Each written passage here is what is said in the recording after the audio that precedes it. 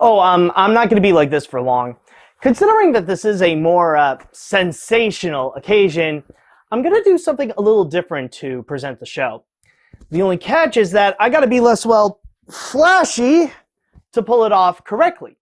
So, if you could excuse me for a sec. Okay, time for my big debut.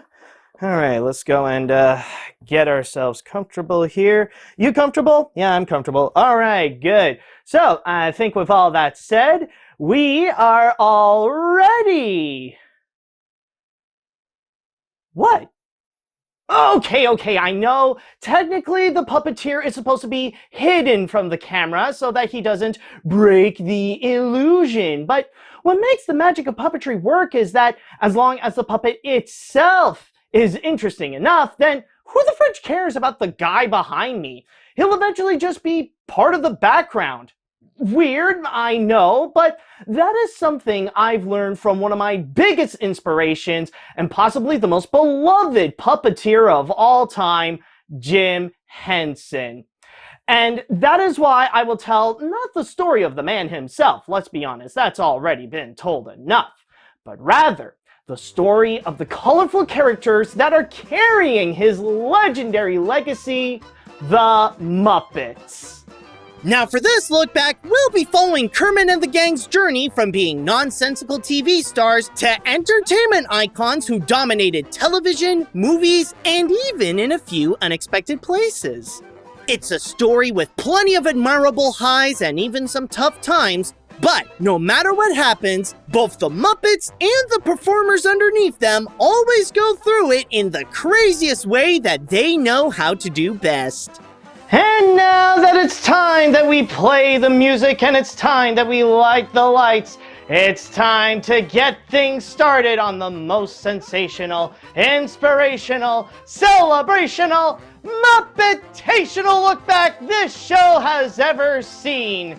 This is what we call Animation Lookback, the Muppets.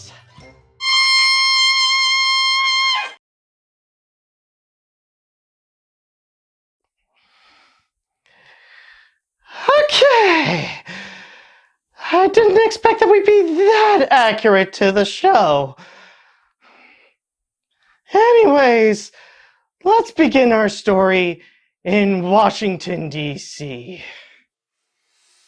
During the mid-1950s, at the local television station WRC-TV, television director James Kovac hired a rambunctious college freshman with a knack for puppets named James Maury Henson.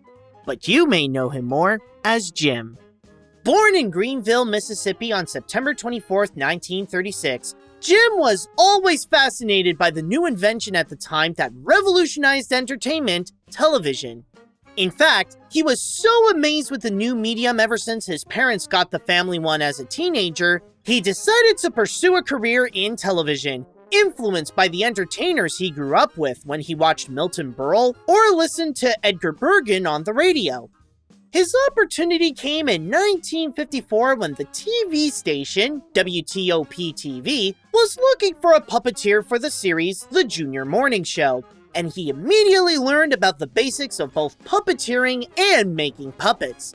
His time with the station was rather short, mainly due to the show getting cancelled after 3 weeks for breaking child labor laws, and even after having Jim's puppet segments moved to another WTOP series, Saturday, he left to attend the University of Maryland. But considering how his puppet work was well received both by critics and the people at the station, it did not go unnoticed, which leads back to our starting point where Jim was picked up by WRC. Kovac and the station loved what Henson did at WTOP and wanted to use his sketches of his puppets lip-syncing to records on their variety show, Afternoon.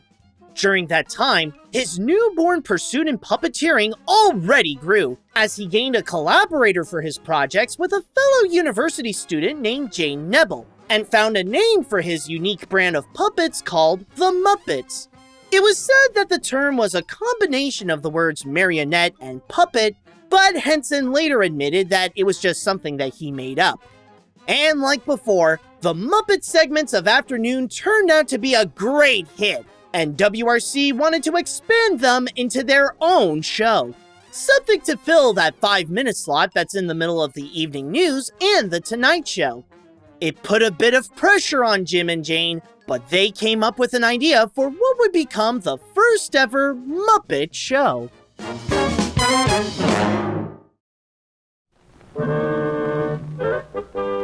Sam and Friends is brought to you by SK. On the evening of May 9th, 1955, WRC released the first episode of Sam and Friends, a variety show where the title character, Sam, escapes reality by hanging out with his abstract imaginary friends, where they started with Henson's usual shtick of his characters lip-syncing to records.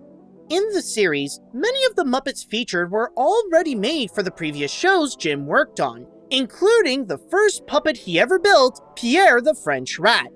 During the first episodes, the puppets that were featured include Sam, who was only used for lip-syncing songs, Yorick, a gluttonous purple head that was the fan favorite, Harry the Hipster, the cool beatnik, Professor Madcliffe, the energetic professor who talks about the show's sponsor, which was mostly SK Meats and then Wilkins Coffee by the end of its run, and Chicken Liver, a sophisticated Muppet who looks down upon the others for their lack of culture. Including Pierre, the other Muppets that later joined the show were Hank and Frank, Henrietta, Icky Gunk, Moldy Hay, Mushmelon, and Omar. And then there was one Muppet that stood out from the rest. He had always been a part of the original cast, and while he may have been only the 4th most popular Muppet in Sam and Friends, he gradually became Jim's favorite and the one that ended up appearing the most in the program. Made out of his mother's turquoise spring coat and a ping pong ball cut in 2 halves for the eyes, he was a lizard-like Muppet that later gained a voice that was a soft-spoken version of Jim's. His name was Kermit. Hey, what are you doing? Oh, I'm taking a course in visual thinking. It teaches you how to visualize your thoughts. Watch. Cue. See that? Man, you're just a beginner. I'm an old hand at this stuff. Watch. Hey, a real watch. With moving parts, no less. There were rumors that his name was based on his childhood friend, Kermit Scott, but that was later debunked. What could most likely be the case, though, is that Jim got the name from the show's sound engineer, Kermit Kalman Cohen. As it was released during the infancy of television, Sam and Friends was an innovation in the field of puppetry. One of the reasons being how Jim and Jane built the Muppets. Back then, puppets were commonly known to be made out of wood, and their movements were notably rigid and often limited. However, with Jim's Muppets, with a few exceptions like Sam and Yorick being made out of paper mache, they are made out of foam rubber covered in fabric, allowing the characters to be a lot more flexible so that they could express a wide range of emotions. And instead of using marionette strings, Henson placed rods on the Muppets' arms to give the puppeteers extra control over his characters, or sleeves so that their hands can become the Muppets. Another innovation from the show is the stage itself. Before, puppets were usually confined by the limits of the stage that they generally perform in, even when it was for television. In Sam and Friends, there was no limit to the Muppet stage. It took advantage of the new medium of television and had the freedom of moving the camera around with the Muppets. When the series aired in 1955, it was a major hit in the Washington, D.C. area. In fact, it was so much of a hit that when the station canceled it after its first episode or moved it away from its usual evening time, they received significant backlash and had no choice but to put it back on again. This allowed Sam and Friends to expand with more elaborate skits that exercised Jim's writing skills and over-the-top comedy, had him give the Muppets new voices, and even later be filmed in color. But their growth wouldn't just stop within the show itself. On October 11th the following year, Jim and Jane were invited to audition for The Tonight Show with Steve Allen when the showrunners heard about this crazy program that was showing just before them in DC. And they managed to get them on the air with a performance featuring Kermit lip-syncing with a wig and Yorick trying to eat his foot, thus introducing the Muppets to the entire nation. Accustomed to your voice.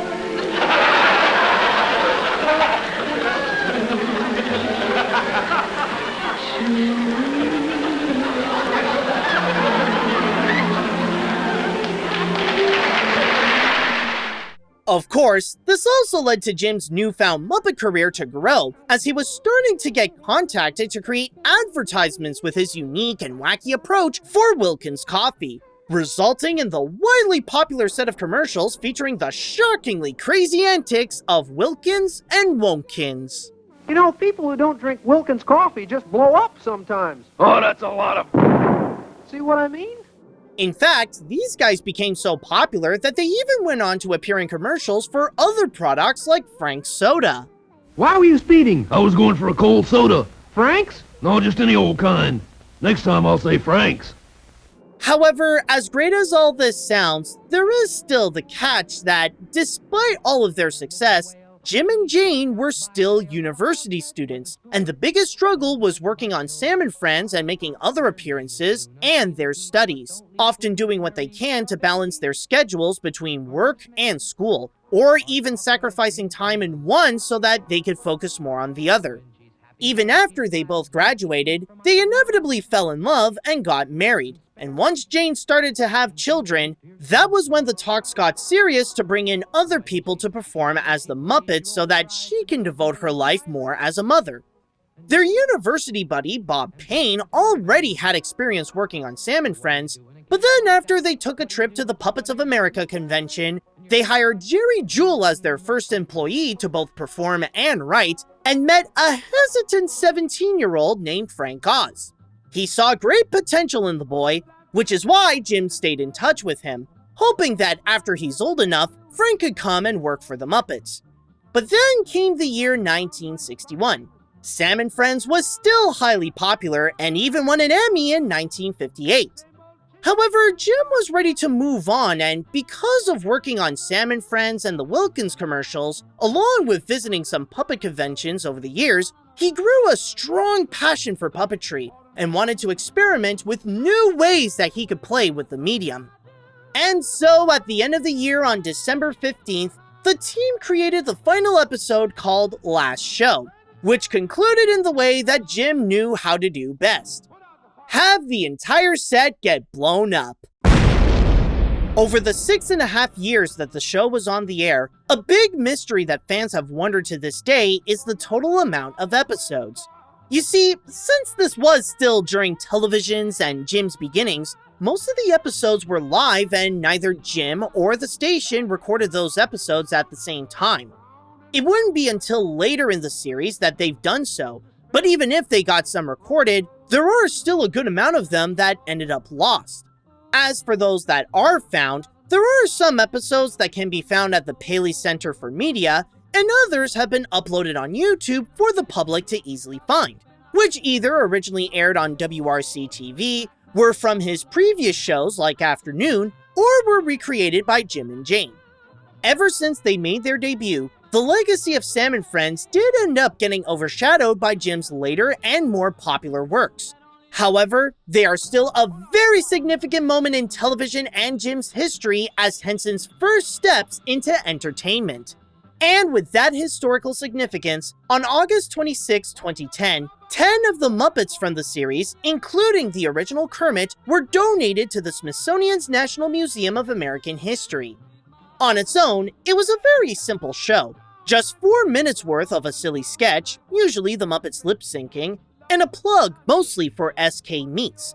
But they were essential to establish the foundation of Jim Henson's legacy and the beginning of the Muppets. And the joy that they were giving to the viewers of Washington, D.C. was only a taste of what Jim was going to give to the rest of the world. Sam may have stopped escaping to his friends decades ago, but Jim and many others have continued that habit for him.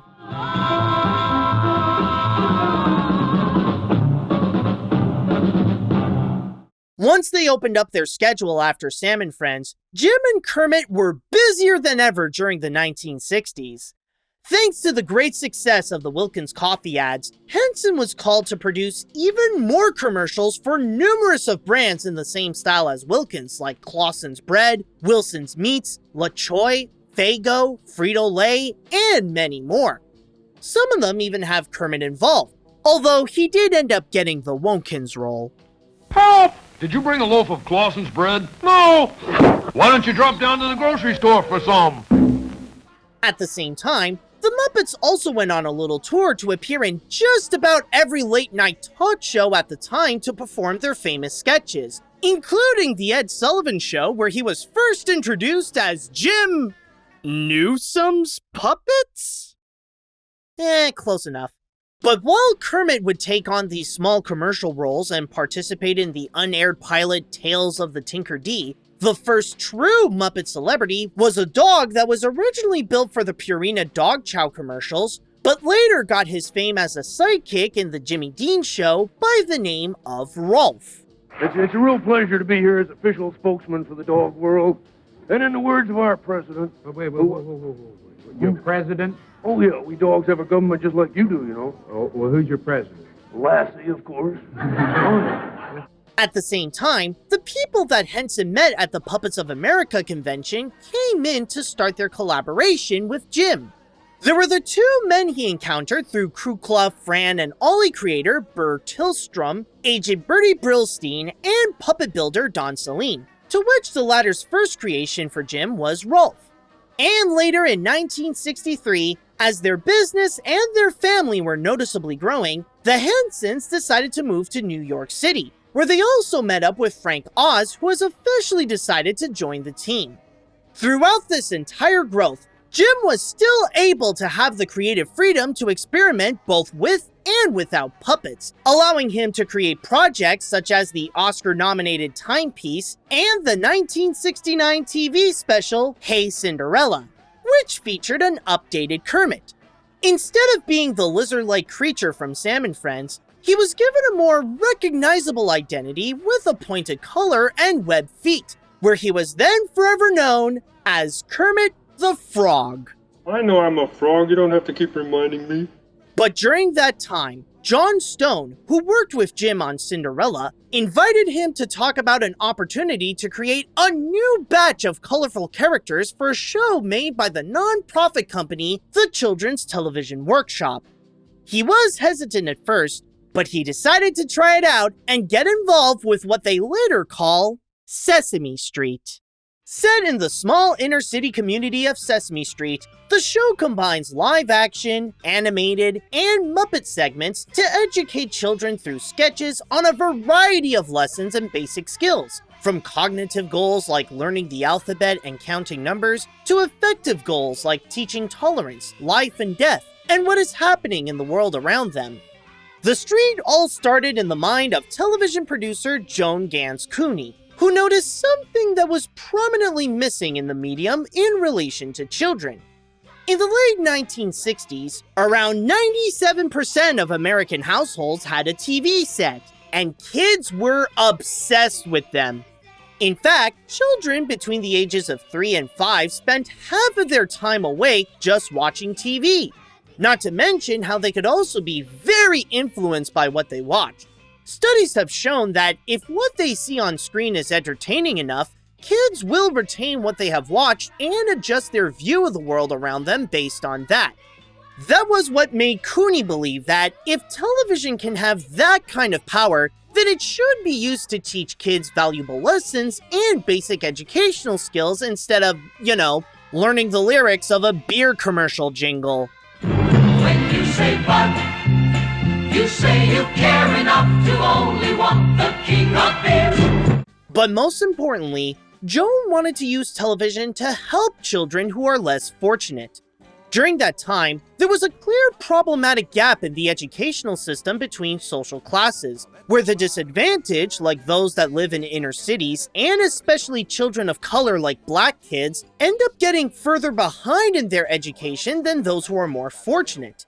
And so, one night in her New York City apartment, she held a dinner party where the guests included her boss from the WDN TV station, Louis Friedman, and experimental psychologist Lloyd Morissette, and they all discuss about their issues with the educational gap and the effects of television, and decided to collaborate on a brand new show that could be the solution to their problems. Cooney's first step was to research how they could be capable of pulling off this plan by conducting a study called The Potential Uses of Television in Preschool Education, which helped shape their mission to create an educational program that is not only easily accessible to everyone, but to also help lower-class children to get more ahead at school and have their opportunity to learn be expanded more than just being minimal at best. And through that research in 1968, Cooney received $1 million from the Carnegie Corporation, which Morissette was the vice president, in order to form her new company called the Children's Television Workshop, along with her team getting an additional $8 million worth of grants from the federal government, the Ford Foundation, and the Corporation of Public Broadcasting to fund the show. Now that the team got the money, it was time to find the crew that would bring the series to life. Some of the notable people Clooney brought in include Samuel Gibbon and John Stone, whom the three previously worked together on another children's program, Captain Kangaroo. Also, there was Harvard University professor Gerald S. Lesser, who created and headed the National Board of Advisors for the show that was in charge of what the kids would learn when watching. But then there was one more person they needed to grab the children's attention. Someone with the television experience that could easily create something that was unique and quickly memorable, and Stone knew the perfect guy for the job. As I've said before, Stone previously worked with Jim Henson on the TV special Hey Cinderella, and asked Jim to come to a seminar regarding this brand new show for children. When Cooney first met Jim at the meeting, he was just in the back and a bit reserved to himself while barely spoken a word. However, when the team discovered what he was capable of, that's when they knew that Henson was a great fit for their show. At first, Jim was a little uncertain to join, since he wanted to avoid the stereotype of having puppets be exclusively kids' entertainment and have the Muppets make people view puppetry as an art form that can be enjoyed by kids and adults. However, the series' mission was something that Jim highly admired and made it too irresistible to say no, so he agreed to have the Muppets come on board. He also asked for a deal that he would retain the rights to any Muppets that he would create for the show, and agreed to a 50-50 split of the profits made on the character merchandising between him and the Children's Television Workshop. And with everything in place, there was just one more important component to have before they can officially say that they have a show: a title. During a good amount of development, they were temporarily calling it the Preschool Educational Television Show, and the team got incredibly worried that the series didn't have a real title. It took them a while to figure it out, but they finally settled on the one that they, well, hated the least. As documented in the pitch reel that was a parody of that moment starring Rolf and Kermit. What was that? Sesame Street. You know, like Open Sesame? It kind of gives the idea of a street where neat stuff happens. Kermit, why, you're a genius. Mwah! Yuck. Sesame Street. I love it. The kids will love it. I can see it. Up there in lights, the Children's Television Workshop presents Sesame Street. And once they know what to call it, that was when they hired songwriters Joe Raposo and Jeff Moss to create an upbeat theme song to set the tone of the fun times that audiences would get themselves into. They were also in charge of writing the musical numbers during the show, which to this day, theirs are still the most memorable and most popular songs of the program, including Sing, I Love Trash, Rubber Ducky, and their most acclaimed song, Being Green. It's not that easy being green, having to spend each day the color of the leaves. But this experiment was not complete yet. Even with all the materials in place, they still needed to see if their mission can actually work on children. After producing 5 test episodes and presented them to some audiences, they find that the results were great. Sometimes. They found that the show was able to retain children's attention throughout the entire hour of each episode. However, while the Muppet segments were a surefire hit, the live-action segments with the people on the street, which the location of Sesame Street was inspired by a United Coalition commercial that was filmed in Harlem, made the kids lose interest in what they were watching. So, considering that those scenes were essential to the show, they couldn't just get rid of them entirely. That's why the team decided to reshoot the segments so that they could add some new Muppets living with the live actors, played by a new puppeteer that joined Jim's crew, Carol Spinney. These include Oscar the Grouch, the pessimistic trash dweller who loves being negative and had orange fur in the first season, but then had it switched to green in the second, and Big Bird, who originally had a more goofy-like personality with a tiny head and acting all clumsy and dumb in the first episodes, but Spinney then recommended to change his personality to act more like an 8-foot-tall child, where he resides with Bob, Buddy, Jim, Gordon, Mr. Hooper, and Susan. Oh my come heavens! She's 8 feet tall! No, she's not. She's only 4 feet tall. I'm holding her up, Big Bird. Hey, what's all that cheering on your radio there? Well, that's for the President of the United States. He just made an important speech. He did? Uh-huh. The President of the United States? Yeah. Boy, that's a pretty important person, isn't it? Some of the other Muppets that were a part of the show's beginnings include Cookie Monster, a monster with an insatiable appetite for cookies that originated in an unaired commercial and a few comedy sketches with sharp teeth, Ernie and Bert, 2 roommates that were the first Muppets to solidify Jim Henson and Frank Oz as both friends and a comedy duo, Grover, a hyperactive and optimistic monster who is often clumsy, Guy Smiley, a highly energetic game show host, and of course Kermit the Frog, who either interacted with the other Muppets or go around as a reporter for Sesame Street News Flash. Hi-ho, this is Kermit the Frog of Sesame Street News, and I'm speaking to you today from the Children's Zoo, where people come to see and pet the friendly animals. During the start of the show, Kermit was getting some criticism where he was starting to be viewed as too commercial. He was taken out during the second season, but then came back for the third and so forth.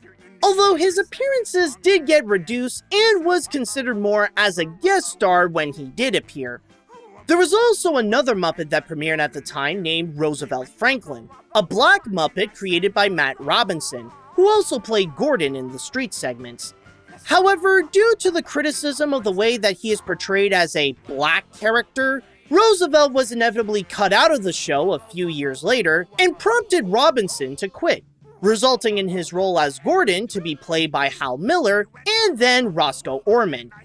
On November 10, 1969, after years of research and development, Sesame Street aired its first episode on PBS, and the work paid off very well.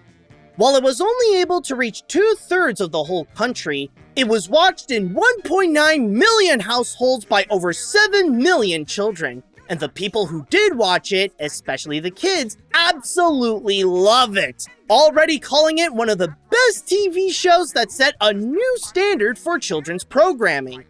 It even started off getting 3 Emmys, a Peabody Award, and a Prix Jeunesse. However, it did not start off perfect. While the show tried to have some diverse representation in the street segments, it did receive criticism for it being rather lacking in terms of Hispanics and women. Later on, the show addressed these issues by adding in more human characters like Louise, Buffy, Maria, Linda, David, and Olivia. At the same time, by its first 10 seasons, more Muppets were introduced to the cast, including Harry Monster, Mr. Snuffleupagus, Count Von Count, Barkley, Telly Monster, and Elmo, as well as new puppeteers joining the crew such as their first gay puppeteer, Richard Hunt, and the first female puppeteer working for the Muppets, Fran Brill. By the end of the 1970s, their core mission was growing more and more into a reality, as 9 out of 10 inner-city children were watching Sesame Street, and around 9 million American children were watching it on a daily basis. And once the FCC allowed commercials to air during children's shows in 1984, Sesame Street was able to thrive on its merchandising by earning $42 million just on that by 1987. Around that decade, the show started to step up their game in terms of what to educate children.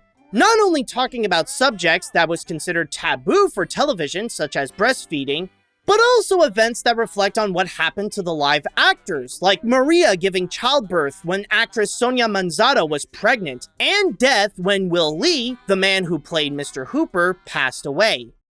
Big Bird, don't you remember we told you? Mr. Hooper died. He's dead. But I don't like it. It makes me sad. We all feel sad, Big Bird. He's never coming back? Never? No. You know, I'm gonna miss you, Mr. Looper. That's Hooper, Big Bird. Hooper.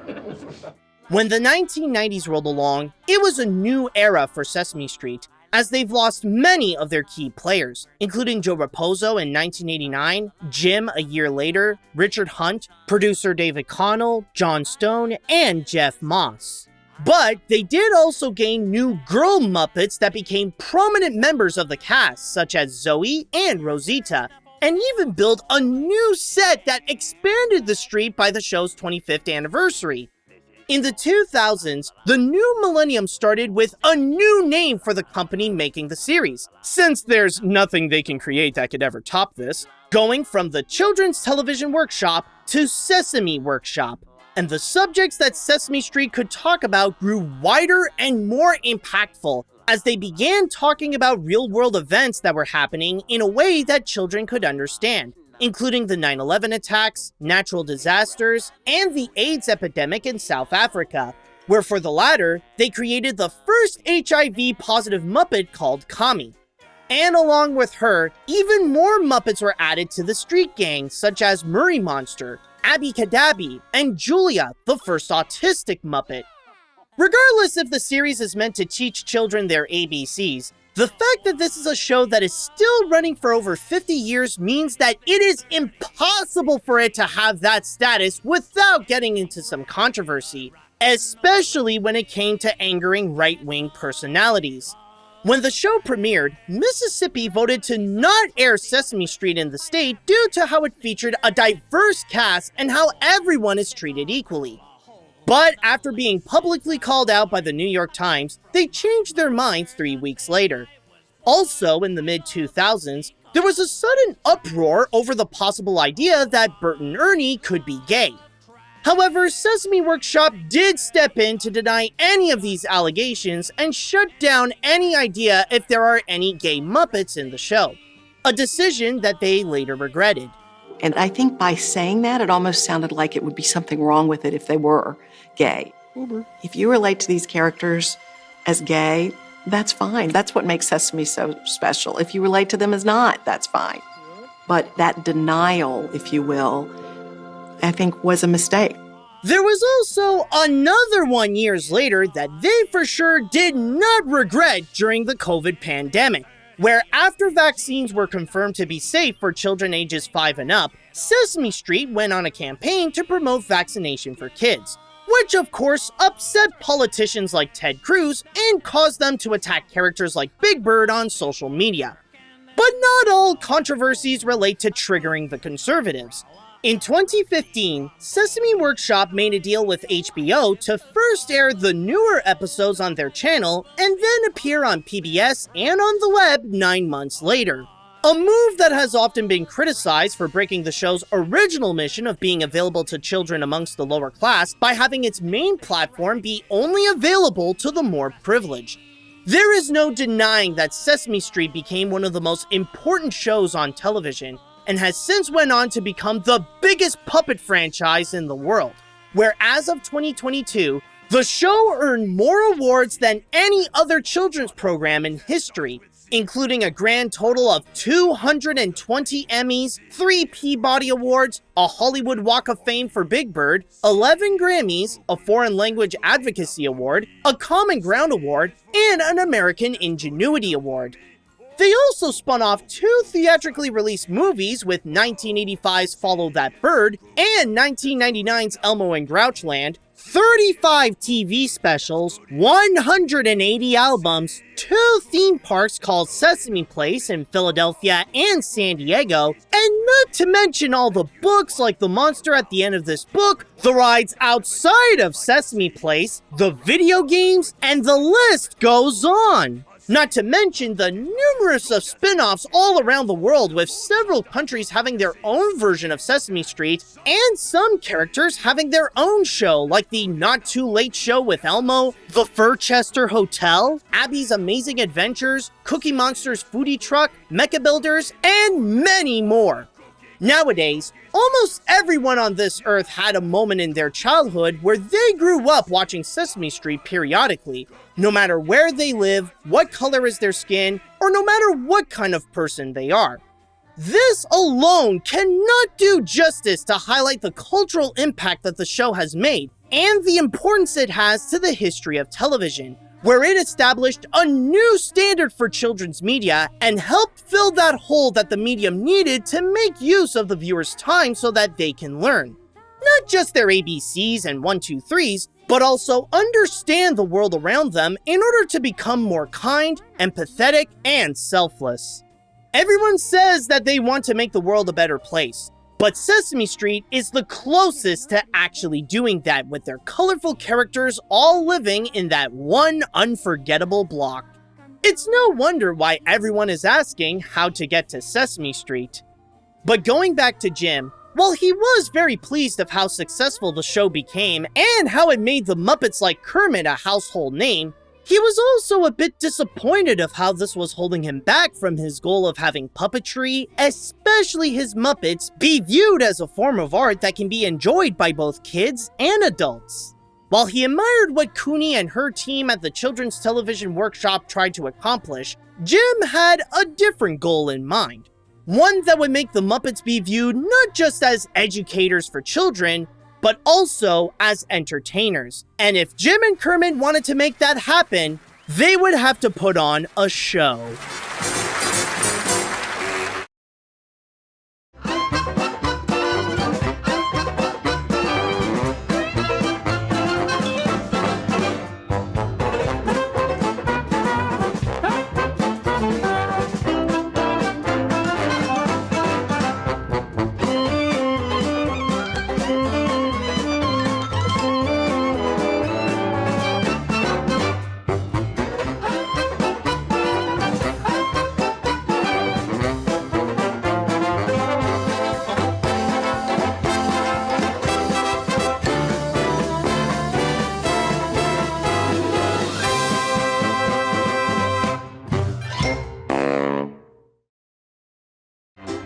I've seen enough. Let's leave.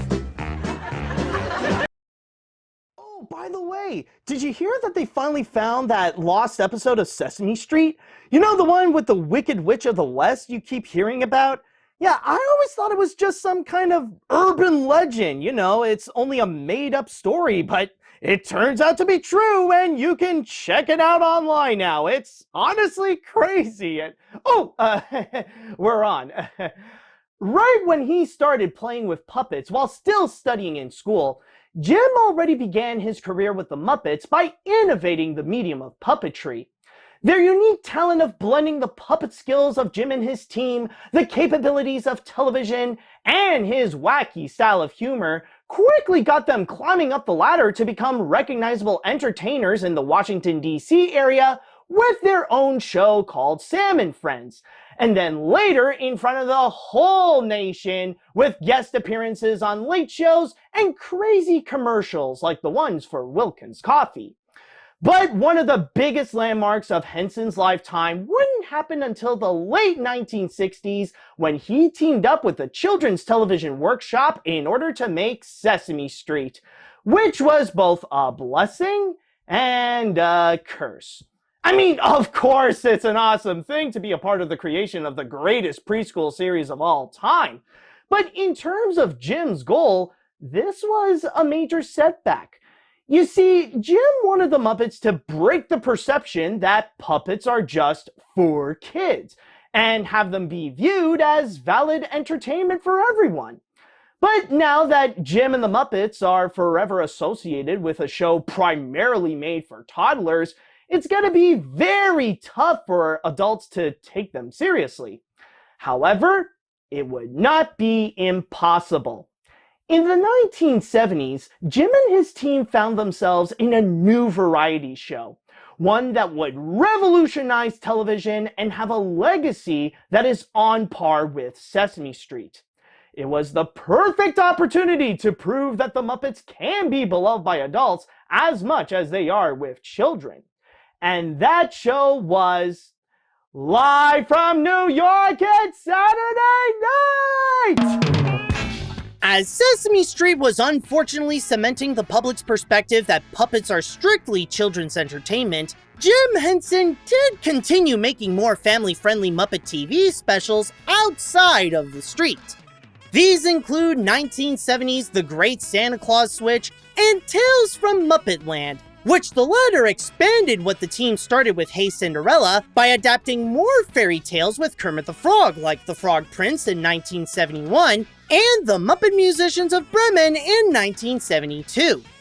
During those specials, he and his team had to create even more Muppets, some of whom would later become familiar stars. And Jim's crew became even bigger with new members building and performing the Muppets like Bonnie Erickson, Fran Brill, Fozz Fazakis, John Lovelady, and Dave Goelz. But still, even when the Muppets were getting bigger and were making a great amount of money thanks to the profits from Sesame Street, Jim still had that desire to expand his audience beyond children.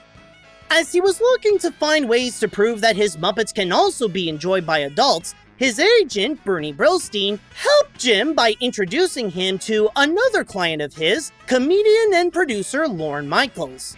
In the mid-1970s, Michaels was developing a variety series with Dick Ebersol and NBC that would feature comedy sketches, satires, and music performances called Saturday Night Live, or NBC's Saturday Night as it was initially called, just to avoid confusion with Howard Cosell's short-lived variety show of the same name on ABC. Some of the first cast members even included other talents represented by Brillstein like Dan Aykroyd, John Belushi, and Gilda Radner. Upon hearing this new show, Henson knew that they would be the key to present how the Muppets can also be adult-oriented. And so, when the team joined SNL, Jim created a recurring skit called The Land of Gorch, which featured a royal family in a fantasy-like land far, far away that was heavily grotesque by being filled with alcohol and sexual innuendos. The first segment aired at the same time as Saturday Night Live's premiere on October 11th, 1975, and out of all of Jim Henson's creations throughout his career, there is debatably none that is more hated than The Land of Gorch. Some people are never satisfied. Over the years, critics agreed that the segments were among the weakest of the first season of SNL, and the raunchy tone, along with the ugly characters, are said to be the complete opposites of Kermit and what the Muppets are known for. But if there's one group of people that hated The Land of Gorch more than anyone else, it was the cast and crew of Saturday Night Live. Since the segments had to be written by the show's writers instead of Henson's team due to the Writers Guild of America's regulations, they felt like they were the worst parts of working on SNL, where the team resorted to drawing straws to see who would end up writing the next Gorch segment. Okay, so he's just upset because Lauren wants us to write sketches for the Muppets. I don't write for felt. Speaking of which, according to SNL writer Alan Zweibel, Michael O'Donoghue would later express his annoyance by literally lynching a Big Bird doll with the Venetian blinds. Then again, he is the same writer for National Lampoon who accepted a stack of dynamite as a fan gift, so, is it really that shocking? As for the series actors, they also despised the skits because they were taking time away from the actual cast. And John Belushi, despite having a good relationship with the Muppet crew, famously referred to them as the Mucking Fuppets. Eventually, because of the creative conflicts between the writers and Jim, they all agreed to end The Land of Gorch, which aired in only 16 episodes throughout Season 1, and have an additional and final appearance on the premiere of Season 2. It is humiliating to put a dust cover upon your spiritual god. While disappointing that his attempt to reach an adult audience with SNL was a total failure, this did not discourage Jim one bit. In fact, while he still had plenty of respect for Michaels and Saturday Night Live, he was already in the process of taking his mucking Muppets and put them in their own variety show. One where Jim teamed up with Kermit once again to create the most sensational, inspirational, celebrational, muppetational show ever made. Yes, it's about mucking time that we look into what we call the Muppet Show. The Muppet Show.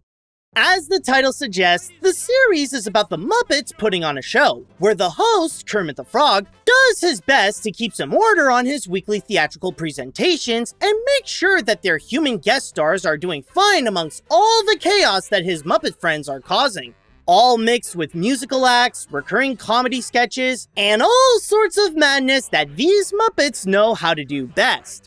Like I said before, ever since the great initial success of Sesame Street, Jim was pursuing to prove that the Muppets can entertain everyone, including adults. Early in that journey, not only was he aiming for a weekly series starring the Muppets, but he also considered the possibility of making his show a live stage production on Broadway, and thought about different titles for it like An Evening with the Muppets Get It Together, or The Muppets in Concert. But he inevitably dropped the Broadway thought in 1973. For Jim and the gang, that Muppet Show would be a golden opportunity. For executives, however, they didn't see it that way. Mainly because of Sesame Street, they found it hard to believe that puppets, especially the ones by Jim Henson, could entertain anyone other than children. The only network that was willing to give Henson a chance with this idea was ABC, since one of their young executives, Michael Eisner, was a fan of the Muppets and wanted to see what Jim had in mind for a new weekly series. He agreed to fund a pilot of a weekly Muppet Show, which the team took the opportunity to turn it into a holiday special called The Muppets Valentine Show. The special featured a plot where the host, Wally, struggled with writer's block as he's trying to write about what is love. In his house, his Muppet friends, including Kermit, try to help him out through sketches, musical numbers, and having Mia Farrow come in as a special guest and aid them with finding the meaning of love. But it all goes to prove that love is everywhere. Yeah, especially here. You are all such lovely people. When the Valentine special aired on January 30th, 1974, it turned out to be a good hit. Critics and audiences enjoyed it, and ABC was happy with the results where it allowed Jim to produce more specials and pilots for the network. When the team went on to work on the second pilot, they were sure that this would be the one that would get them their weekly series for an older audience. To highlight that, and to comment how television was back then, he titled the pilot The Muppet Show, Sex and Violence, referencing the opening where Crazy Harry blows up some stone pillars that spell the words. Ladies and gentlemen, presenting the end of sex and violence on television. In this pilot, it puts more emphasis on the variety aspect, presenting numerous of comedy sketches that jump in between each other, and a small plot line where the host, Nigel, prepares to put on a pageant of the 7 deadly sins. Unlike the last pilot, where it was well received, Sex and Violence was not. Critics find that the variety aspect made the special feel a little too scattered and unfocused, the humor was not landing well, the editing made the pacing a bigger joke than the comedy, and the host was more bland than the felt that he was made from. Because of this pilot's failure, this put Jim back to square one where he had to find someone who believed in his series and that the Muppets can entertain a general audience. Armed with only a 25-minute pitch reel he made with IBM executive David Laser that included an original sketch where a Muppet extravagantly tries to sell the show to potential networks. The United States of America needs the Muppet Show, and you should buy this show. Now, we're not pulling any punches here. I mean, there's nothing subtle about this pitch. So buy the show and put it on the air. There was one moment where he had a chance in New York where Jim and his crew worked on Saturday nights, but again, we all know how that mucking story went. But then came Lord Lou Grey, a British television mogul who had an interest in what Jim was doing with the Muppets, even producing a couple of specials with him during the early 1970s. When he heard of Henson's troubles with his new project, he decided to call Brillstein and agreed to finance his show with $3 million to make 24 episodes, but only on the condition that they moved to London, England in order to produce. Without even talking to Jim about it, Brillstein agreed. And when he told Henson about it afterwards, he could not have been happier. I love you. I think you laid it on a teensy bit thick there, old pal. Once Henson settled in London, Jim, his longtime writing partner Jerry Jewell, and comedian Jack Burns, who was hired by Grey to be the show's head writer, started by laying the groundwork of what the show would become. They looked at the two pilots that were made and analyzed upon what they did right and wrong to see how they could take the best of both into their new show. Their solution was to have the story that goes through the entire episode, the musical segments, and the weekly guest star of the Valentine show, and the comedy sketches, some of the characters, and the theme of putting on a show from sex and violence. However, they also had to find the right balance between storytelling and variety so that it doesn't lean too heavily on the story to make the episode feel like it's dragging itself, or to be dependent on the variety to make it feel disorganized and cluttered. When it came to casting the Muppets themselves for the series, most of them originate from the pilots. From the Valentine show, there was George the Janitor and Crazy Donald, who was renamed Crazy Harry in the Sex and Violence pilot, along with the occasional appearances of Mildred, Miss Mousie, and the Kuzbanians. As for Sex and Violence, there was Nigel's co-stars, Sam the Eagle and Floyd Pepper, whom the latter is the basis for the show's band, the Electric Mayhem, which also features Dr. Teeth, Janice, Zoot, and Animal, as well as Statler and Waldorf, who moved up to the balcony where they could regularly heckle the acts, and the Swedish Chef. The team even recycled Muppets from other specials to play a bigger role in the show, such as Robin and Sweetums from The Frog Prince, a Frackle in the Cigar Box in The Great Santa Claus Switch was turned into Gonzo the Great, along with bringing on board Thog, and a rising star that briefly appeared in a Herb Alpert special in 1974 was brought in to take center stage as Miss Piggy. Herbie, I'd like you to meet Piggy. Piggy doll, this is Herbie, baby. This is your letter to success, Piggy doll. I've been telling him all about you. Hello, Mr. Alpert. Beautiful, beautiful. However, not every Muppet came from a past project. The team still created some new members, including Fozzie Bear, the show's comedian, Dr. Bunsen Honeydew, the resident scientist, the Muppet News reporter, and Wayne and Wanda, a singing duo whose acts always end in failure.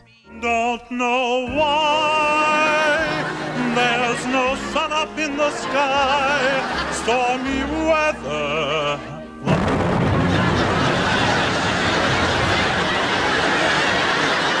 But then there was just one more important character. The host who would be the star of the series and keep the entire madness together. And I don't just mean the madness within the Muppet Theater, but also among Jim's team who were having a hard time trying to find their respective characters' personalities. He couldn't bring back the old hosts from the pilots because they completely scrapped Wally, and Nigel was demoted to the show's conductor. As Jim was obviously going to perform the main character, he looked back at his two old friends as possible candidates. He did consider Rolf, but then he decided that since his popularity wasn't what it used to be, he'd work best as the show's pianist. But then there was Kermit the Frog. Over the years, Jim still teamed up with Kermit in numerous of projects. As previously mentioned, Kermit still showed up in Sesame Street, the Tales from Muppetland specials, the two pilots, and on talk shows to promote Jim's latest projects. Eventually, Kermit became Jim's alter ego, kind of like whom Henson would be if he was a Muppet, at least personality-wise. And since the series was just like how Jim was running it with his crazy team of puppeteers, this ultimately made Kermit the perfect choice to become the host of The Muppet Show. Well, Kermit's function on the show is very much like my own, in that he's trying to hold together this group of crazies. And that's not unlike what I do. With the plans in place, all they needed to do now was to get the guest stars in order to help attract potential networks to air the show, which proved to be a more difficult task than expected. Bernie Brillstein was having quite a hard time trying to find celebrities willing to appear for the show. Then again, flying to London with little pay in order to work on a potential show with Jim Henson's Muppets for a week didn't sound like a great offer. At best, Brillstein was only able to get 2 people he knew to come in as a favor for the first 2 episodes, Juliet Prowse and Connie Stevens. Originally, at the end of each episode, the guest would receive a Muppet version of themselves as a gift for working on the show. But soon after the first 2 episodes, the idea was scrapped for being both too expensive and too complicated for the team to continue. And so, after taking the time to create the 2 episodes of the series in early 1976, finally bringing Jim Henson's vision of a Muppet Show for everyone to life, nobody wanted it. Oh, come on! What is it this time? I mean, we've already gotten this far, and the Muppet Show is already becoming what we know and love by now. What is it this time? Why is it that executives are not picking up the Muppet Show? What, the fridge? Let's see here. Okay. The theme song went on for way too long. The comedy is too British for American audiences, and some of the background scenes don't work. Huh. I see. Well, technically, Lou Gray did order 24 episodes, so at least at some point, they gotta get it right with one of them. Am I right? Okay, everyone, let's get back to work! After facing more rejections, the team took the opportunity with the next episodes to improve upon their mistakes. On top of fixing the reasons why networks still didn't want The Muppet Show, they wrote new sketches that would become staples to the show, like Veterinarian's Hospital. And the performers, like Frank Oz and Dave Goelz, took the opportunity to improve upon their main characters and build their identities better, like Gonzo for Dave and Fozzie and Miss Piggy for Frank. While Richard Hunt was given a new main Muppet to perform in the show called Scooter, Kermit's gopher. Yeah, I'll go for coffee, I'll go for sandwiches, I'll go for anything in here. They also emphasized more on the elements that did work, like the musical numbers, which can go in a wide variety of genres, but all still deliver the same crazy humor that the Muppets are known best. The numbers also took great advantage of the talent of the guest stars, which was exactly what they did with their next 2 guests, Joel Grey and Ruth Buzzy. And from there, the more improvements that they made to the show, the better it started to be, and the more confident the team became in their own work. As part of the deal with Grade, they agreed to release the episodes in syndication, where it would be released on ATV in the UK and to whatever network was interested in distributing it everywhere else in the world. In the case of the United States, 5 stations from CBS agreed to put on the first season. On September 5th, 1976, The Muppet Show made its premiere with the Joel Grey episode in the UK and the Rita Moreno episode in the US on September 20th, and the first impressions seemed to be pretty good.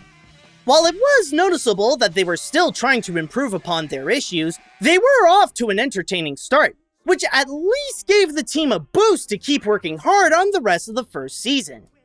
And from there, the more episodes that were released, the more that the viewership started to grow, and the more that the producers were able to sell the show to more stations. In the UK, it was almost immediately a sensational hit. By Christmas of 1976, the show had already gathered around 14 million viewers, and demands to air the show across the world started to pour in. Of course, with this level of rising success, a second season was ordered and the team was ready to make the show better than ever before. Jack Burns left as the head writer, which put Jerry Jewell in charge of the writing team, as they took out or minimized some of their weaker sketches in favor of adding new ones that would become fan favorites like Pigs in Space.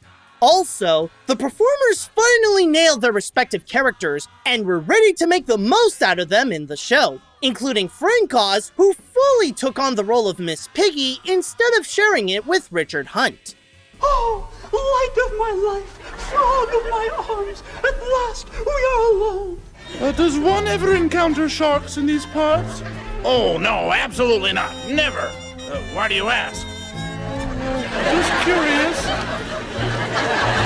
They also added new Muppets to join the cast, including an assistant for Dr. Bunsen Honeydew named Beaker, and the Swine Trek crew alongside Miss Piggy in Pigs in Space, the leader Link Hogthrob, and Dr. Julius Strangepork, who was previously Dr. Naga from the segment Return to Beneath the Planet of the Pigs in the Sex and Violence pilot.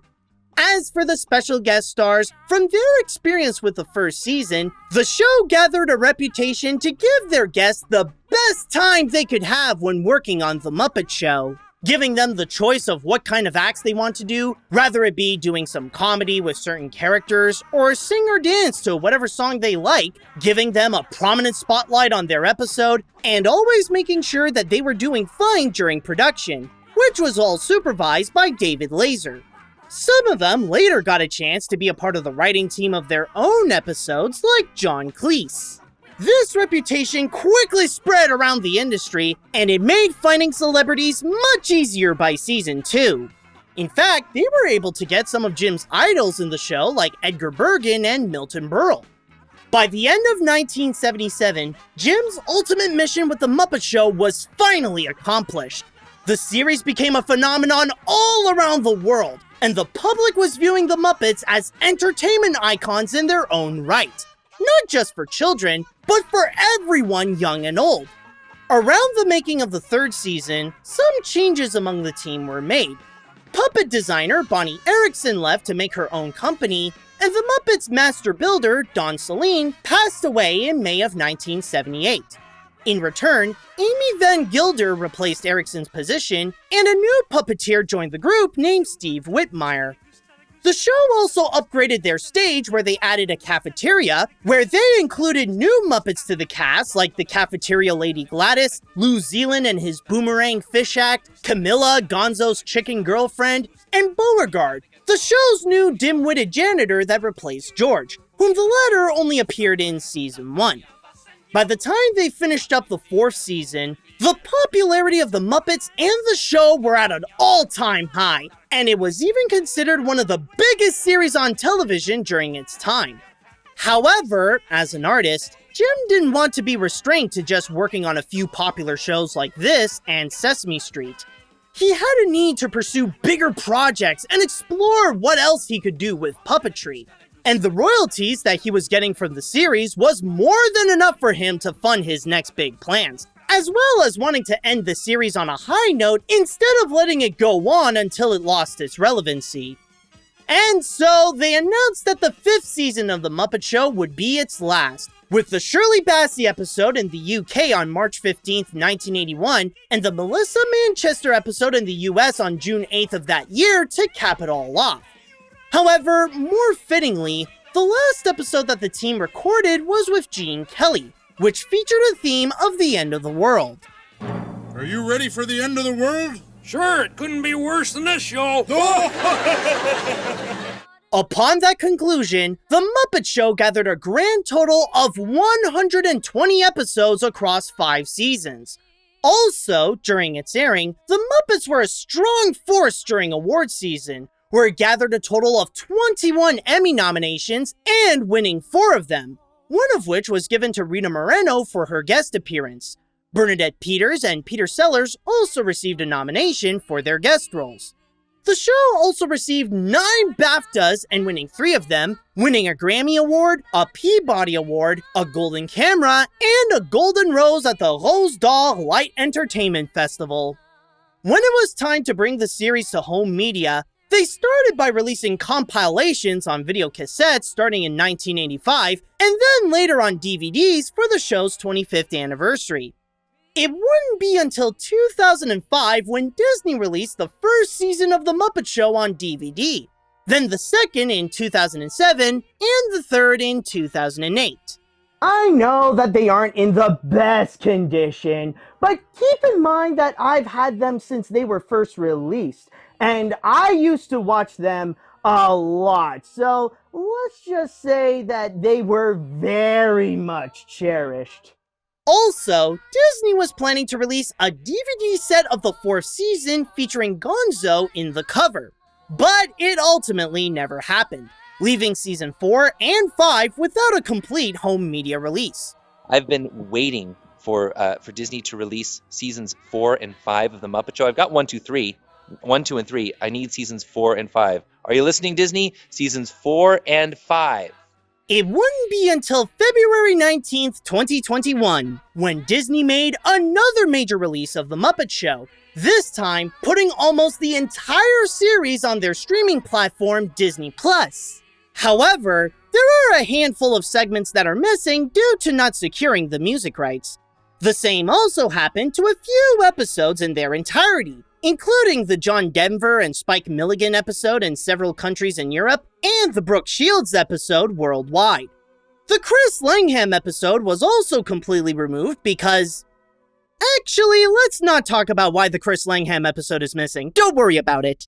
It's a classic show business story. Chris Langham walked into this theater a nobody. And he's walking out a has-been. Much like the public's perception of animation, Jim was faced with the biggest obstacle to prove that puppetry is much more than just children's entertainment, a viewpoint which he indirectly helped solidify. He spent years preparing the right formula for a Muppet Show for everyone, and turned it into one of the biggest shows on television that was considered the Sesame Street for older audiences. But most significantly, it was the show that defined who Kermit the Frog is. Beforehand, he was just a character that Jim often carried around. But with this series now considered his official home where he became the main star, it truly defined him as Henson's alter ego. The frog who does his best to maintain all the madness around him for the sake of putting on a show and entertaining people. The secret to the series' success is that it was made exactly like how they presented it on TV. It's a bunch of crazy characters doing the most ridiculous things with the weekly guest star as they sing and dance and make everybody laugh in the most unexpected ways. And that is what we call The Muppet Show. During the middle of The Muppet Show's production, Jim was already thinking about bigger and more ambitious projects he wanted to do. As much as television was the medium that fueled his passion throughout his life, he started to set his sights on a much bigger screen, and his new cast of colorful characters, along with his old friend Kermit, are the perfect stars to help him bring Jim to the movies. They were already sensational on The Muppet Show, but now it's time to get things started with the Muppet Movie. It's the origin story of how the whole gang got together. After an agent recommended Kermit to try out an audition in Hollywood, the frog decided to leave his home in the swamp and head west to pursue his dream of making millions of people happy with his talents. Along the way, he meets several other crazy characters that share the same dream, like Fozzie, Gonzo, the Electric Mayhem, Miss Piggy, and more, along with a desperate businessman named Doc Hopper, who wants to make Kermit the mascot of his Frog Legs restaurant chain and would stop at nothing to get what he wants. So now Kermit, along with his new friends, go on a cross-country journey to escape Hopper's pursuit and head to Hollywood to make the dream happen. Soon after The Muppet Show first became a success on television, Jim went to ask Lou Grade about the chance to make a movie with the Muppets, along with $8 million to finance the film. It was a big order that Henson was making, especially when Grade had very little experience working on feature films, but it was tough for him to say no to Jim and his passion, so he agreed to the plan. As they were starting the third season, Jim was also starting the blueprints of his movie with the show's head writers. Jack Burns was in charge of the draft, while Jerry Jewell took that to write the script. Also, Jim wanted the feature to be a musical with original songs, so he hired a man whom he also trusted and formed a bond with. Beforehand, he collaborated with Henson by being one of the guest stars during the first season of The Muppet Show and writing the lyrics for the songs of the 1977 holiday special Emmett Otter's Jug Band Christmas. That man was composer and songwriter Paul Williams, and upon getting on board with the movie, Williams brought in Kenneth Asher as a collaborator, whom the two previously worked together in 1976's A Star Is Born. Williams also had a cameo in the movie playing the pianist in the El Sleazo Cafe. Showtime! Showtime at the El Sleazo! Originally, Asher was meant to be in charge of the score, while Williams would focus more on the lyrics. However, when it was time to literally make the music, Kenny had to step out so that he could take care of his new baby girl, leaving Paul to additionally work on one of his biggest challenges yet of scoring the entire Muppet movie. As for the director, as much as Jim wanted to take the job, the executives didn't really trust him with that position, since he never had any experience directing features, which was why Jim went on to hire James Frawley to take the helm. Right at the start, the team knew that the first task they had to face was to bring the Muppets where they have never gone before: outside. So as the script was being developed, Henson, Frawley, and Frank Oz went out to the fields to test some footage with Kermit and Fozzie to see how they would look under the natural light, and if it would even be possible for them to perform out of the studio. That's for Samuel. Who? Samuel. Who's Samuel? Our first. Our first what? That's Wait a minute. Our first what? And see that? Do you know what you get when you cross a frog and a pig? Are you going to say it? You get a bouncing baby pig. That's what you get. In the summer of 1978, the Muppet team all moved to California to go begin the principal photography and make their first movie, which gave them both a high amount of excitement and stress that the only way they could learn how to make a movie is by making this movie and hope that they end up getting it right on their first try. What is often considered to be the most iconic moment of the Muppet movie is the first scene where, in the middle of the swamp, Kermit is seen playing the banjo and singing a little song to himself. Someday we'll find it, the rainbow connection, the lovers, the dreamers, and me. When writing The Rainbow Connection, Paul Williams and Kenny Asher wanted to create a song that perfectly captures who Kermit the Frog is and the charm of his personality, similarly to what Joe Raposo tried to accomplish when he wrote Being Green for Sesame Street. In his own words, Williams stated, "To me, Kermit has always been an every frog.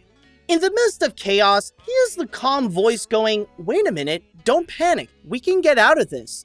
We wanted to write a song that really shows that this is a frog with an inner life. He's a frog that knows culture, that is sensible, that has a spiritual life. At the same time, the duo wanted to capture the same feeling as When You Wish Upon a Star from Walt Disney's Pinocchio, to have a song that would start the feature with an inspirational message that would establish an uplifting and heartfelt tone for the picture. But what was possibly more challenging than the song itself was what the Muppet team had to do in front of the camera. This scene was the first time ever in puppet history that a hand puppet like Kermit shows his full body on film while still being performed, and the puppeteer is still hidden on sight. And you know what the craziest thing about all this is? Unlike what I'm doing right now, none of what you see here is green screened. It is exactly what it actually is. It's Kermit playing the banjo in the swamp. Now, you might be wondering though, wait, does that mean that Jim is performing Kermit underwater that whole time? And the answer to that is yes. Yes, he was. In fact, let me tell you what the crew did with this thing. With the help of special effects guru Robbie Knott, they actually created this diving bell, which it was only big enough for Jim to fit in, along with having a little hose so that he could breathe and a monitor so that he could see what he was doing with Kermit. Meanwhile, Steve Whitmire and a new puppeteer named Kathy Mullen, they were on the side so that they would go and control Kermit's arm so that it looks like he was actually playing the banjo. Now, are there easier ways to pull all this off? Well, yes. Even back then, there were probably ways to make things easier. But it's that insane amount of dedication that allowed this entire effect and for this whole scene to work perfectly. And the best part about it is, this was only the beginning of their technical ambitions. On top of the Rainbow Connection scene, the team also elevated their techniques that they've previously tried, but now made it bigger and better for the feature, including Kermit riding a bicycle, which he first did in the Muppets Valentine show, and then later during the opening of Emmett Otter's Jug Band Christmas. In the movie, they used a marionette system on a crane that moved the bike with strings that the camera couldn't see, and the rest of Kermit's movements were controlled remotely. And if riding a bike wasn't impressive enough, they also had Fozzie driving the Studebaker and later on the station wagon. It was definitely a tight squeeze in the car with up to 4 puppeteers all performing the Muppets, especially in the Studebaker. But for the shots actually showing them driving, they hired a little person driving the car in the back with a monitor showing where they were driving. Another upgrade they pulled off was when Kermit and Fozzie were on stage in the El Sleazo Cafe, where the team polished their green screen skills to make it look like the entire body of the Muppets are coming to life. Actually, I meant blue screen because green screens would just make Kermit disappear. Also, even if used for a short moment, there was the giant animal head that Jim himself insisted to be large scale instead of a miniature. In an interview with Robbie Knott, he said that it took months for 4 or 5 people to build the 15-foot mechanical head and a set of hands that would end up getting cut from the movie. Knott also said that the biggest challenge was how to make it cheaply and that it would look good from a distance. However, not every ambitious effect they wanted to pull off made it to the final film. Originally, Stellar and Waldorf would have occasionally appeared in the feature to do their usual heckling. During the Movin' Right Along number, the duo would have showed up riding Sopwith the camel while making their comments. Ultimately though, their scenes were cut out with only a few exceptions. Well, how do you like the film? I've seen detergents that leave a better film than this. Oh! On top of the musical numbers, one element that the movie used that became a tradition of the Muppets is having a large list of cameos. While some made their first appearance with the gang in this film, like Mel Brooks, Carol Kane, Richard Pryor, and Orson Welles, many of them previously appeared as special guests in the show, like Dom DeLuise, Madeline Kahn, Big Bird, Milton Berle, Bob Hope, Steve Martin, Cloris Leachman, and Edgar Bergen and Charlie McCarthy. Which, speaking of Bergen, this marked as his final film appearance before he passed away shortly after he filmed his scene. Not only was this movie dedicated to him, but the crew even shut down production for a whole day for the puppeteers to go and attend Bergen's funeral. As Jim was determined to present the Muppets with their full bodies, like with the bike and dancing, he also got the crew to dig a hole on the ground for the puppet team to fit in, while additional crew members would control their feet to make them look like they were walking. But the biggest hole that they ever had to make was for the movie's grand finale. A pit that is 6 foot deep and 17 feet wide to fit a total of 137 puppeteers inside, consisting of Jim's team and the people from the Puppeteers of America who were all excited to perform a Muppet. 2 people among that pit were those that we know today as very recognizable directors, Tim Burton and John Landis, which the latter was performing Grover. Also, there were over 250 of Henson's creations all singing the reprise of Rainbow Connection. And they weren't just most that appeared in The Muppet Show.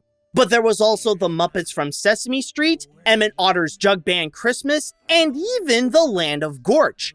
As the team was very much excited to show their hard work to the public, they were going big with their marketing to really present the feature as a big deal, including a CBS special called The Muppets Go Hollywood, have the poster be created by famed movie poster illustrator Drew Struzan, which started a strong relationship between Drew, Jim, and the Muppets, and had one night where the Muppets hosted The Tonight Show. And it's really a great honor for me to be here on The Tonight Show as the guest host. You see, what happened, they ran out of humans. I mean, NBC has had a lot of dogs, but never a frog.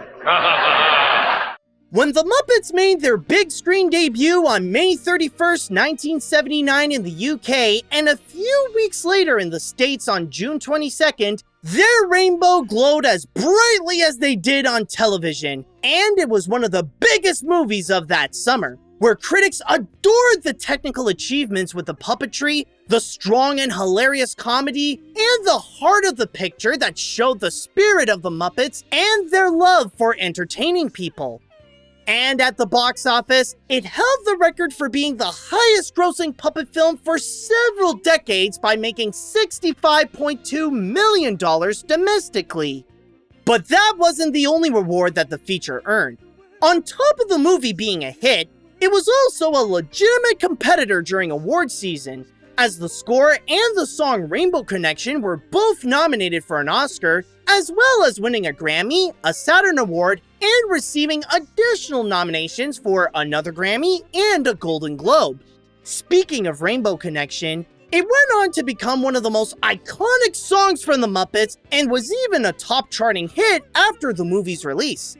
So much so that it made it at number 74 on the American Film Institute's list of top 100 best movie songs, and in 2020, it was selected for preservation by the Library of Congress in the National Recording Registry. But it's not just the tune that received that honor.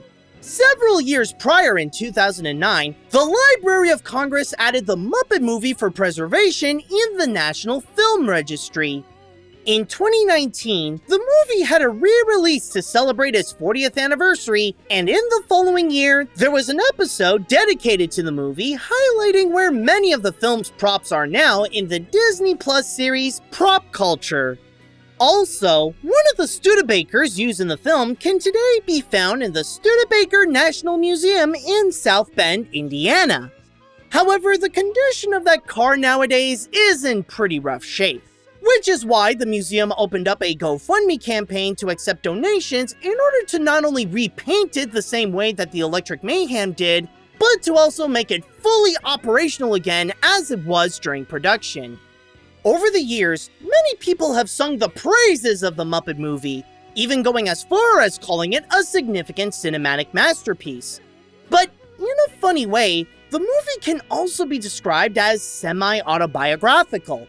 Okay, maybe I'm using the term biographical very loosely here, but there can be some noticeable parallels between Kermit's adventure in the film and what Jim was trying to accomplish, as they both traveled to California in the hopes of accomplishing the same dream. Yeah, well, I've got a dream too, but it's about singing and dancing and making people happy. That's the kind of dream that gets better the more people you share it with. And, well, I found a whole bunch of friends who have the same dream. And it kind of makes us like a family. And after their time with The Muppet Show, not only have they proven that the Muppets can entertain everyone, but they have now become distinguishable entertainers in their own right, equally as prolific as the human guest stars they share the screen with. And no matter where they would be, either on television or in theaters, it was guaranteed to be a blast, both figuratively and literally, when the Muppets showed up. The Muppet Show may have been over, but everyone knew that it was only the beginning of the Muppets' legacy. They've done just what they set out to do, thanks to the lovers, the dreamers, and you.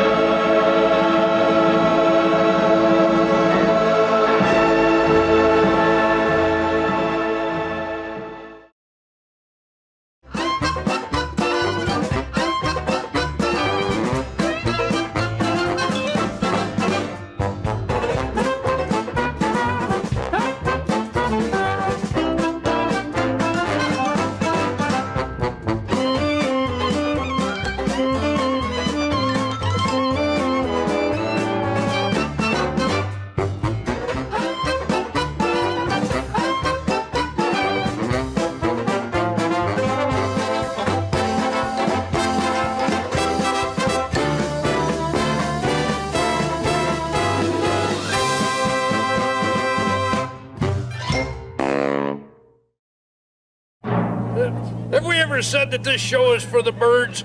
Yes, and we'll keep saying it till it gets a laugh. I know that we're talking about the Muppets here, but I'm just saying, don't be surprised if some will get upset that you're skipping out or not fully talking about some of the significant non-Muppet Jim Henson stuff. I mean, you're on the internet, you know how comments can be. I'm just putting out a warning for you, and oh, the 1970s were the golden era of the Muppets. Sesame Street was off to a great start as it began its legacy as the greatest preschool show in television history, but at the same time, while also producing a variety of TV specials, Jim Henson was slowly building his masterpiece that would ultimately make the Muppets the icons we know them today. He spent years pitching and developing a series for an older audience, but it was definitely no easy task, especially with the fame of Sesame Street turning into an obstacle, and how, well, some attempts failed pretty mucking badly, like on Saturday Night Live. It wouldn't be until 1976 when all of Jim and his team's hard work finally paid off with the premiere of The Muppet Show. And as more episodes and seasons get released over time, Kermit, along with his new friends Miss Piggy, Fozzie, Gonzo, and more, were able to accomplish Jim's mission of making the Muppets entertaining for both kids and adults, on top of The Muppet Show becoming one of the most popular television series of its time. However, their fame did not stop there. During the middle of the show's production, Jim and Kermit took a major leap into the movie business to create their first feature film, The Muppet Movie. The success of that picture propelled their popularity even further, where the Muppets proved that they could dominate both the big and small screen, and that they could be as famous as the guest stars who come to the show. But then came 1981, which was a bittersweet year for both fans and the team. Yes, it was sad to see the beloved series come to an end, but everyone knew that it wouldn't be the last that they would see Kermit and the gang. In fact, that statement proved to be true just around a month after the airing of the final episode, as the colorful characters returned to theaters for the Great Muppet Caper. In this movie, Kermit and Fozzie are identical twin reporters, accompanied by their photographer Gonzo. As they head to London to crack the case of the stolen jewels that belong to fashion designer Lady Holiday, Kermit falls in love with the lady's new receptionist, Miss Piggy. But with the real thieves now plotting to go and steal Holiday's most prized possession, the baseball diamond, it's up to the trio and their new friends that they met at the rundown Happiness Hotel to catch them red-handed. Yes, Bo? What color are their hands now? While he was working on both The Muppet Show and Sesame Street, Jim Henson was developing bit by bit a concept for a fantasy feature that would be unlike any of his past creations that he then called The Crystal. Instead of a colorful and comical cast that fills the screen with enjoyable mayhem, this would have a darker and more serious tone with both majestic and intimidating characters and creatures that inhabit the world, all brought to life by fantasy illustrator Brian Froud. It's almost like if the Land of Gorch was not funny. On purpose. It would be his most ambitious project after The Muppets, especially when the puppets planned for it would be far more advanced than what the team would create for The Muppet Show.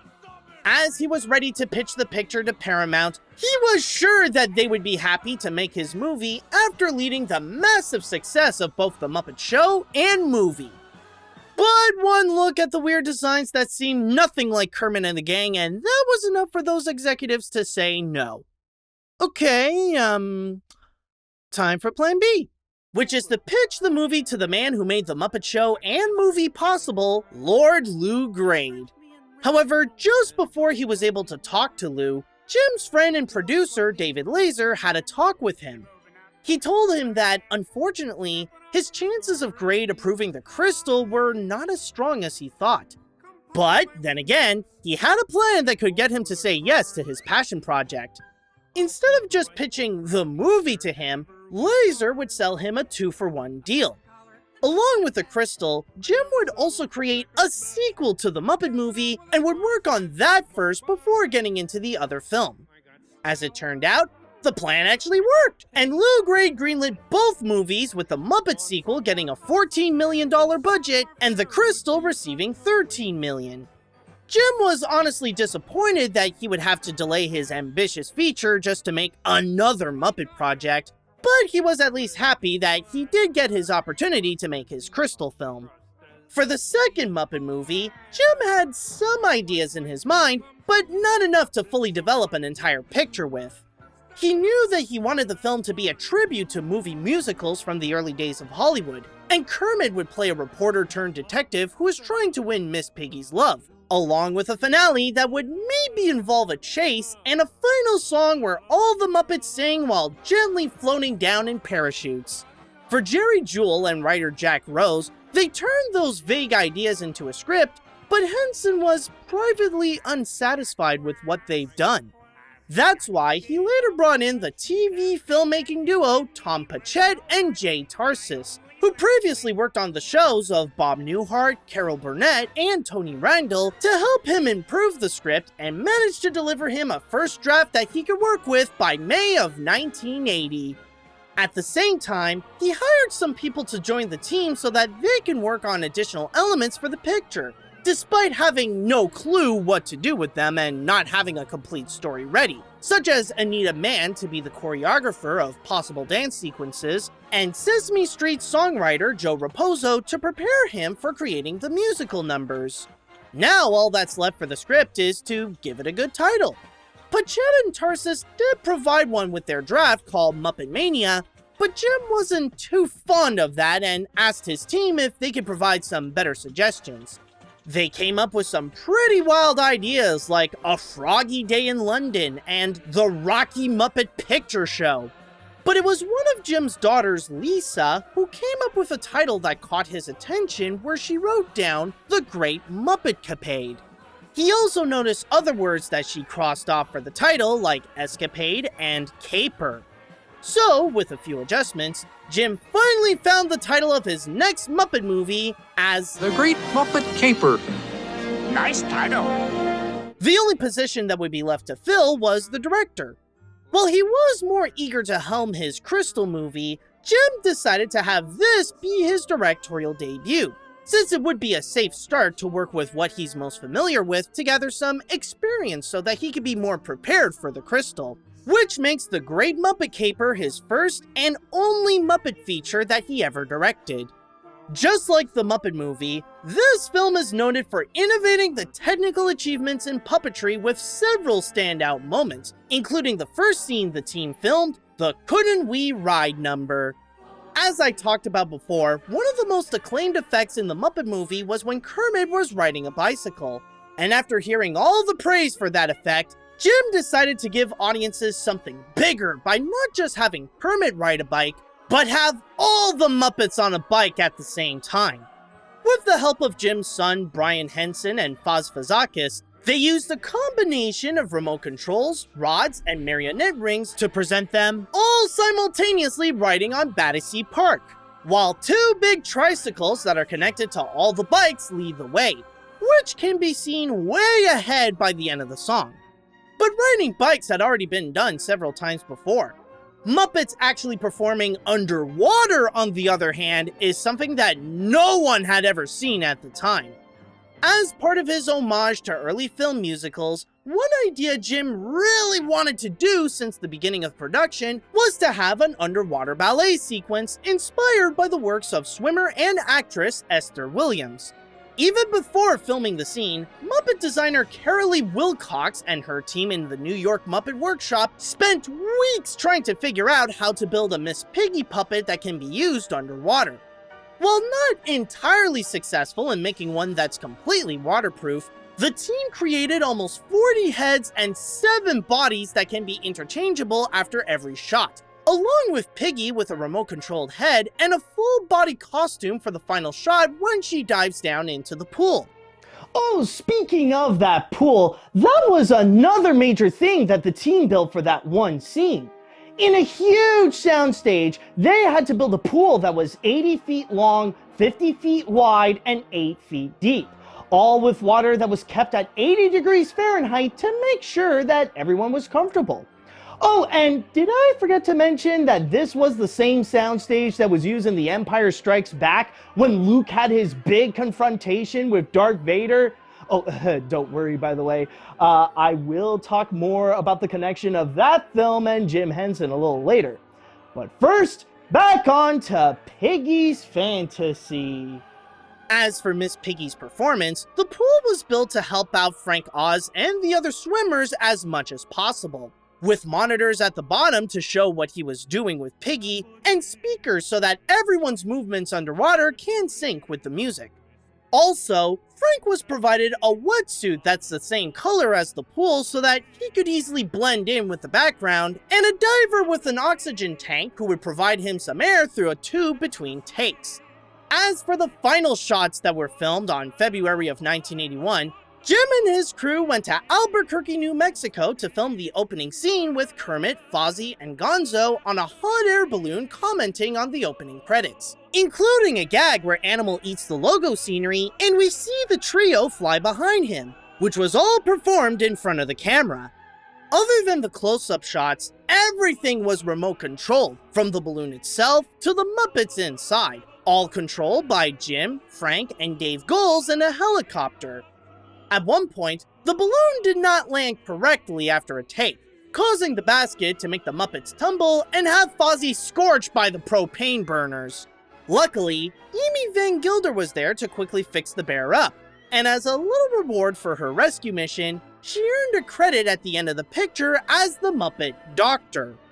However, as admirable as those technical achievements are, the most impactful scene for the team was actually this part here. Look, Dad, there's a bear. No, Christine, that's a frog. Bears wear hats.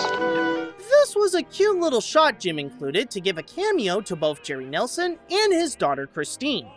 For years, she had been going through medical complications and sadly passed away of cystic fibrosis in September of 1982. While this may be just a cute joke for some, it was a moment that meant so much for Jerry, and an example of how Jim's small acts of kindness can go a long way.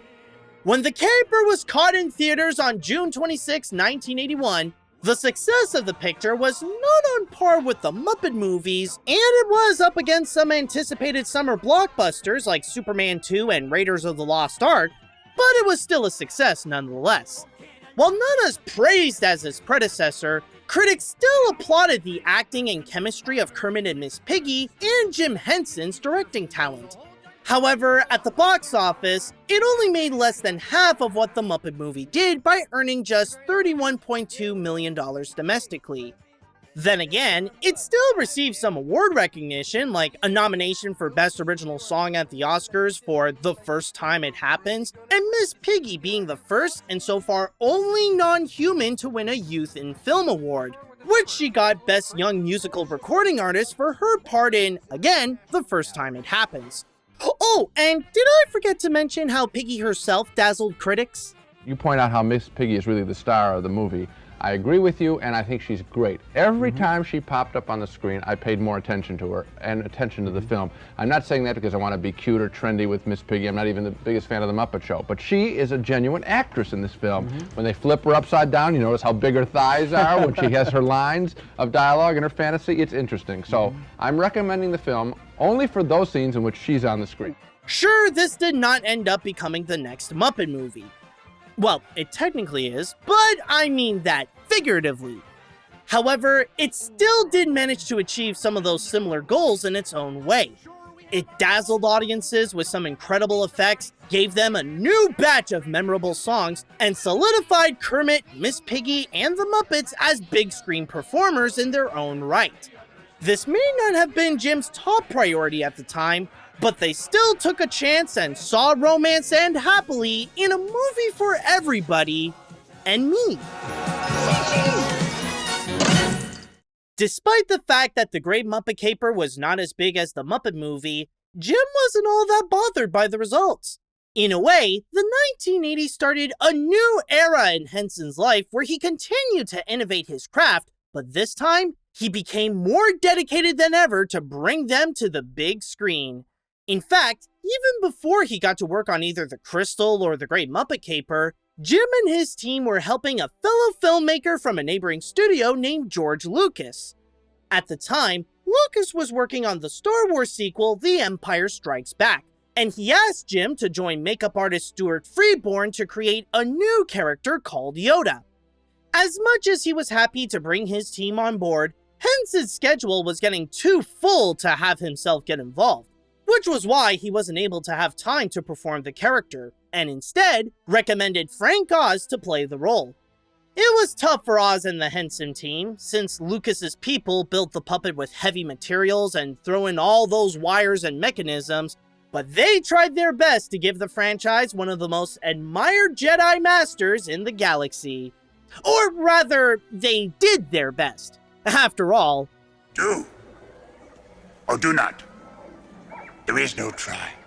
But not only did Jim help George, George also helped Jim, where not long after the filming, he let some of the cast of Star Wars be a guest on one of the Season 4 episodes of The Muppet Show, where Luke Skywalker, Chewbacca, C-3PO, R2-D2, and Luke's cousin, Mark Hamill, all came to be a part of one of the series' most memorable moments.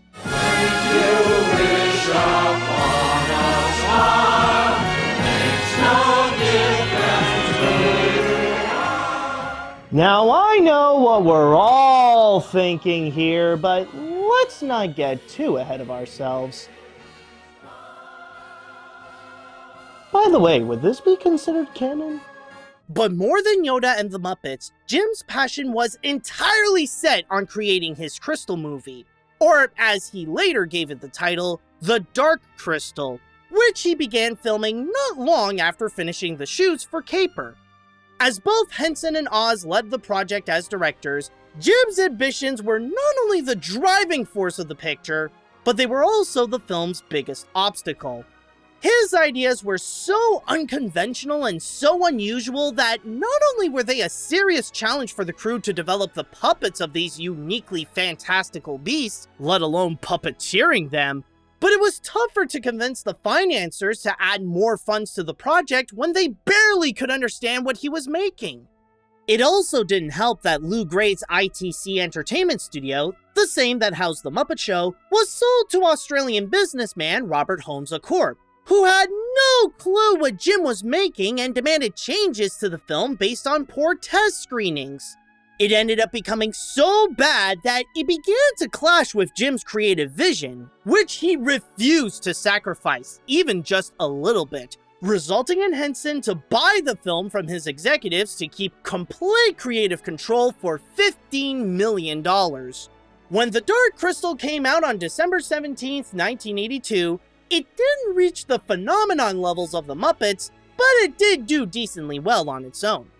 On its initial release, critics and audiences were very mixed about Henson's latest creation. As Brian Henson said it best, people who liked it loved it, but others were not so keen. But it did manage to turn a profit at the box office by making over $40 million domestically and $60 million worldwide. Less than a month later, on January 10, 1983, a side project of Jim's was released called Fraggle Rock, a non-Muppet series that he conceptualized as a show that would end war. Much more than The Dark Crystal, Fraggle Rock was an immediate success, giving the team a new cast of beloved characters to entertain audiences for years to come alongside Sesame Street and the Muppets, and a new series for Henson to include to his already hectic schedule that had him making frequent trips to Toronto to check on the Fraggles. And if that wasn't enough, shortly after the premiere of the show, Jim and Brian Froud started development on another fantasy movie that would be a little more lighthearted and comedic than The Dark Crystal. Meanwhile, as Henson was bringing audiences to brand new worlds, the Muppets were still appearing on television through specials, including The Fantastic Miss Piggy Show, which featured guest stars like Andy Kaufman, John Ritter, and George Hamilton, and 2 featuring John Denver, like their first holiday special called John Denver and the Muppets: A Christmas Together in 1979, and Rocky Mountain Holiday in 1983. However, there was a significant purpose to these specials. They weren't just to keep the Muppets on television after their show was finished, but it was also to keep them relevant in between movies. And while they were singing with Hamilton and Denver on TV, they were also planning their next big screen trip. They already took Hollywood and London in their first 2 films, but in the 3rd movie, The Muppets Take Manhattan. It's the story of the Muppets, this time as college graduates, who decided to take their stage production called Manhattan Melodies to Broadway. However, their mission turned out to be a lot more unsuccessful than they expected, and the gang decided that they would all leave New York City to live on their own. Except for Kermit, who promised them that he'll one day get the show on Broadway and have them all back to be in the cast when that time comes. Now Kermit, along with the help of his new friends at the diner he works at, are doing everything they can to have their show become New York's next big musical. As I mentioned before, Jim's life was busier than ever. With Sesame Street, Fraggle Rock, his next fantasy film, and whatever projects the Muppets find themselves in, he knew that he would have no time to fully commit to working on the next Muppet feature, which began with the simple title of Muppet Movie 3. On a side note, instead of making the Muppets and the Henson team fly off to somewhere far like Hollywood or London, Jim decided to have the 3rd film be set in New York City, since most of the crew moved back there after the Muppet Show so that they could be close to their jobs on Sesame Street. Of course, he would still be involved to perform as his Muppets like Kermit and be an executive producer, but the directing role had to go to someone else. After sharing the director's chair with him on The Dark Crystal, he decided to give his longtime Muppet partner and friend Frank Oz his first solo directing job. It was a big responsibility that he was given, but knowing that this would be a great opportunity to boost his career as a filmmaker, he accepted the role. The first thing he did on the project, with Jim's permission, was to make his own revisions on the script. Written by the same duo from The Great Muppet Caper, Tom Paquette and Jay Tarsis, they gave it the title The Muppets: The Legend Continues. Frank didn't like how it was, in his own words, way too over-jokey, so he made the drastic change of taking away a lot of the signature Muppet silliness and replaced it with more serious character development. And once pre-production was set, the team headed to New York City to start filming the newly titled Muppets Take Manhattan at the end of May of 1983. It was quite a sight to see the team bringing the cast to life all around the Big Apple, where even the New Yorkers, who got used to seeing film crews working around their block, stopped on their tracks to witness the Muppets at work on their next picture. But while the outside perspective was Kermit and Miss Piggy performing their next big roles, there was a hidden frustration within the team. As Oz was starting to become a director, even when he was sharing his job with Jim, he had a hard time adjusting to his new position and would be very nitpicky to the point of demanding countless of retakes. It annoyed everyone so badly that even Henson himself, known for his calm nature and patience, was getting mad at Frank. Yes, it is true that Oz had a very rough start as a director. However, it is now regarded as a rough start to his illustrious filmmaking career. Also, in Frank's defense, not everything he did on The Muppets Take Manhattan was irritating to the crew. There were some of his contributions that Jim really liked, including how he expanded Kermit's personality. Instead of limiting him to the one trait that he's known for, Oz made him more of a caricature of Jim Henson, playing with how he was a big-name producer or a marketer, and even shows some of Kermit's sides that have been rarely seen, like when he snapped because he was tired of the gang's dependency on him. Yeah, Kermit, what you were doing? I don't know. How should I know? Why are you always asking me anyway? Can't you take care of yourselves? I don't know what to do next. We failed, okay? We tried and we failed. As the movie featured several guest stars, as expected from a Muppet movie, there were others that never showed up. The list of cameos originally included Michael Jackson, Steve Martin, Laurence Olivier, Richard Pryor, Lily Tomlin, and Dustin Hoffman. The latter was supposed to play a Broadway producer that would be like an imitation of The Godfather producer Robert Evans. However, Hoffman bailed out at the last minute, worrying if what he'd do might offend Evans. And once the original batch passed on appearing as well, Oz and special consultant David Mitch made some adjustments to the script to include Joan Rivers, Art Carney, Brooke Shields, Gregory Hines, John Landis, Liza Minnelli, Elliot Gould, and more. I'm sorry, but I have to get a contract so I can go out and kill him. But more than anything in the film, what really got audiences hyped up for the picture was what they heard about the final scene. A wedding between Miss Piggy and Kermit, to which had 175 puppeteers all performing around 300 Muppets watching the ceremony, including some of the Sesame Street characters in the back and Uncle Traveling Matt in the front with the bears. You see, back in Jim Henson's age, the relationship between the frog and the pig was treated like a real celebrity couple, where people were so fascinated by the highs and lows of their love in both the Muppet Show and in the movies. So once they heard about their third film ending with a wedding scene and that a real minister, Dr. Cyril Jenkins, was presiding, reporters were frantically buzzing around asking the big question of, are they married or not? To which Jim, Frank, Kermit, and Miss Piggy were all having fun keeping the answer ambiguous and leaving the reporters completely confused. Well, did you and Kermit finally do it? I cannot say. Oh. Kermit, my little froggy poo, is rather private about things like that. We were married in a movie. I was an actor in a movie and I played the part of someone who got married. That doesn't have anything to do with my own personal life, and my personal life I prefer to keep personal. Although, it is worth noting that the comic adaptation and a deleted scene for the picture had Gonzo clarifying that the minister was not an actor.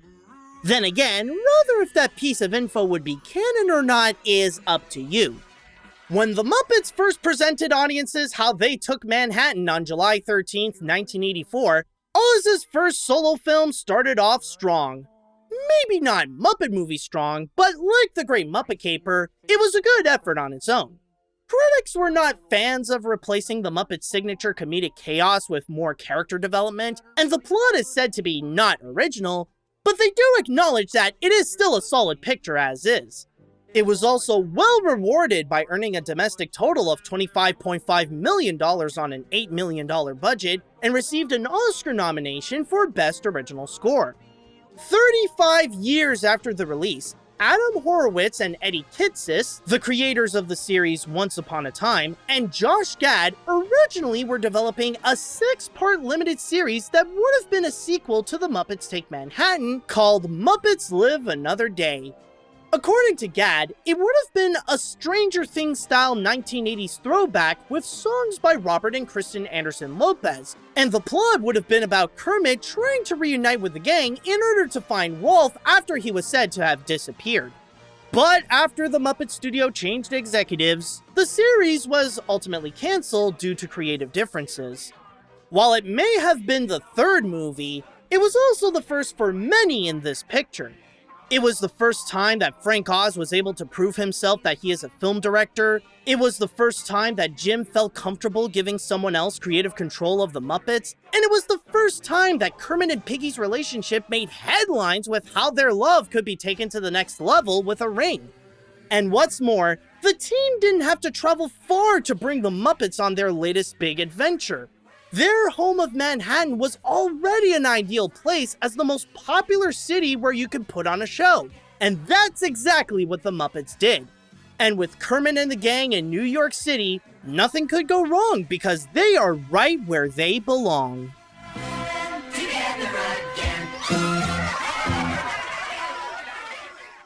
But amongst everything that occurred in The Muppets Take Manhattan, more than Oz's solo directorial debut, more than the songs, and more than the wedding itself, There was one little 3-minute scene that is considered to be the most impactful moment from the feature. In the middle of the film, as Kermit and Miss Piggy ride on a horse carriage to rekindle their love, Piggy asks the frog about what if they knew each other since they were really young. And I mean infant young. Thus starting the dream sequence where all the Muppets are now babies singing the song I'm Gonna Always Love You. It was considered to be one of the most challenging scenes to shoot, especially to film it in the way that the camera doesn't show the Muppet performers' arms and for them to believably control their younger characters with stubby little limbs. However, as Jim and Frank were recording the lyrics of Mama, Dada, Poo-Poo, Chihuahua, little did they know that they were developing the next cultural phenomenon that would start a new era for the Muppets. An era where they take on that new form and enter the world of animation to make audiences' dreams come true. Yes, not even Jim Henson himself would expect that his next powerhouse was Muppet babies. In the series, the Muppets are all babies in a nursery, supervised by a woman named Nanny. In every episode, the babies use their imagination to pretend that they're in all kinds of scenarios, rather it be finding themselves in a fantasy world or in an epic adventure. Sometimes, their imagination can help them solve problems or confronting childhood moments that everyone goes through. But regardless of where their imagination takes them, they always make sure that they go through it together. After the release of The Dark Crystal, Jim Henson's company was entering a new phase where they were becoming their own independent studio. When Lord Lou Grade sold his company, Jim immediately went to buy off the rights to all of his works that he did with Grade, including The Muppet Show, the first 2 movies, all of their specials, The Dark Crystal, and the Muppets themselves for a total of $21.5 million. $15 million of which, as I said before, was for The Dark Crystal alone. It was a big price to pay, but it was more than worth it in the long run to give him complete control over his creations and how they are presented to the world. He always wanted to make sure that there was a certain standard that was met before the Muppets would present themselves on it, and that was especially the case with their early merchandising, where Jim was involved with carefully inspecting each one before they would get his approval. However, by the time that Henson became much busier with all of his movies and shows during the 1980s, he became less strict and allowed more merch to have the Muppets' faces on them, since they helped generate a lot of profit to fund Jim's more ambitious projects. When marketers first heard that Henson was introducing baby versions of his characters, they immediately jumped to the opportunity to make Muppet Babies products for young families that flew off the shelves months before The Muppets Take Manhattan premiered. But amongst all those products, there was one proposal that Henson received that took him off guard: to turn the Muppet Babies into a Saturday morning cartoon. And it came from the most unexpected team. Avengers!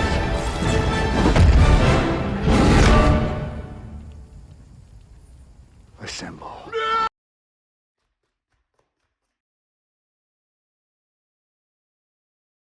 Oh, this? Yeah, this isn't a cute joke or anything like that. This is just to say that it was Marvel that wanted to do that Muppet Babies cartoon. And yes, I do mean that Marvel.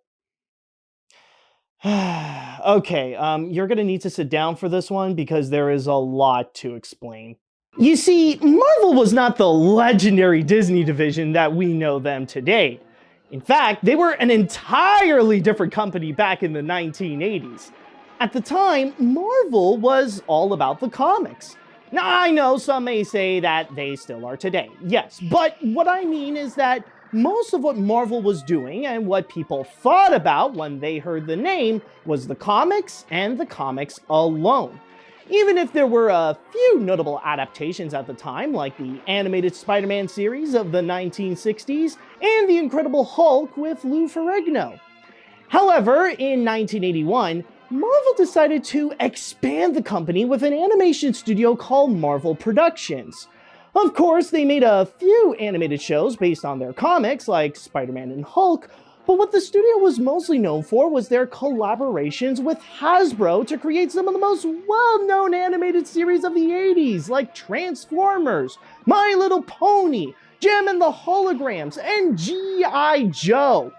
While it is very unexpected that the original Muppet Baby series has a direct link with Marvel, even I was surprised at that, but even they knew back then that these babies had a lot of potential.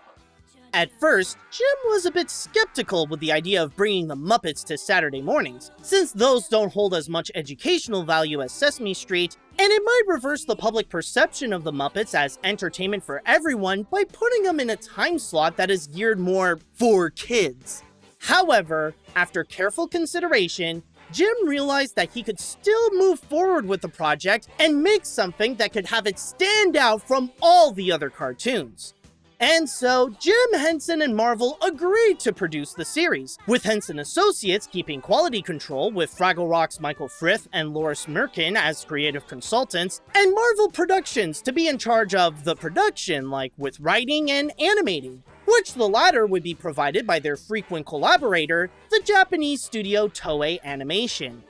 To have the series be more meaningful in its existence, Henson and Marvel agreed to implement a core theme of the power of creativity, to encourage viewers to use their imagination and open up to other people's creative ideas to help solve problems and go through life in a way that is more fun and enjoyable. As he was aware that scheduling can be a very tricky obstacle, Jim decided that not only would he not reprise his roles for the show, but the same went to the other Muppet performers, as they would be too busy with other projects like Sesame Street, Fraggle Rock, and whatever Muppet specials that could come up.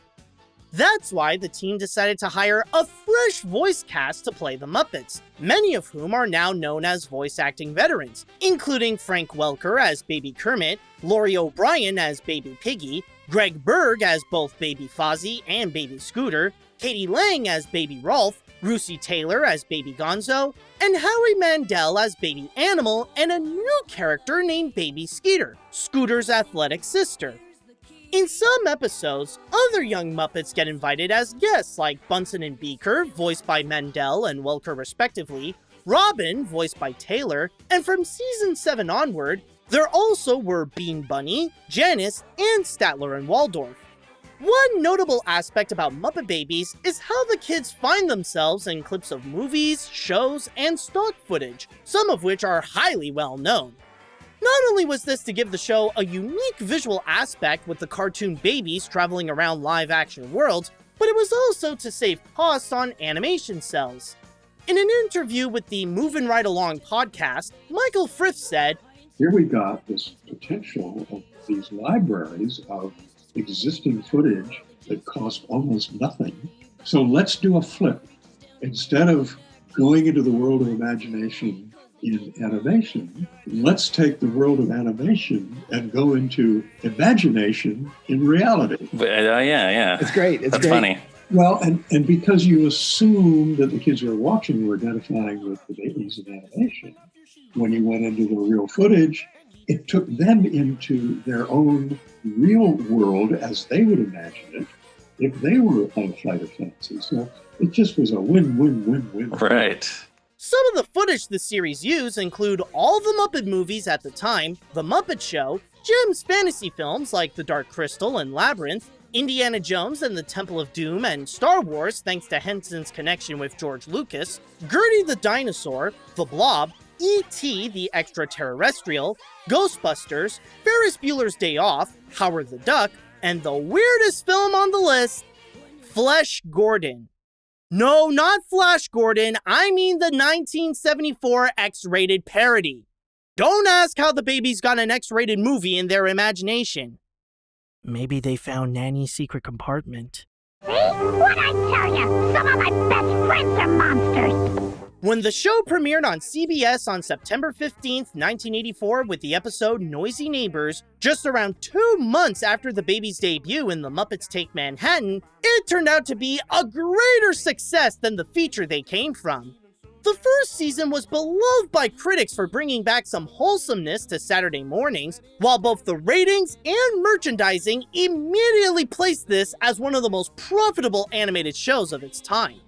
Without hesitation, a second season was ordered, but this time, The Muppets became an hour block where the first half showed Muppet Babies and the other presented a new show called Little Muppet Monsters, where it blends animated segments with the Muppets as adults and puppet sketches with new monster characters, Tug, Molly, and Boo, making their own series in their basement on the spot, along with the help of other recognizable Muppets.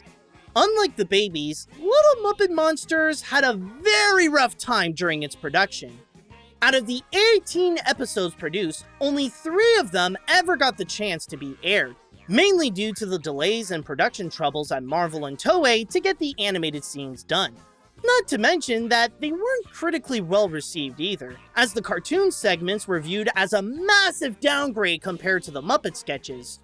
Eventually, after presenting those 3 episodes, Little Muppet Monsters got cancelled and its time slot was replaced with another episode of Muppet Babies, which made things even better for CBS, since that meant that audiences were getting more of the animated Muppet content that they wanted. The expansion was so successful that they grew it again to 90 minutes to have 3 back-to-back Muppet Babies episodes. By season 3, Howie Mandel left the series, giving his role of Skeeter to Welker and Animal and Bunsen to the newcomer Dave Coulier. And by season 4, after its first 5 episodes, Marvel switched studios to produce the animation for the show from Toei to the Korean-based ACOM Productions. Just like with The Muppet Show, once it passed 100 episodes so that it could be considered for syndication, the team figured that it was best to put the series to bed, as Muppet Babies go bye-bye on November 2nd, 1991 with the final episode called 8 Flags Over the Nursery. In total, the show ran for 107 episodes throughout 8 seasons, and both Henson and Marvel were well rewarded for their great animated work. On top of the millions of dollars it generated regularly on merchandise alone, the series won 7 Emmy Awards, 4 of which were consecutive wins in the category of Outstanding Animated Program. The Babies would make other appearances, like in the 1987 holiday special, A Muppet Family Christmas, and in 1990, Kermit, Piggy, and Gonzo joined the cast of the crossover anti-drug special, Cartoon All-Stars to the Rescue. And while Skeeter was just a Muppet Babies exclusive character, she did reunite with the gang during the family reunion arc of the Muppet Show Boom comics. However, with how they dominated both television and merchandising, the impact of Muppet Babies did not go unnoticed. Many have stated that the series was responsible for the trend of animated shows that turned recognizable cartoon characters into children, including Tiny Toons Adventures, technically, Jungle Cubs, The Flintstones Kids, Yo Yogi, Tom and Jerry Kids, a pup named Scooby-Doo. Yeah, Hanna-Barbera was especially guilty of trying to copy Jim. In 2018, Disney brought back the Muppet Babies as a CG reboot show. Developed by Chris Hamilton and codenamed Kids Next Door creator Tom Warburton, this updated series continued the tradition of the original to teach children about using their imagination. But not only did they receive a new computer-animated look, but they even featured more baby versions of the Muppets, including a new member to the main cast called Summer, a penguin who loves art.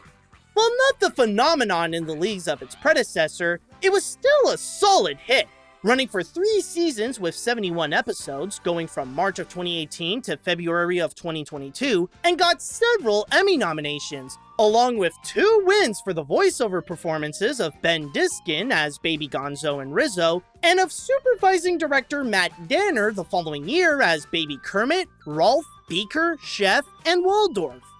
If there's one thing that the Muppet Babies delivered that is the most cherished, more than any adventure they thought up or any piece of merchandise they put their faces on, it's teaching us about the importance of imagination. And there are very few people who encompass that lesson more than Jim Henson himself. By the mid-1980s, his imagination led his entertainment career to become the most successful that it had ever been. He had 3 widely successful shows that were also merchandising juggernauts like Sesame Street, Fraggle Rock, and Muppet Babies. He was an accredited filmmaker with several movies under his belt and a new big-budgeted feature on the way. The Muppets still had their position as an entertainment powerhouse, and there were plenty more worlds to explore and tales to tell in Jim's mind to let out his inner storyteller. However, in the following years, Jim would find himself in a complex labyrinth that would require more than just his imagination to get him out of some tough situations. And by the end of that maze, there awaits for both Jim and the Muppets the happiest place on Earth. Welcome to the family! Or so they say.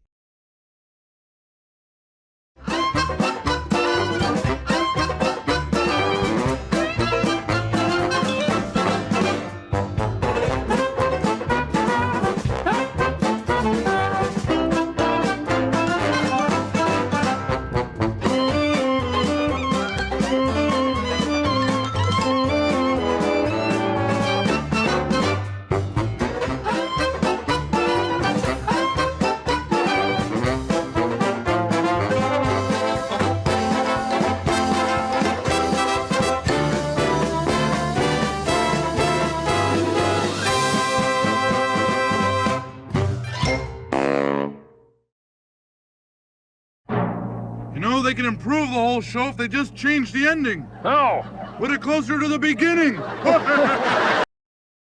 So is this like a first time for this show?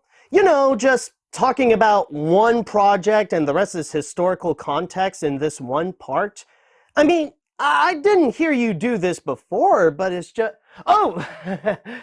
After The Muppet Show, Jim Henson's career and the popularity of the Muppets kept getting bigger and better. Even without their beloved series, Kermit and the gang kept on going strong with 2 more movies and a handful of specials to continue their reputation as a dominant force on the big and small screen. However, their fame reached a whole new level when they teamed up with Marvel to turn a musical sequence from The Muppets Take Manhattan into the animated phenomenon we know today as Muppet Babies, which not only kept Muppet Mania alive in an unexpectedly different way, but also provided Henson with a new additional merchandising juggernaut to help finance his company and his more ambitious projects. Speaking of the latter, Jim was simultaneously expanding his creativity and his capabilities as an entertainer. He decided to create new worlds beyond the Muppets, and they went on to have an entire life of their own with The Dark Crystal and Fraggle Rock. So by the mid-1980s, Jim was at the top of his game with 3 massively successful series such as Muppet Babies, Fraggle Rock, and Sesame Street, having several hit movies under his belt, and the Muppets themselves were still some of the biggest entertainment icons. And yet, as great as it was to see Jim Henson at the peak of his career, it all came with a critical catch. After he reached the top, that was when his world falls down. Soon after the release of The Dark Crystal, Jim Henson and illustrator Brian Froud agreed to work on another fantasy movie. This time, however, instead of going heavy with its dark tone, they decided to make the film a little more lighthearted, based on what Jim felt that might not have worked with Crystal for critics and moviegoers. It would still incorporate Froud's intricate fantastical designs and have more human actors to interact with the puppets, but the characters would have a bit more of a Muppety personality to make the viewing experience more fun. As for the story, Froud envisioned a baby surrounded by goblins who kidnapped them, and in order to rescue the child, the protagonist would have to go through a massive maze, which could also serve as, in the words of Froud, a metaphor for the soul's journey. For the next few years, Henson grew a whole team to help develop the story of this labyrinth movie at different parts of the production, which included Jim himself and Froud, Fraggle Rock songwriter and Canadian poet Dennis Lee, Monty Python member Terry Jones, Fraggle Rock writer Laura Phillips, screenwriter Elaine May, and Jim's movie-making friend George Lucas, who who came on board to the picture as an executive producer and creative consultant. The script went through numerous of treatments in order to find the right tone and the right direction for the story and characters, especially with the Goblin King Jareth, whom Jim casted David Bowie after he was influenced by his son John to do so. As the movie was slowly but surely coming to life, no one was more anticipated for Labyrinth than Henson himself. Even if he was still hopping around his many other projects at the time, this was his biggest deal for him as not just his second big-budgeted non-Muppet movie, but his first as a solo director. In fact, in the weeks up to its premiere, Jim spent a lot of time excitingly trying to promote the picture. However, when Labyrinth was released in theaters on June 27, 1986, it didn't turn out to be the way that Henson expected. In fact, for him, it couldn't have been worse. It's not fair! That's right, it's not fair. But that's only half of it. Yeah, it was not a good time for Jim. Critics were very mixed with the writing, the acting, the family-friendly tone, and the main character, Sarah, but it was unanimously agreed that Labyrinth was weaker than The Dark Crystal. As for how the public felt, despite the newly original fantasy world that Henson and his team developed for years, it wasn't enough to grab people's attention to go see it, only making over half of its $25 million budget at the box office, domestically by the way, and making a worldwide total of $34 million. So not only was it a critical failure, but a financial one too, which really took a toll on Jim. For the first time in a very long time after producing hit after hit, Jim Henson had his first taste of failure, and it put him in such a depressing mood that it made him hesitant to work on any other feature for the rest of his life. Sure, his vision of how people would react to Labyrinth didn't happen until decades later, as the movie is now considered a cult favorite, but Henson didn't live to see that happen. While the disappointment may have deterred Jim from making movies again, it did not discourage his creativity. Even if critics weren't so kind to his non-Muppet movies, two things that they unanimously loved were the production designs and the technical side of the puppetry that the team created at Jim's workshop in London, the Jim Henson Creature Shop, which later moved to its current location in Burbank, California. He still wanted to give his more serious sense of storytelling and realistic puppets a go, but this time, he carried that vision onto his next big project that brought him back to the medium he mastered, television. The concept of this show, called The Storyteller, was an anthology series that would tell lesser-known European folktales, featuring a host who is the titular storyteller, played by John Hurt, accompanied by his dog, performed by Brian Henson. The first episode, Hans My Hedgehog, premiered on NBC on January 31st, 1987, and after failing to impress critics with his movies like The Dark Crystal and Labyrinth, they finally gave Jim the praise he was looking for. So much so that the episode went on to win an Emmy for Outstanding Children's Program. However, as rewarding to hear that Henson still got that creative magic, it did not last long.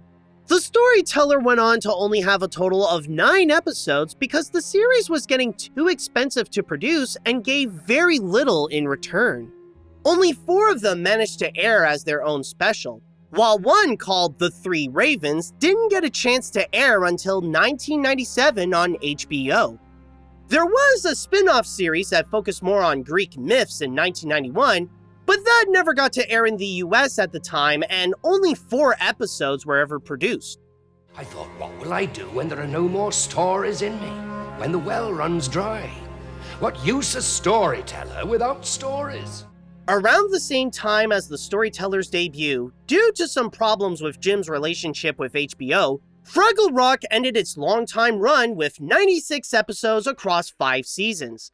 They tried to keep the show alive several months later with an animated series by the makers of Muppet Babies, but that was very short-lived with only 13 episodes produced.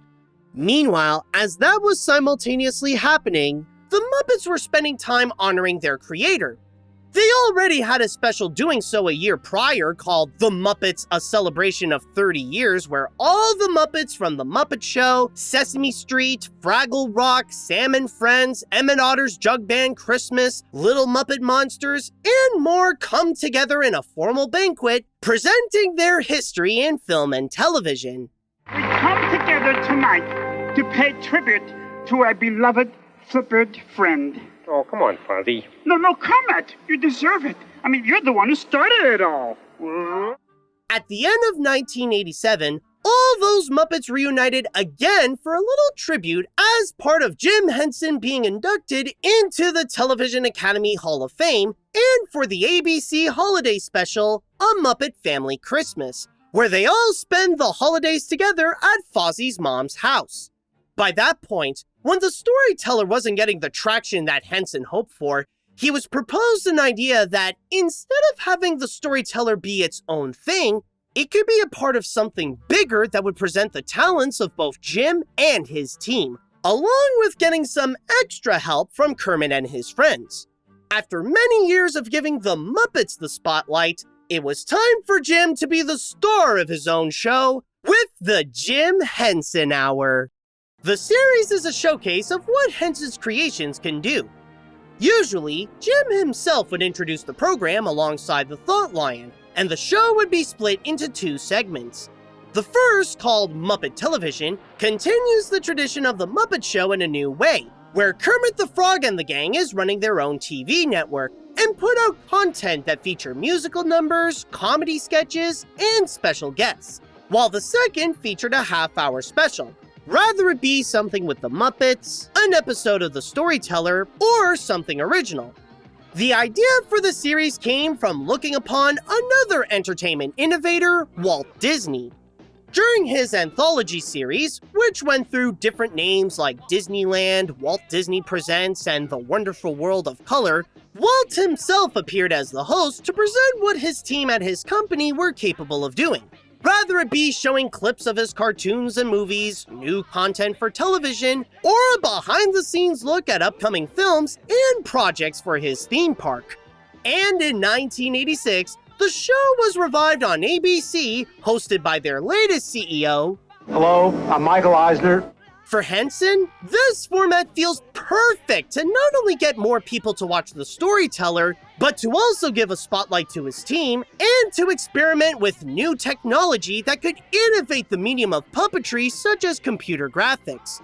Originally, Jim wanted to have a 4-week plan for the Jim Henson Hour that would go on rotation to showcase a specific theme for each week. The first week would have an episode of The Storyteller. The second would have a new program called Lead-Free TV. Before the hour, Jim thought about a concept and built a pilot for a show called Inner Tube, where in every episode, a guest star gets sucked into the TV and has to go through a bunch of content that satirized TV channels. However, since no one wanted to buy it, he reshaped it into Lead-Free TV, where it sticks closer to the Muppet Show formula, even having characters like Kermit be featured, but still retained that satirical side to comment on how television was at the time. The third week would show something called a picture book special, which was some of Henson's more lighthearted productions, such as Emmett Otter's Jug Band Christmas and 1986 The Tale of the Bunny Picnic. And finally, the fourth week would be literally anything Jim would think of. Whatever miscellaneous project that was on his mind or a chance to give audiences a behind-the-scenes look would be reserved for that spot. With the help of NBC and its head of programming, Brandon Tartikoff, Jim was able to create a pitch, and by the end of 1987, it paid off as Tartikoff and the network accepted to produce half a season's worth of the show. However, this deal came with a major catch. Instead of Jim's 4-week rotation plan, Tartikoff suggested to have all of those ideas on every episode, where the first half would have the lead-free TV concept of Muppet-like skits, while the second half would be reserved for specials or storyteller episodes. Of course, Henson agreed to bring the show to life, but even then, he knew that making it their way would be extremely difficult. And as he began to work on his new show in 1988, the year would prove to be one of his most challenging. Not only did he have to figure out how to integrate all of those big ideas into a weekly hour-long series with the help of writers Jerry Jewell, Larry Milken, and Jocelyn Stevenson, but he was also working on the first film adaptation of The Witches, which was an entire nightmare in itself by dealing with the enraging demands of the ill-tempered Roald Dahl, amongst other calamities during that production. On the other hand, it would be a lie to say that Jim and the gang didn't have a good time while making the show. During the Muppet segments, it was almost like old times when they were making The Muppet Show, where they weren't really working, but just having fun as a family and letting their imagination run wild. They had a small taste of that reunion in A Muppet Family Christmas, but this one was more special since they were making another show. Even Muppet veterans Frank Oz and Richard Hunt join in to provide some quick appearances of their famous Muppets like Beaker and Fozzie, despite becoming increasingly busy because of having a directing career or working on other Muppet projects respectively. At first, Jim was a little hesitant to actually get on camera to be the host, and once considered Kermit to take his place. But because the show was literally called The Jim Henson Hour, it was only fitting that the man himself would come in to introduce the program. The first time he tried it was a little awkward, and Jim didn't feel natural in the shots. So to fix that, director Peter Harris brought in the Thought Lion from the Storyteller episode True Bride as a companion for Henson to work with. There may not be a reason why they chose the lion to be Jim's co-host, but it did make him feel more comfortable now that he got someone to talk to. Are you ever going to talk on our show? I doubt it. Also, instead of a fictional Muppet workshop like he did in the pitch, Jim decided to have his background for the hosting segments be an elaborate CG set to give viewers a taste of that kind of future technology he wanted to play with.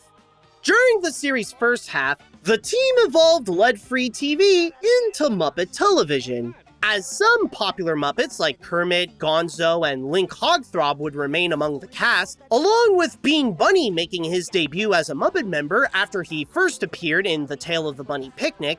Many of the characters are new Muppets, most of whom only appeared in the Jim Henson Hour, designed by Michael K. Frith and a new member of the Henson team, Kirk Thatcher.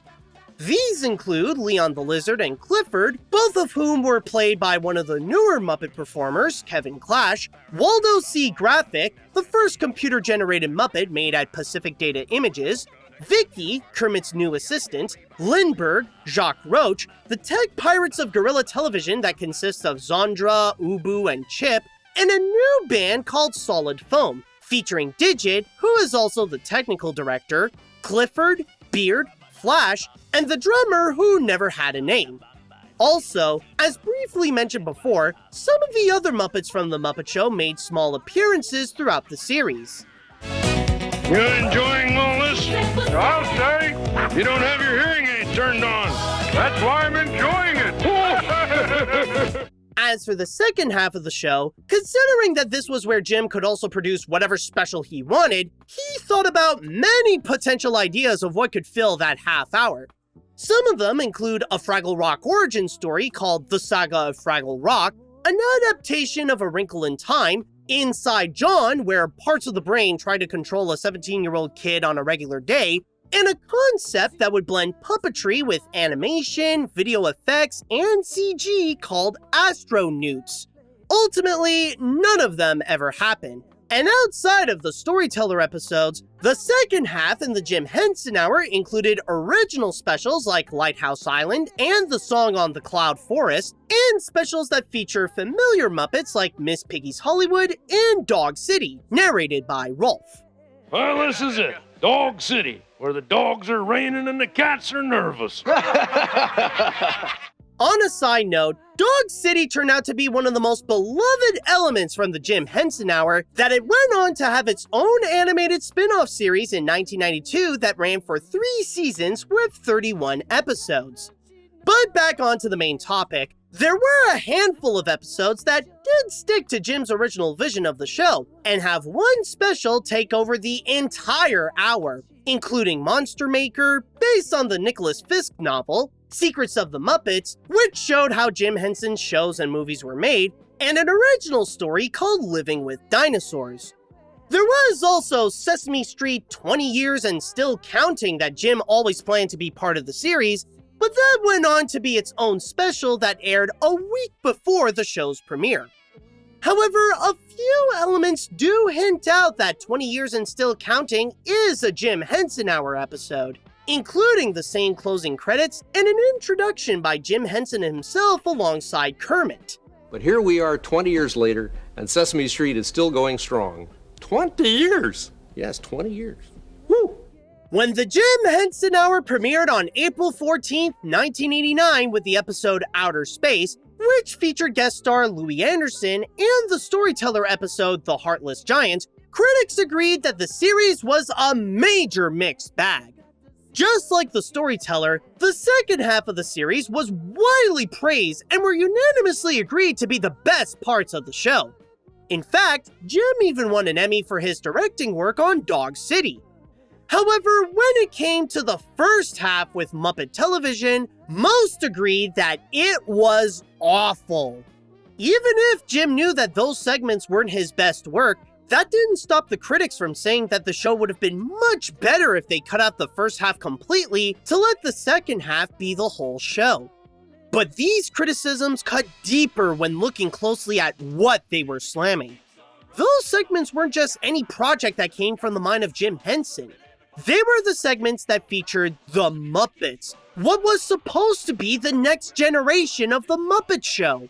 It was something that featured Kermit the Frog and the Muppet signature wackiness that everyone knows and loves. Yet critics still called it the lame parts of Saturday Night Live scaled down for kids, and that it's trying too hard to be hip is a heartbreaking wake-up call that the Muppets are not always a guaranteed hit.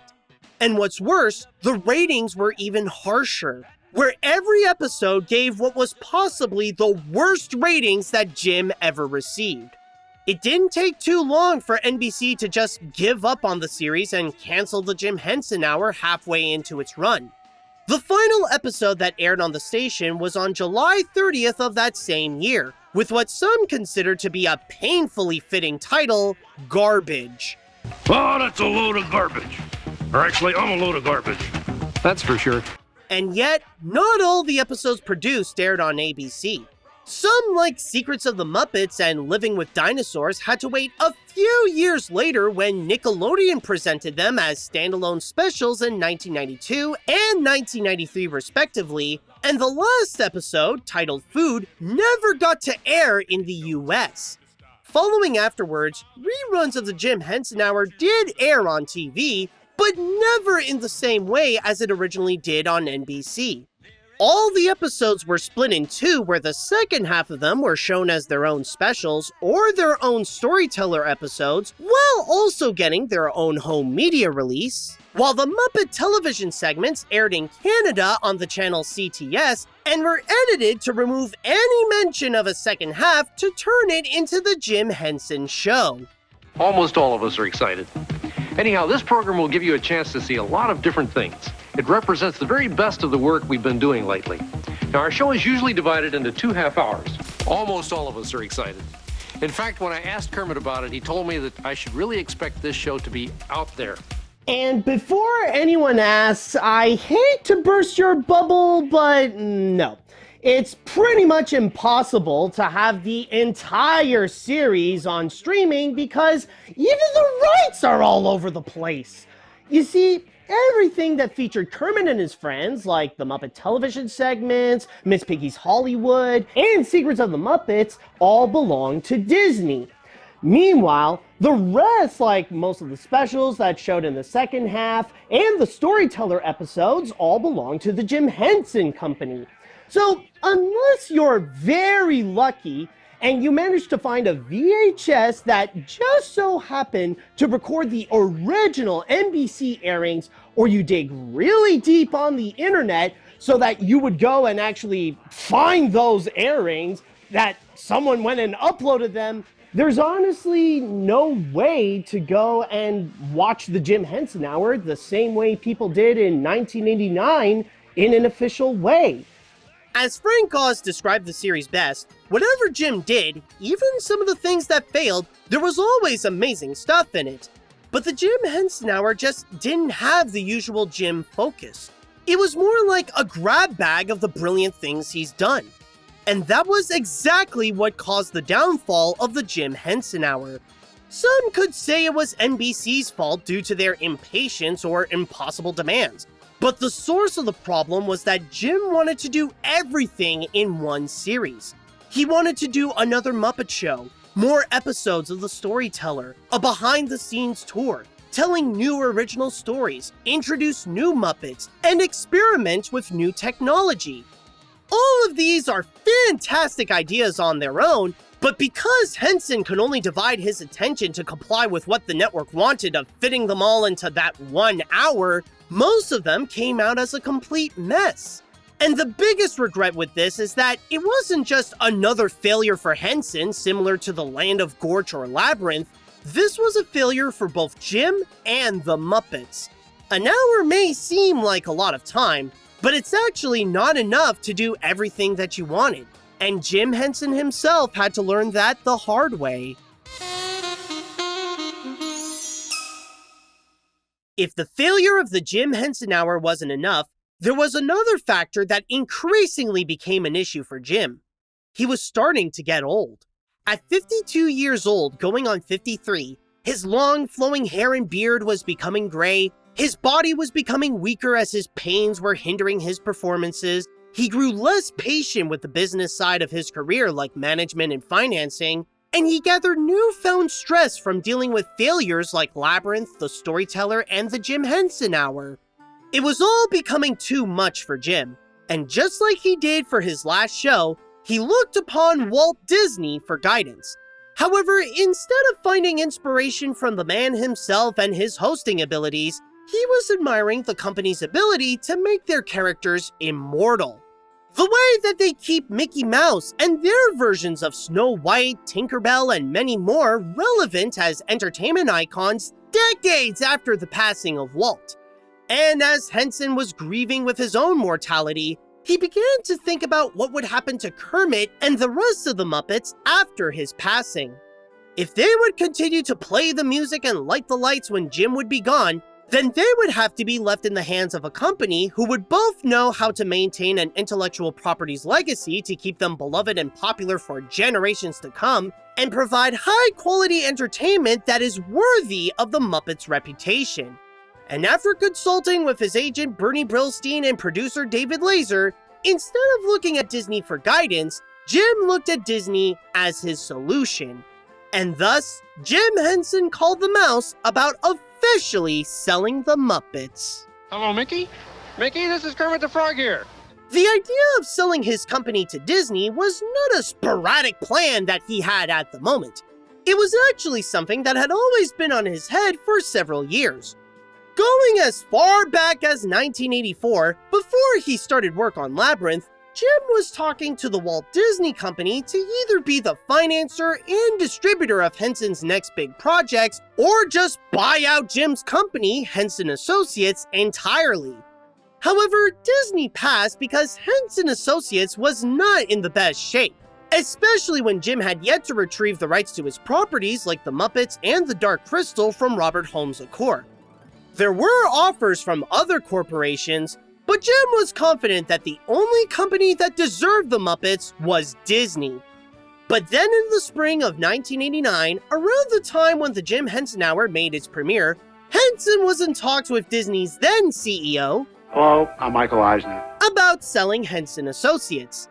It was already off to a great start, since Eisner was the same man at ABC who greenlit the Muppet Show pilots back in the early 1970s, and had since climbed up the corporate ladder to become Disney's latest leader in 1984, alongside Frank Wells and Jeffrey Katzenberg, which required him to save the company from financially collapsing due to previous mismanagement and bring it back to its former glory like when Walt was running it. Just like he did in the 70s, Eisner loved the Muppets, and the opportunity to have them be a part of Disney felt like it would be perfect to help achieve the mission that he was hired to do. It also helped that Jim's company was in much better footing where, despite the recent flops, the rights to Jim's creations were all his, and his past works like The Muppet Show, Fraggle Rock, Muppet Babies, and more were still very profitable. At that point, it was the perfect match because Henson and Eisner knew at the time that both the Muppets and Disney needed each other. While Disney was slowly getting back into popularity thanks to Who Framed Roger Rabbit being their biggest success in years, The Little Mermaid was still several months away, and they were still not sure how it would ultimately turn out.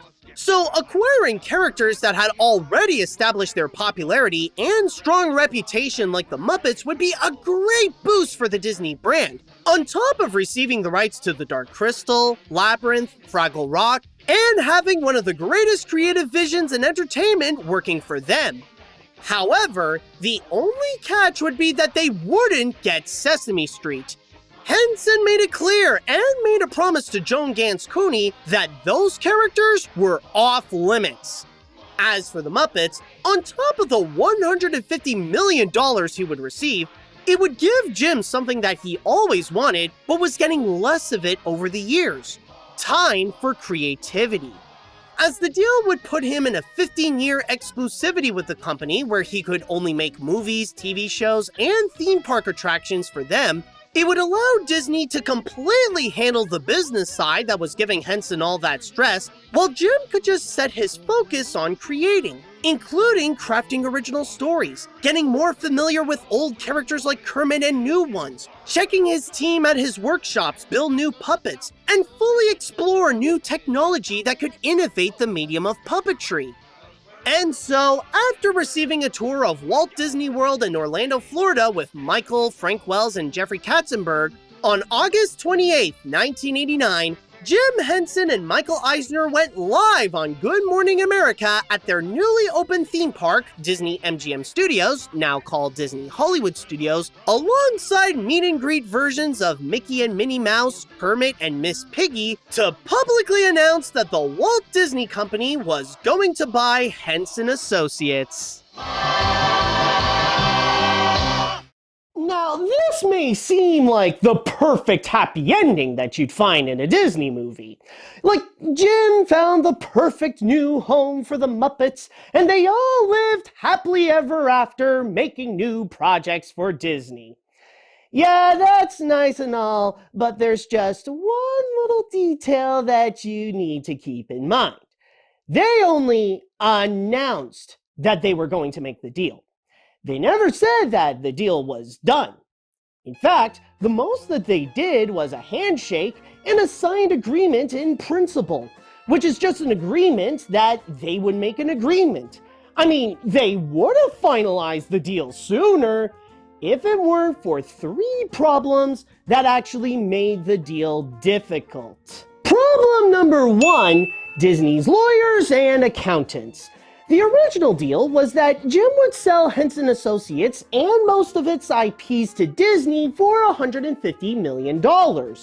However, the lawyers and accountants love to play hardball to lower the overall value, including the regular payment to Jim and the other performers.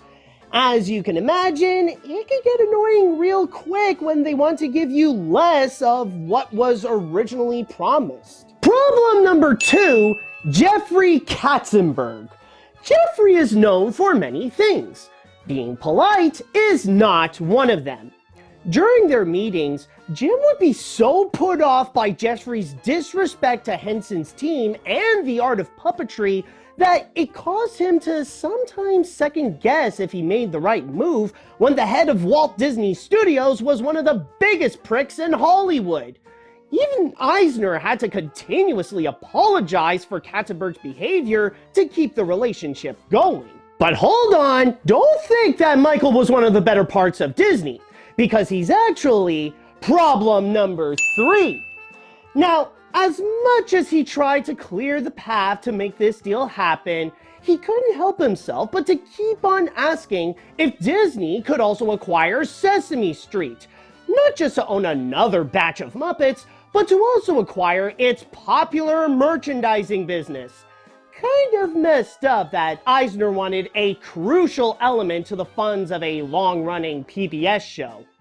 And yet, no matter how many times Jim said no, Michael still kept on asking in the hopes that the answer might magically change. Basically, Eisner was being that guy. You know, that guy who always seems nice, but can never stop asking his one female friend if they could be more than just friends, or if they could add some benefits to their friendship, despite never taking the hint that the answer is forever no. However, even with all of those problems, Jim still persisted throughout the troubles and followed Walt Disney's advice to keep moving forward.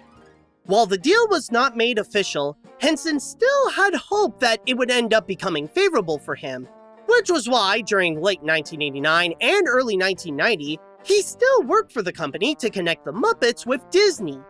The most ambitious connection they were conceptualizing was an entire Muppet-themed land in Disney MGM Studios, and the first project he worked on was the land's 3D film. By the way, I love to talk more about these, but I'm going to save all that theme park stuff for later. Let's just say that they deserve their own honorable spot.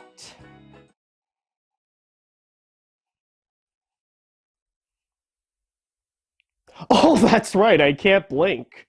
At the same time, Jim was also working on commercials, the Christmas parade where he performed as Kermit, and a TV special called The Muppets at Walt Disney World, which was meant to metaphorically initiate the collaboration between the Muppets and Disney that premiered on May 6, 1990. Yeah, well, Mickey and I are old buddies. I didn't know you knew Mickey Mouse. Sure, we're both members of FASA. FASA? Yes, yeah, Fictional Animal Stars of America. Oh. For Jim, what was supposed to be the answer to all of his problems gradually turned out to be both a blessing and a curse to his already hectic life. After going through a traumatic failure with the Jim Henson Hour, which put a stain on the Muppets' golden reputation, he looked upon Disney to help manage his problems and get some weight off of his back. And it came with varying results. Creatively, he was the happiest in years and was excited to explore opportunities to entertain people with the Muppets in whole new ways. However, when it came to doing business, it only made Jim's situation so much worse. With lawyers, accountants, and executives constantly demanding to have more of his legacy for less, it turned into a clash of corporate personalities that only gave him more frustration and stress. So much so that, despite never having a reputation of swearing, Jim often referred to it as that goddamn deal. But then everything changed on May 4th, 1990. Henson was a guest on the Arsenio Hall show and brought with him Kermit and Clifford.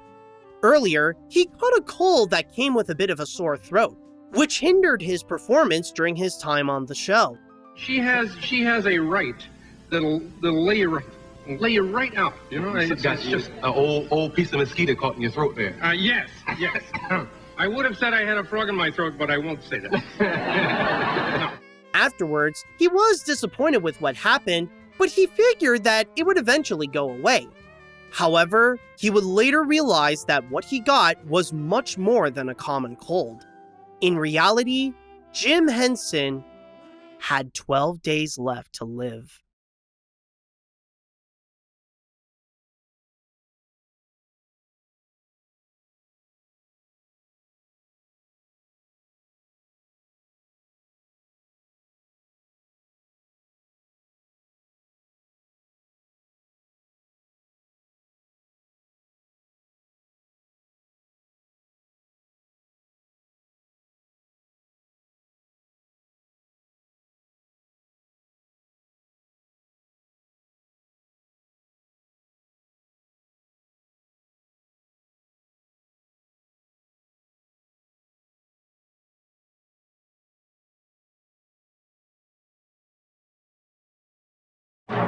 Have you ever thought there must be life after death? Every time I leave this theater.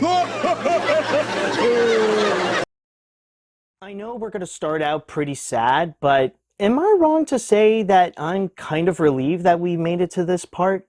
It's just that I can't wait for all those Defunctland comparisons to be done, and, the second half of the 1980s were some of the toughest times for Jim Henson. After consecutively creating successful projects, rather they be with the Muppets or not, he had his first failure in years, both critically and financially, with his highly ambitious movie, Labyrinth. The flop was so emotionally crushing for Jim that he was having a hard time trying to make a new project work. Technically, the closest he ever got to that was with a series called The Storyteller, which was critically acclaimed, but was also very short-lived due to low ratings.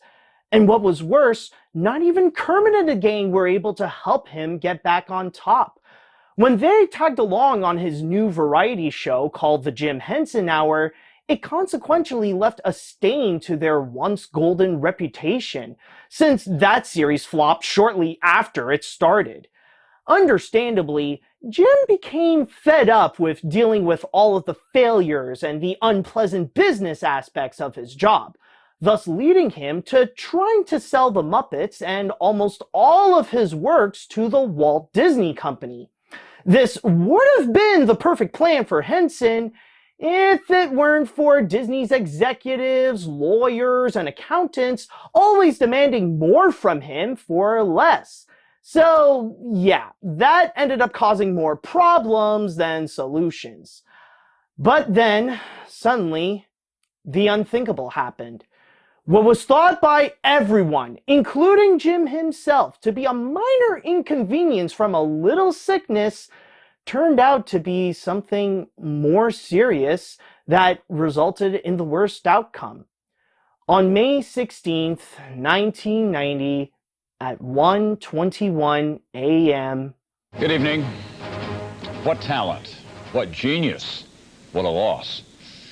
Sammy Davis Jr., dead of cancer at the age of 64, and Jim Henson, the creator of the Muppets, dead of pneumonia at age 53. The death of puppeteer Jim Henson today was unexpected. And then there was the death of Jim Henson. Came as a big surprise yesterday. The Sesame Street creator died of an advanced stage of pneumonia yesterday. Well, Lisa, I feel as if I've lost my best friend, because in fact, I've lost several. Kermit the Frog, for one, and Ernie from Sesame Street. He died at the New York hospital at the age of 53. Word quickly spread about the news, and the heart of everyone that was close to him, both in his professional and personal life, was shattered. But along with this devastation, there was also confusion as to what was the source of Jim's unexpected death. Was it the heartache from his failed projects like Labyrinth, The Storyteller, and The Jim Henson Hour? Was it the pressure of the Disney deal and how it was not going as well as he thought?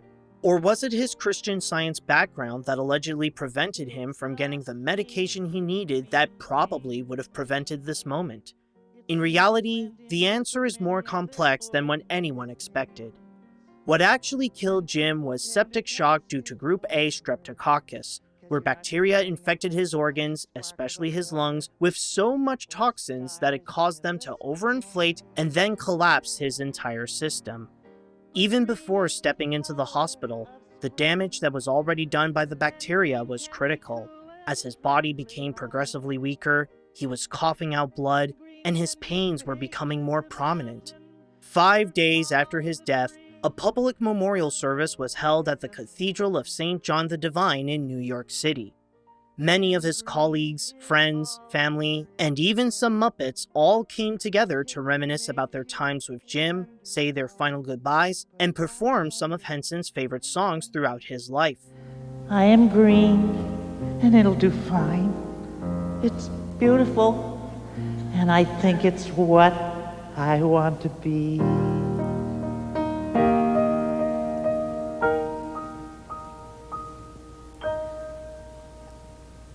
Thank you, Kermit. Most interesting of this service, as part of the request on Jim's will, was that everyone was advised to dress in colors and not wear black, as Jim wanted to view funerals as a celebratory vision of life, no matter how sad the circumstance. But with the entertainment icon no longer alive, there was one question that everyone had in the back of their minds. What will happen to the Muppets? At the time, no one was sure.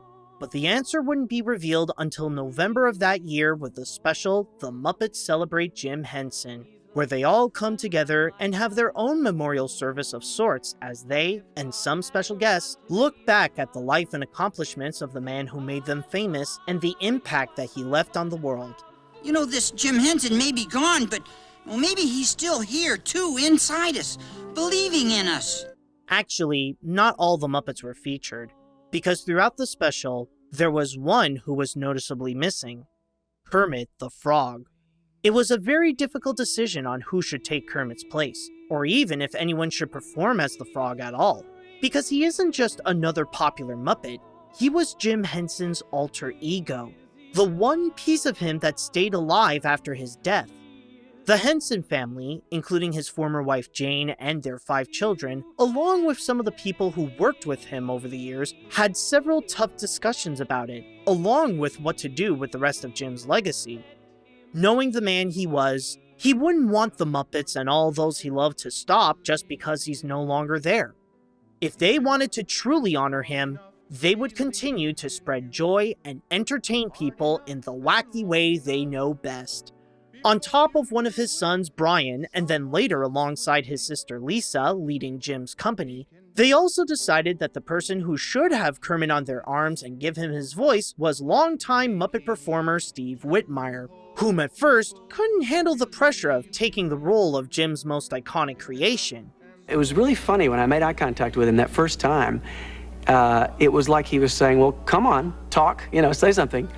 And I just was freaked out. I couldn't do it. So I took the puppet and put it in another room, and I don't think I picked it up for about a month. The reason Steve had a hard time was it's just not doing another character. He had to get in the soul of Jim to be Kermit. Eventually, he found the courage to work with Kermit, and the Frog officially made his debut with his new partner at the end of the special. Well, that just about brings us down to the end of another one, but before we go, let me thank you for being with us for our tribute to Jim Henson. And we'll be seeing you soon with more Muppet stuff, because that's the way the boss would want it. And at that moment, the Hensons and the Muppets made sure that this promise was kept. Once they got back to business, they returned to the Walt Disney Company and tried to settle that difficult deal. Ultimately, because Jim's death complicated the entire matter, the deal evaporated by the end of 1990. Along with helping them on the development and distribution of their sitcom Dinosaurs, the only thing they were able to agree upon was that Disney could complete Henson's final project he worked on, Muppet Vision 3D, which opened its doors at Disney MGM Studios in Walt Disney World exactly a year after his passing.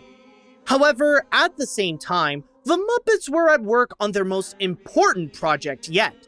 Not only would it be their first movie in years, but it would be the ultimate test to determine if they were still able to entertain audiences without Jim Henson. And that movie was The Muppet Christmas Carol, based on the classic novel by Charles Dickens. It's the story of Ebenezer Scrooge, the most hated person in London who only cares about money and opposes the thought of having empathy for others and the holiday season. On the night of Christmas Eve, he was warned by the spirits of his former business partners, the Marley brothers, that he will be visited by 3 ghosts, and that he must reject his hate-filled attitude or else he would be punished for eternity once he enters the afterlife. Now Scrooge will have to travel with the ghosts of Christmas past, present, and yet to come, and watch his entire life alongside them so that he can learn the error of his ways and bring out the heart that he locked inside him for most of his existence. During his final years, Jim Henson contemplated about making a 4th Muppet movie. Back in the mid-1980s, while he received concepts that he thought wouldn't work well, his writing partner, Jerry Jewell, developed an idea called the cheapest Muppet movie ever made, where Gonzo was making a ludicrous adventure film and spent half of the budget on the opening sequence alone. As a result, the Muppets resort to using cheaper and cheaper tactics to progress the film until the very end, where they received an exuberant amount of money thanks to sponsors. Henson loved Jewell's idea, and after finishing up A Muppet Family Christmas, Jim, Jerry, and Frank Oz spent some time turning that into a full script. even when his priorities shifted towards other projects such as the Jim Henson Hour or the Disney deal, he would still spend some time discussing with Jewel about the movie. Sadly, when Henson passed away, the chances of the cheapest Muppet movie ever made coming to life were lost with him. After the death, Brian Henson had a call with his agent Bill Haber about making something different that the company could do for another Muppet movie that his father hadn't done before, and the agent proposed a film adaptation of A Christmas Carol. Quickly after the call, Haber informed Brian that he just sold the idea to ABC to turn it into a TV movie. Originally, it was going to be a more straightforward parody of the book, and the ghosts would have been played by the recognizable Muppets, including either Robin, Scooter, or Fozzie as the Ghost of Christmas Past, Miss Piggy as the Ghost of Christmas Present, and either Gonzo or Animal as the Ghost of Christmas Yet to Come. However, as they were getting familiar with the source material, the team fell in love with what they were reading and decided to switch up their approach to be more sophisticated and more respectful to the original story. Their first action for that initiative was having the ghosts be original Muppets who are presented exactly like how Dickens described them. Well, I'm usually trustworthy. As for the famous Muppets, while most were placed as cameos amongst the 280 Muppets featured in the film due to the limited amount of significant characters in the story, the main ones were cast in the roles that suited them best. Kermit was an obvious choice for Bob Cratchit, which then led to having Miss Piggy as his wife Emily, and Robin as their youngest child Tiny Tim. Fozzie's name alone makes him the perfect candidate for Fezziwig, and Statler and Waldorf have the most parallels to Scrooge, making them the right candidates for both to play the Jacob Marley role. And then there was Gonzo, whom Jerry Jewell decided to make him do something that might have never been done before in any other Christmas Carol adaptation. Jewell loved Dickens' style of writing, and he wanted to directly take his words and implement them onto the movie, thus having Charles Dickens himself appear as the narrator of the tale. The reason why Gonzo was chosen for the role was not because he was the ideal choice, but instead the opposite. How he was the least likely to take on this role adds to the Muppet-like comedy of their adaptation, as around 95% of his lines are directly from the book, and Rizzo was thrown in as his sidekick for some extra laughs. Welcome to the Muppet Christmas Carol. I am here to tell the story. And I am here for the food. Of course, not everyone in the picture has to be a Muppet, and they knew since the beginning that Ebenezer Scrooge had to be played by a real person. After they rejected the comedic approach, they wanted a well-respected actor who could convincingly play the part and highlight the Dickens style of the feature. And the first man they asked was Michael Caine, who not only said yes, but also told Brian, and I'll let him say it to avoid making a bad Michael Caine impression, I'm going to play this as if I'm doing A Christmas Carol with the Royal Shakespeare Company. I'm going to be utterly committed and dramatic, and I'm never even going to wink at the fact that these are puppets around me. On a side note, this marks as the first time in Caine's career where he took on a role that required him to sing, a talent that not even Michael himself knew that he was able to do. As production began at Shepperton Studios in England, 28-year-old Brian Henson was faced with his toughest challenge yet, with not only developing what is technically the comeback of the Muppets after his father's death, but also his directorial debut. Over the years, outside of helping his dad with movies like The Great Muppet Caper, Labyrinth, and The Witches, he worked his way up to become a director, gradually gaining experience like being a second unit director for the 1990 Teenage Mutant Ninja Turtle movie, and taking the helm of some of the episodes of Jim Henson's Mother Goose stories, which he won an Emmy for. However, directing the Muppet Christmas Carol was an intimidating task, even for an experienced director, especially with its tight 9-week filming schedule during the summer of 1992 and a minimal budget of around $15 million. Not to mention that the pressure got bigger when Walt Disney Pictures stepped in and decided to distribute the movie to theaters instead of television. And yet, Brian led the project with ease, making sure that the combination of the Dickens order and the Muppet chaos can work together to create the Muppets' biggest holiday adventure. In fact, he did his directing job so well that Michael Caine was surprised that this was his first time helming a movie. As it is a more effects-heavy feature, the team brought on board Paul Gentry as the visual effects supervisor, along with additional assistance from the computer film company. Among all the effects, ranging from the simple that are commonly found in Muppet projects, to the technically complex like the mechanics of the Ghost of Christmas Present, there are some that stand out as more unique to this picture. One of them was the Ghost of Christmas Past, where they thought about submerging her in 50,000 gallons of oil to capture her ethereal presence. They almost went with it, but instead of oil, they used a tank of water. There was one other effect though that Brian did that was reminiscent to what his father did when he started making movies. He wanted to continue what Jim began by having Kermit be featured in a shot that innovated the use of puppetry, like when he rode his bicycle in the Muppet movie. That moment was the shot when Kermit and Robin were dancing and singing on their way back home on Christmas night. 'Tis the season to be jolly and joyous. Fa la la, with a burst of pleasure we feel it arrive. Fa la la, it's a season when the saints can employ us. Fa la la, to spread the news about peace and to keep love alive.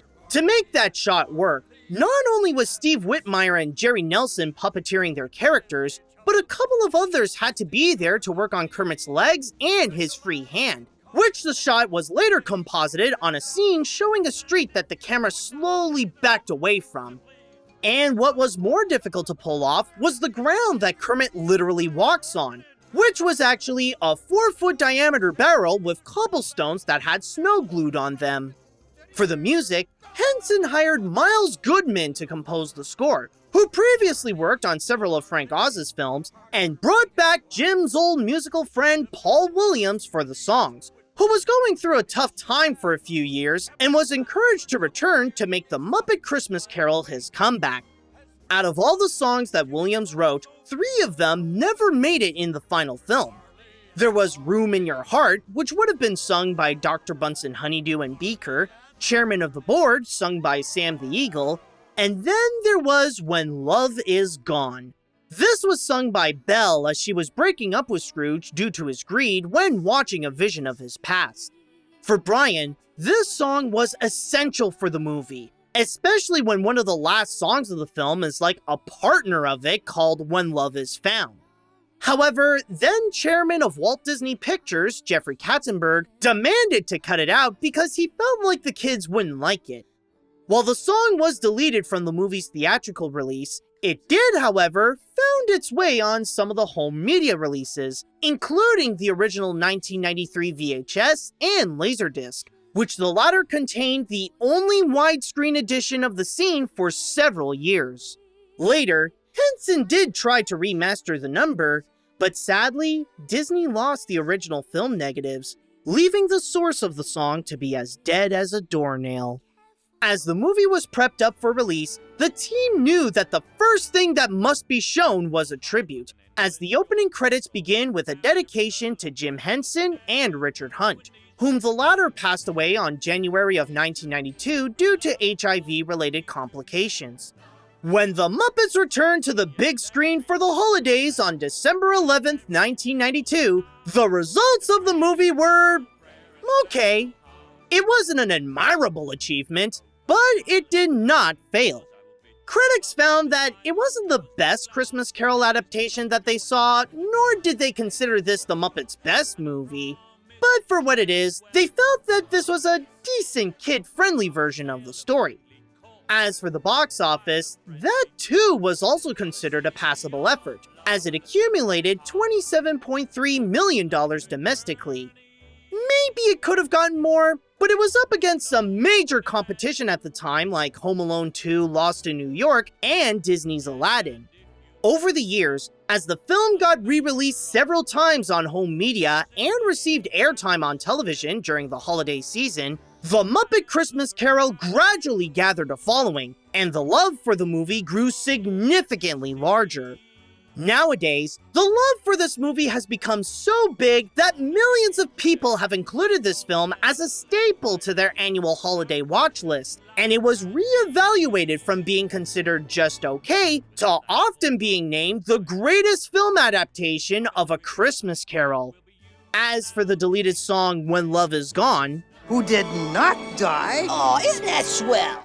Brian Henson revealed in 2020 that Disney archivists found the film negatives that featured the entire song. And with it, on December 9th, 2022, around the time of the movie's 30th anniversary, Disney released a full version of the feature with the song on Disney Plus in 4K. Although there is something worth mentioning here because the way that Disney set this up is a little bit weird. You can't just go to the Muppet Christmas Carol on Disney Plus and then hit play. What you gotta do in order to watch the entire movie, including When Love Is Gone, then when you're at the Muppet Christmas Carol on Disney Plus, you gotta go to Extras and you pick the third option, in which they call it the full-length version. That, and you can also choose if you want to just watch the song by itself, which is the second option. Just thought I'd mention that so that you could take note of it the next time the holiday season comes. For most people, this movie is a holiday classic and one of their go-to adaptations for their Christmas Carol fix. But for the team who made the film, this was so much more. This was the first Muppet production that we made after my father, Jim Henson, died. And it was a real coming together of the group and the company. And I think for that reason, the film will probably be a very important film to us and to the Muppets. It was a promise to Jim that they would continue the Muppets without him.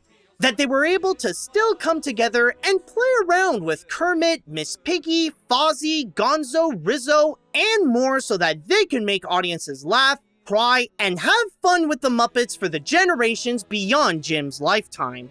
And what better way to accomplish that mission than with an extra dose of Christmas spirit? When Jim Henson passed away, they thought that the love was gone. But thanks to the help of this movie, they found that love through the Muppets, and it was a moment that could be best described as something that feels like Christmas.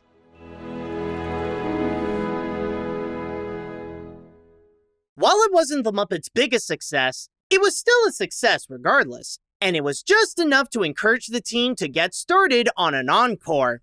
They played around with several fairy tales with the 1994 direct-to-home media film Muppet Classic Theater, but for their next big movie, instead of spreading Christmas cheer by using Charles Dickens' book, they took the pages of Robert Louis Stevenson and set sail on Muppet Treasure Island.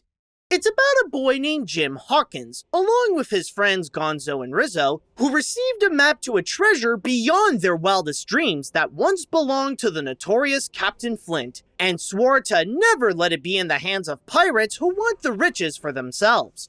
To ensure that they get to the treasure first, the boys get on board the Hispaniola, led by Captain Abraham Smollett, and the kid then befriends the cook of the ship, Long John Silver. However, Silver has a dark secret that he and some of the crew on deck are actually the pirates that Jim was warned about. So now Hawkins, Smollett, and his team are on a swashbuckling race against Silver and his pirates, as Captain Flint's treasure awaits them where the X marks the spot. The project began when Kirk Thatcher was brought on board to help Jerry Jewell to write the next movie after the years of work he did for the company, co-producing and running some projects like the series Dinosaurs. Now, I'm not saying he hates the movie, but he really didn't like how the Muppet Christmas Carol made the Muppets look like their entertainment value was geared more towards kids. So, for their next picture, he proposed that they would do a period piece where they can really play up both the comedy and the action, and suggested that they could either do a King Arthur story where they would feature knights and dragons, or an adaptation of Treasure Island. From the influence with how it went with A Christmas Carol, the team chose the latter, as they could see the Robert Louis Stevenson story be a better fit for the Muppets. By the way, do you want to know something interesting? Originally, they were thinking about giving Gonzo and Rizzo the Jim Hawkins role, where they would have split the role into two, where one would play as Jim and the other would play as Hawkins. Now, as funny as that probably could have been, there was just one problem. That would have honestly taken away the heart of the story, considering that an integral part of Treasure Island is the coming-of-age arc of Jim. So, just like what they did last time with Muppet Christmas Carol, they decided to go and give the role to a human actor. And out of the 100 kids who went and auditioned for the part, the one who got it was actually the first to try it out, Kevin Bishop. As for Gonzo and Rizzo, well, they didn't want to go and give up their leading parts. So what they did was that they created new roles so that they can go and play as Jim's best friends called, well, Gonzo and Rizzo. Who's everybody? I'm an orphan, I've got no family. Hey, you got us. Yeah, we're family. As for the mutinous Long John Silver, they decided to go with who they originally considered for Ebenezer Scrooge in the last picture before moving away from the parody angle, Tim Curry. With a voice that impersonates his grandfather and one leg sometimes tied up to his back to make it look like he has, well, one leg, Tim took on the challenge of matching up with the Muppets' massive energy. How does a Muppet performer get to be a star performer? And the truth is, it's a competition. We are not respectful of each other at all. Like, most actors are very respectful. Okay, they're front and center, and now we look at them. Muppets completely different. If you can upstage and get the front stage, if you can get the attention, you win. And I think probably everybody feels like that, because, you know, the Muppets have carte blanche. You know, like kids, they can say what's on their mind. However, even with the right story, that doesn't mean adapting it the Muppet way into a film script was easy. It took both Jerry Jewell and Kirk Thatcher around 9 months to a year of writing before screenwriter James Hard was called in to join them. It took so long that Brian Henson vowed to never cut his hair until the script was finished. As you can see, it grew to the point that it reached his back. It wasn't really much of a incentive for me because I thought he looked good in long hair. As the filmmakers returned to Shepperton Studios for their 14-week filming schedule, the film took up a lot more space than last time, taking over 7 whole stages with 13 intricate sets, crafted by a team led by production designer Val Strazovec, including a complete inn, an entire seaport, a beach with 200,000 gallons of surf and palm trees, large sections of the island, and some of the interior of the boat. But even with all that space, they still had to do some tricks in order to make the adventure look as big as the ocean itself with forced perspective designs, more than what was done in the Muppet Christmas Carol. In fact, their biggest challenge was building the Hispaniola, as it not only had to be crafted for both the actors and the Muppets in mind, but it was also set up on a computer-driven gimbal so that the crew could control the boat's movements, giving the illusion that it's traveling the seas with an entire crew of Muppets commanding the deck. But with all that motion, Brian was worried if that could cause the cast to get seasick. So, as a precaution, he gave each of them some Dramamine to prepare for filming. However, that turned out to be counterintuitive because not only the gimbal didn't cause people to get seasick, but they instead got sleepy from the tablet. And I don't think a bunch of tired pirates would make an exciting movie. I don't know whether you've taken Dramamine, but it doesn't do much for pace. But the biggest technical challenge for this feature was the Love Let Us Hear scene, where Captain Smollett and Benjamina, played by Kermit and Miss Piggy respectively, are hanging upside down as they sing their love ballad. It was a scene that was said to be so tough to pull off that not even Brian wanted to talk about the details. And Kermit and Piggy hanging upside down, very, very tricky scene to do.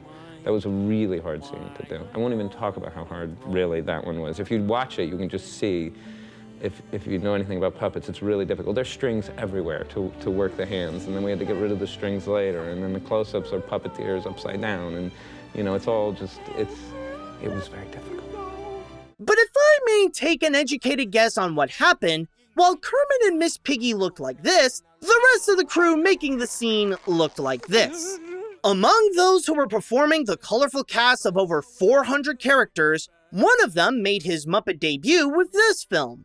Bill Barretta joined the Jim Henson team in 1991 by working as the body performer of Earl in Dinosaurs, along with working on some of their other projects in the 90s like Jim Henson's Animal Show and Mr. Willoughby's Christmas Tree. In Muppet Treasure Island, he was assigned to take on the roles of Jacques Roach, Mr. Bit, and the Swedish Chef, along with some of the film's original characters like Angel Marie and Clueless Morgan. Clueless? Yeah. Give it to him. Yeah. But, it's not even his birthday. No, the paper! But there were those who were kind of absent during production as well. Due to his packed schedule caused by his directing career, Frank Oz wasn't available to perform as his characters. The best that he was able to do was provide the voices of Miss Piggy, Fozzie, Sam, and Animal, and let Kevin Clash puppeteer them with those recordings. Then again, for some of the bigger musical numbers like Sailing for Adventure and Cabin Fever, they hired 25 additional puppeteers for the shots that require over 40 Muppets to appear at the same time.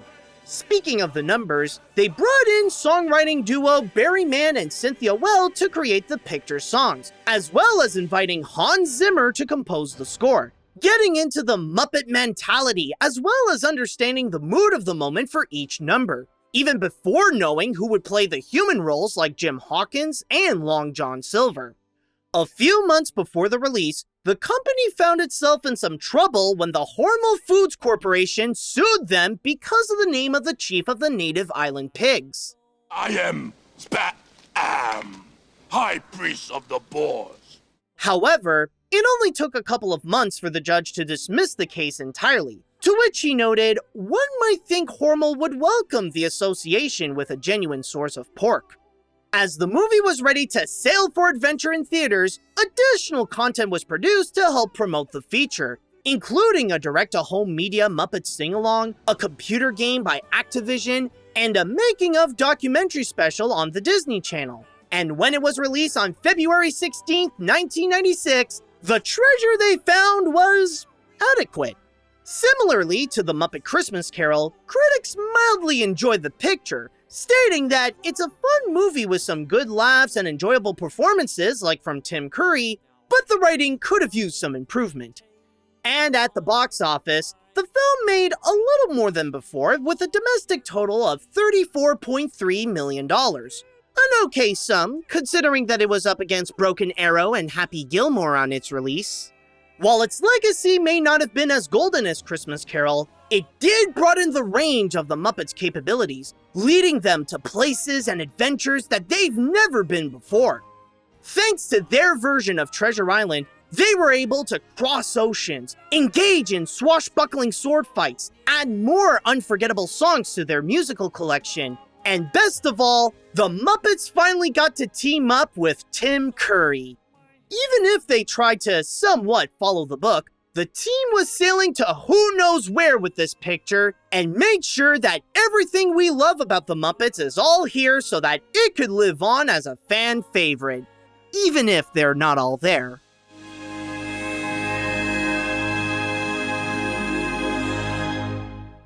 After producing a couple of features presenting audiences that the Muppets were still alive and well, there was just one more task that they must accomplish in order to prove themselves that they could continue the Muppet legacy without Jim Henson. Create a new Muppet show. Making a movie or two was one thing, but would they be able to recreate that Muppet mayhem in the medium that Jim mastered? They all knew that it was an intimidating challenge, but it was still an essential step to take for Kermit and his friends to continue entertaining audiences just like Jim wished for. Instead of playing the music and lighting the lights, they got a show for you, guaranteed brand new, with Muppets Tonight. Combining elements of the Muppet Show and the Jim Henson Hour, the Muppets put on a variety show in their new TV studio. However, as Kermit is hard at work as the producer and trying to control all the chaos that surrounds him, he hired Clifford to be the host, taking center stage as he presents audiences the sketches, musical numbers, and guest stars.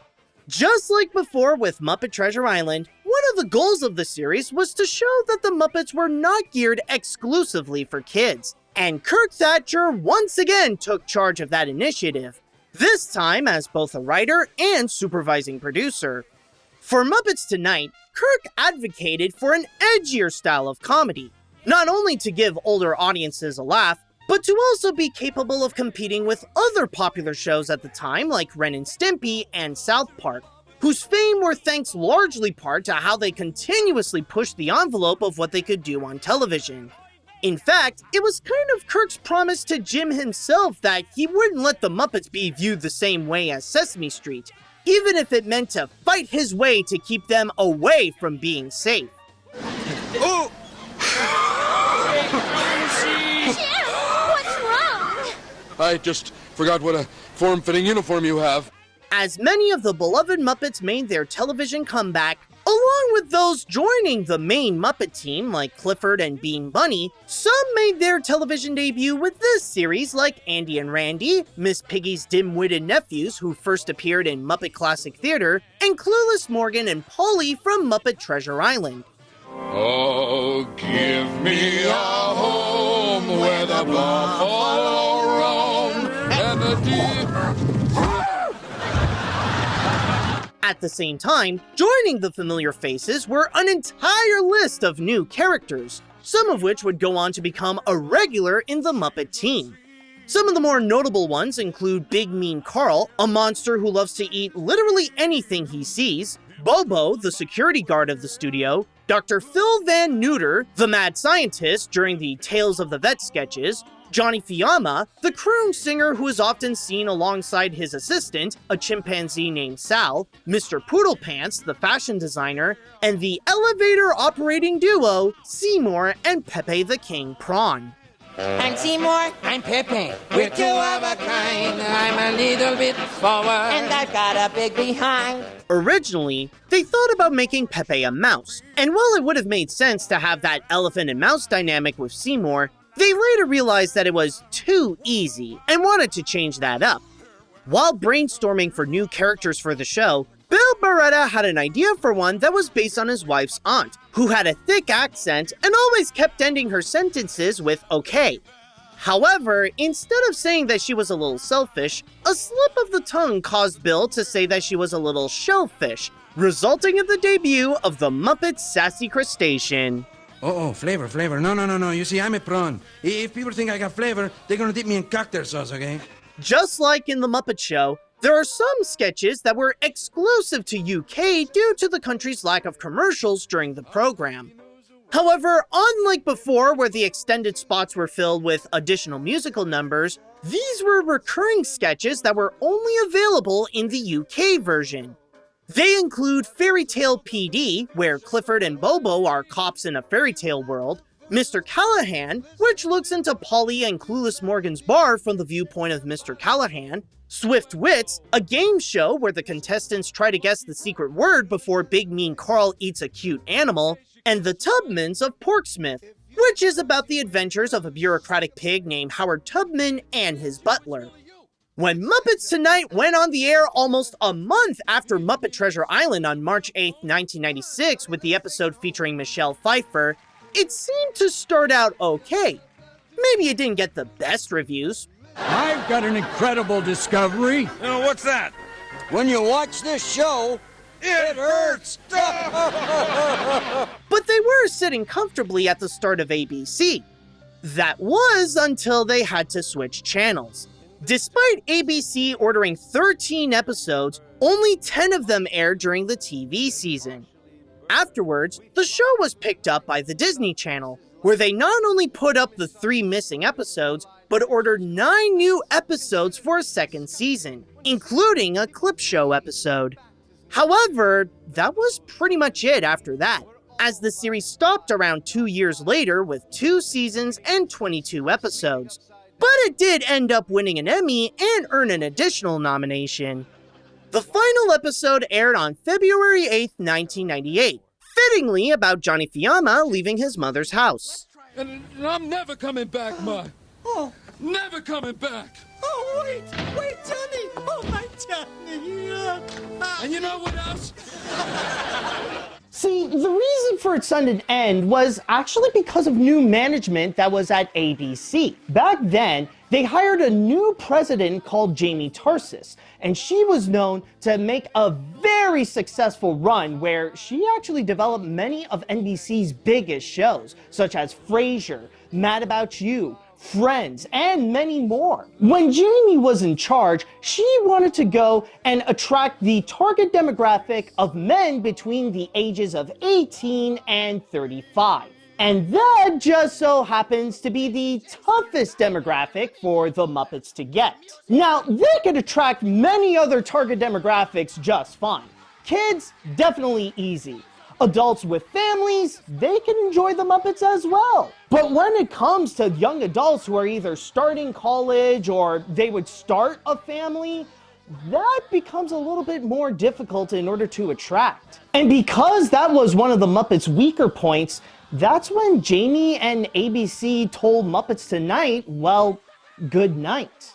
It was certainly no Muppet Show, but Muppets Tonight played a significant role in keeping the Muppet spirit alive. Regardless of what happened, the show still left a strong impact where some of the Muppets who debuted here are now prominent members and often stand alongside some of the big stars like Kermit. And say what you will about Muppets Tonight, it still had a better fate than another Jim Henson show that aired around the same time on the same channel, Aliens in the Family. We don't need a bigger house. We just need to get along together and love each other like a real family. Stop this tedious moralizing. Okay, baby. And the less we talk about that show, the better. After several years of getting help from the Walt Disney Company to finance and distribute their projects since the passing of Jim, the Muppets took their next movie both out of Disney and out of this world, where they would go on an unexpected journey to find a new place that they could call their new home. But then again, they'll be back.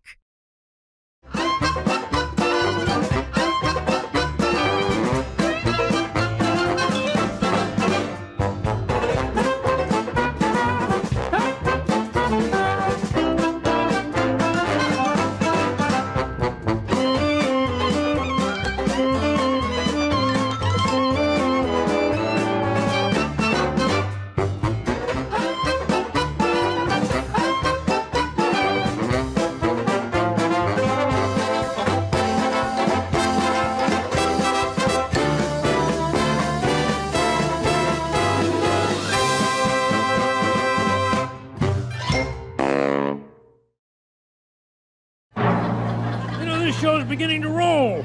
So's the motorbike. What the fridge, are you out of your mind? Listen, I don't care if it's officially canon. We are not talking about the Fables. Besides, it's not even... Oh. The toughest challenge that the Muppets ever faced was moving forward without Jim Henson. His unexpected death in May of 1990 was a heartbreaking shock to his friends and family, as well as to the entire world, and left Kermit and the gang's future to become uncertain. Could they continue to put on a show when Kermit the Frog's human alter ego was no longer leading the team? They knew it was going to be emotionally difficult, but they were going to try anyways.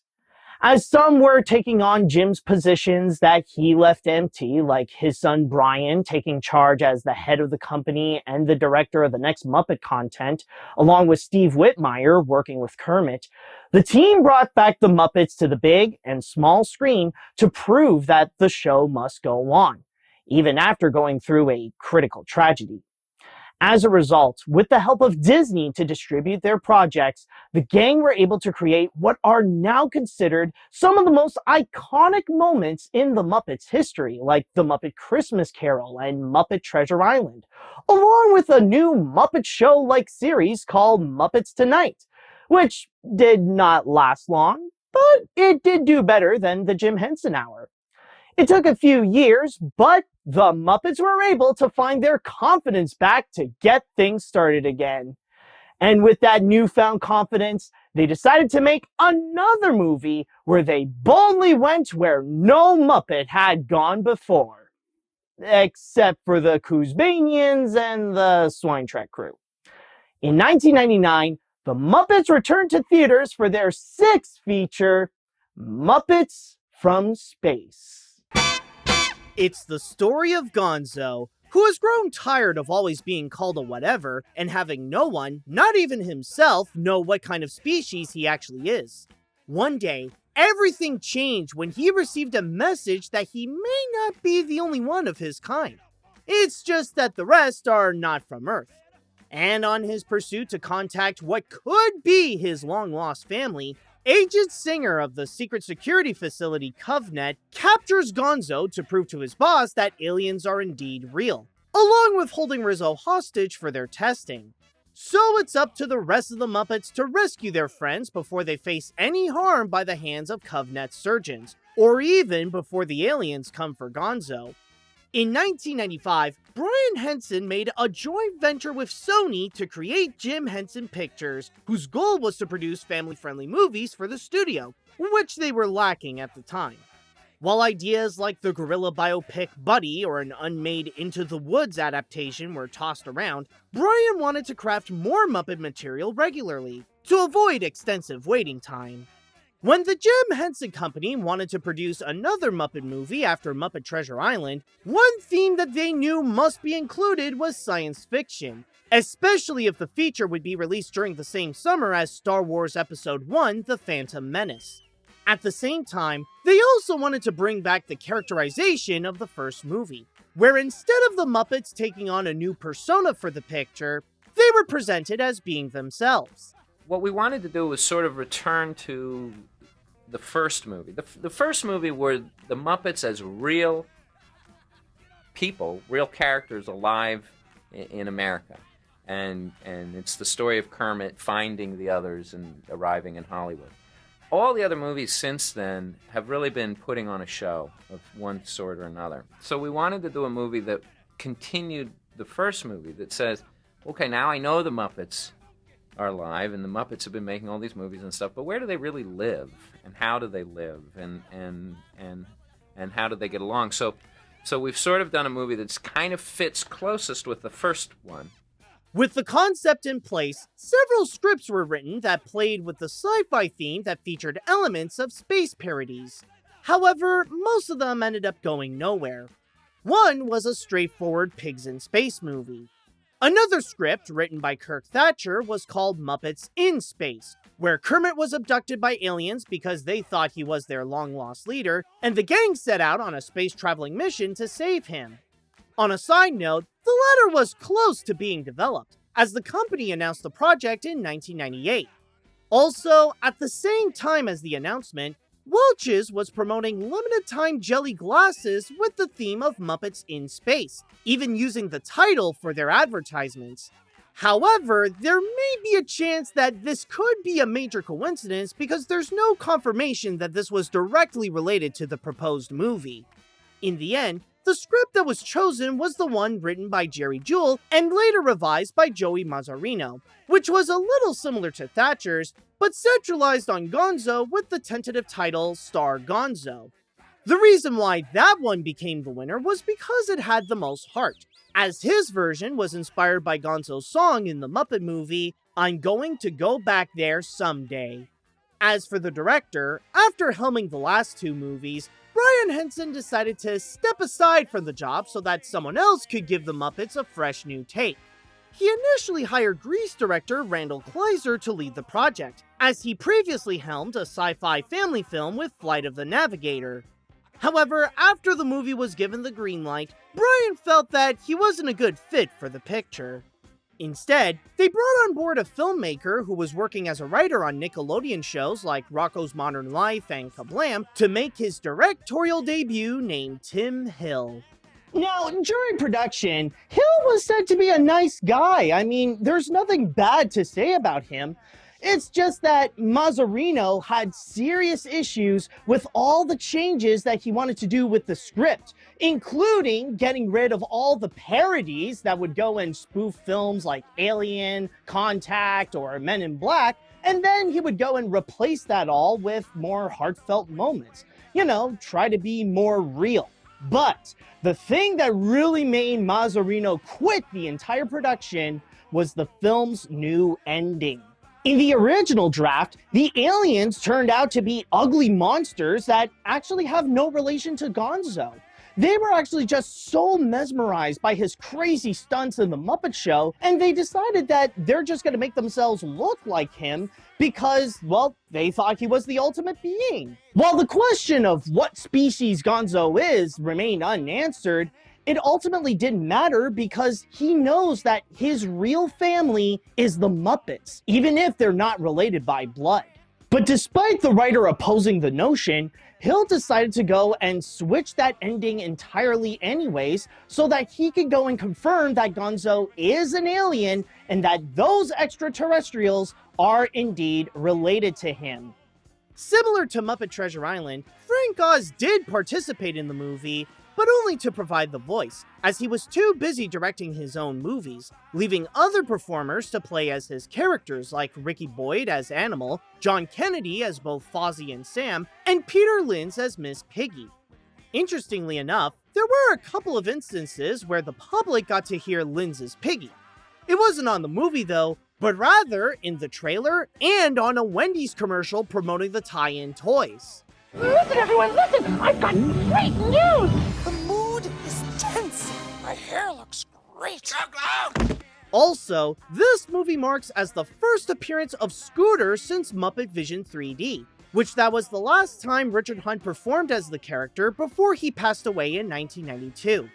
For this film, Hunter's brother Adam brought Scooter back to life. Get your Gonzo t-shirts right here, $10. Muppets from Space is noted to be the first Muppet movie to not be a musical, or even not have any original songs featured. What they did instead is fill the soundtrack with already existing funky music like James Brown's Get Up Off of That Thing, The O.J.'s Survival, and the Commodore's Brick House. There were some songs that did get an update for the feature, like a new version of Shining Star by the Dust Brothers, and Flashlight to turn it into a duet with George Clinton and Pepe. There was also going to be an updated version of the song that inspired the movie, I'm Going to Go Back There Someday, but it was dropped from the final film. However, it did get released a few years later on the album of The Muppet Show's 25th anniversary. I've never been there, but I know the way. I'm going to go back there someday. When Muppets from Space crash-landed in theaters on July 14th, 1999, let's just say that the results were as bad as a crash landing. Critics were not too fond of the picture, stating that while the elements that made the Muppets iconic are still noticeably there, like the heart and the humor, there wasn't enough of that to make the picture fully worthwhile. As for the box office, it not only flopped, but it became the lowest grossing Muppet movie with only $16.6 million domestically and a worldwide total of $22.3 million on a $24 million budget. That and the box office disappointments of two other projects, Buddy and Elmo in Grouchland, put a hold on any other theatrical Henson projects. The ones that came after went straight to video, such as Kermit Swamp Ears, or were independent co-productions like Mirror Mask and Steve Barron's Rat. Because of its failed performance, both critically and financially, Muppets from Space is the movie, at least in terms of the ones released theatrically, that fans disregard the most and even consider it among the weakest projects released by the Muppets. In fact, not only do some of the team view it a bit negatively, but even the Muppets themselves feel the same way. With all due respect to Muppets from Space, you don't want that to be the last movie you ever do. You want to do a better one. And to show you more proof of that sentiment, then look no further than the great Gonzo himself. To this day, instead of being acknowledged as an alien like the feature established, Gonzo and everyone else still call him either a thing or a whatever. An epic love story between a very handsome, long-nosed purple thing and a beautiful chicken. Gonzo with the win! So not only do they reject the movie, but they also reject the canon that is the core of the story. But regardless of how anyone feels about the picture, this is still a noteworthy chapter in the Muppets' history, especially when this marks as the final Muppet project for Jerry Juhl before he passed away in 2005. As much as it may try to answer one of the franchise's biggest mysteries, the response to this film is very much like what Gonzo is. It's just whatever. Shining star for you to see what your life can truly be.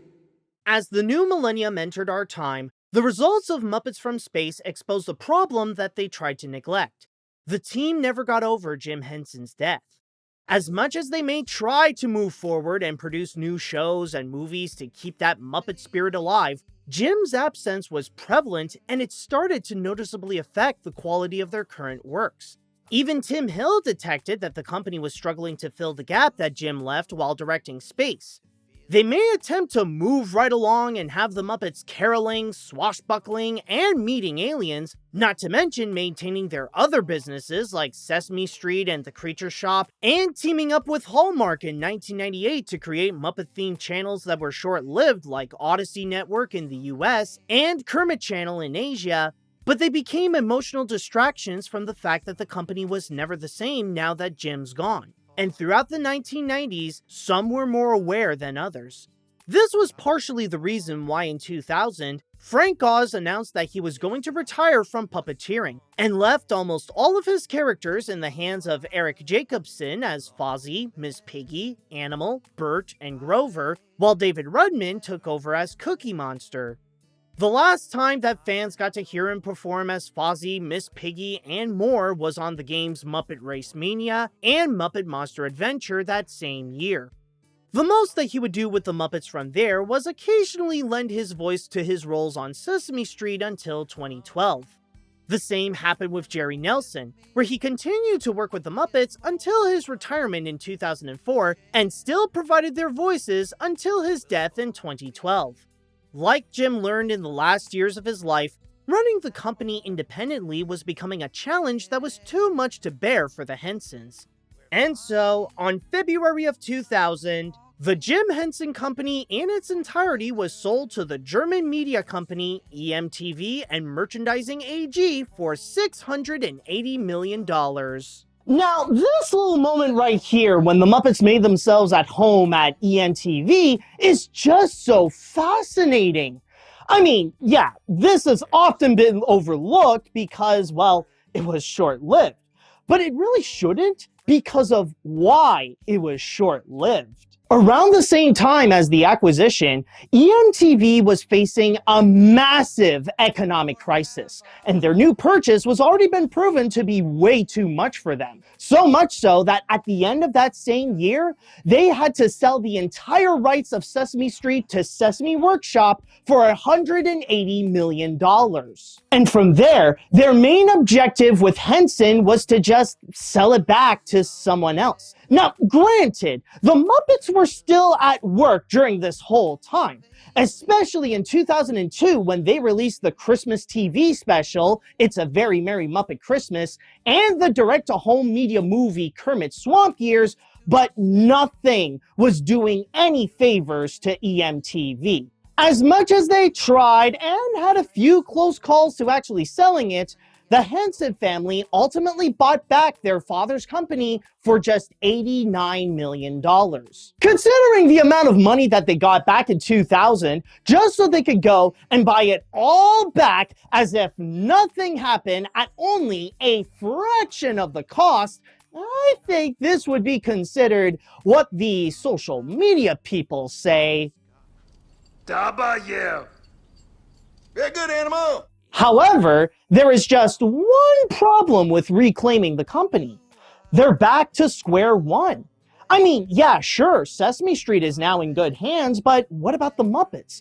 They still need a home where they could be treated as a valuable franchise. If only there were a major corporation out there with decades of experience of keeping legacy properties relevant and popular today with shows, movies, theme park rides, merchandise, and more, who always wanted to have the Muppets to be a part of their business for years. Oh, wait a minute. Hi-ho, Kermit the Frog here, and you're watching Disney Channel. Nice. On February 17th, 2004, after almost 15 years since the initial discussions with Jim, the Walt Disney Company officially acquired the Muppets for $75 million. It is worth noting, though, that this doesn't mean that they own everything from the Henson family. What Disney got from the deal was the intellectual property of the Muppets that's related to The Muppet Show, along with the majority of their films and series, and the preschool show that the Hensons were making for Disney at the time, Bear and the Big Blue House. The only exceptions were The Muppets Take Manhattan, Muppets from Space, and Kermit Swamp Years, since Sony Pictures retained the rights to those films, and NBC Universal kept It's a Very Merry Muppet Christmas. The Jim Henson Company, on the other hand, on top of ending their deal with Sony Pictures, still held the rights to Jim's other works that aren't related to The Muppet Show or Sesame Street, such as Emmett Otter's Jug Band Christmas, The Storyteller, the non-Muppet segments of the Jim Henson Hour like Dog City, The Dark Crystal, Labyrinth, Fraggle Rock, and so on. And while Disney also owns the term Muppet, Sesame Workshop got a license from them so that they could still use it to describe their characters, along with showing archival footage that features Kermit. So with this new acquisition, Disney created a new subsidiary specifically for their latest IP called the Muppet Holding Company, which was part of their consumer products division. Their first move after the purchase was to make some TV appearances to give a few shows a little taste of that Muppet chaos, including Saturday Night Live. You guys know my Christmas song? Yeah. Yeah, sure we know your song. You've sung it like 3 times a year for the last 4 years. But the big debut of Disney's Muppets wouldn't happen until a year later, where the company wanted to make something with Kermit that was like their good old days in the 1990s where they collaborated on an adaptation. And so, in 2005, they took the pages of L. Frank Baum's classic book and turned them into the Muppets Wizard of Oz. In this version, Dorothy lives in modern-day Kansas and dreams of leaving her trailer park to become a singer.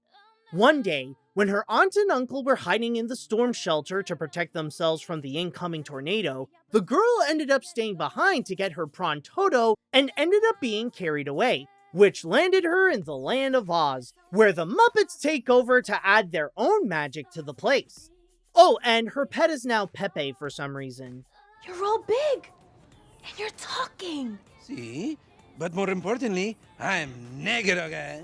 However, if she wants to become the star she always wants to be, she must follow the yellow brick road where she'll meet some new whimsical, yet oddly familiar friends, and avoid the evil Wicked Witch of the West to meet a man who could solve any problem known as the Wizard of Oz. Before the Disney acquisition, there were several Muppet projects that were attempted, but never went anywhere. Some involved time travel, a possible Halloween special, and at one point, a Muppet musical version of Hamlet. However, once they moved to Disney, all those plans were dropped. For the Muppets' first official production as a Disney IP, several studios stepped in to make sure that their reintroduction was done right. Of course, Muppet Holding and the Jim Henson Company got involved, but also Fox Television Studios and Touchstone Television stepped in to assist in producing the TV movie. With how the 1939 film is placed as one of the most legendary movies in cinema history, this is not the first time that the Muppets delivered some of that Oz-like whimsy to their performances. For the TV special, The Muppets Go to the Movies, one of the sketches was an homage to The Wizard of Oz, where audiences first witnessed Gonzo as the Tin Man and Fozzie as the Cowardly Lion. Then on Muppet Babies, in the episode By the Book, one of the stories they imagined themselves in was Oz, and coincidentally enough, Kermit, Gonzo, and Fozzie played the Scarecrow, the Tin Man, and the Cowardly Lion respectively, just like they did 20 years later for the movie. And even on The Muppet Show, the Muppets once all got together to sing We're Off to See the Wizard. We're off to see the wizard, the wonderful Wizard of Oz. Here he is, the Wizard of Oz, if ever a whiz there was. If ever, oh, ever. By the way, do you want to know why the Brooke Shields episode is not on Disney Plus? It's because of this. Yes, exactly this. they cannot get the license to play the song onto their platform. And considering that this is one of the rare episodes that actually has a full linear story throughout the whole thing, instead of just having a bunch of sketches cobbled up together, Disney decided to go and exclude the episode entirely, instead of just trying to edit this out and mess up with the whole continuity. Or at least they're gonna keep it out until they can resolve the issue. Speaking of that adaptation, despite all the updates they did to make it more themed to showbiz, the Muppets wanted their version to stick closer to the original book that it was based on instead of the classic movie, explaining some of the key differences between the two films, like how Dorothy was given silver slippers from the Good Witch of the North instead of ruby ones. And as it is a Muppet movie adapting a classic novel, they wanted the main protagonist to be played by a human actor. Some notable actresses auditioned for Dorothy Gale, like Hilary Duff and Jessica Simpson, but the one who got the part was Ashanti. Interestingly, this wouldn't be the only time that she found herself in Oz. In 2008, she participated in the Yellow Brick Road Not Taken, a concert celebrating the 5th anniversary of the Broadway show Wicked, and a year later, she reprised her role of Dorothy in the 2009 Broadway revival of The Wiz.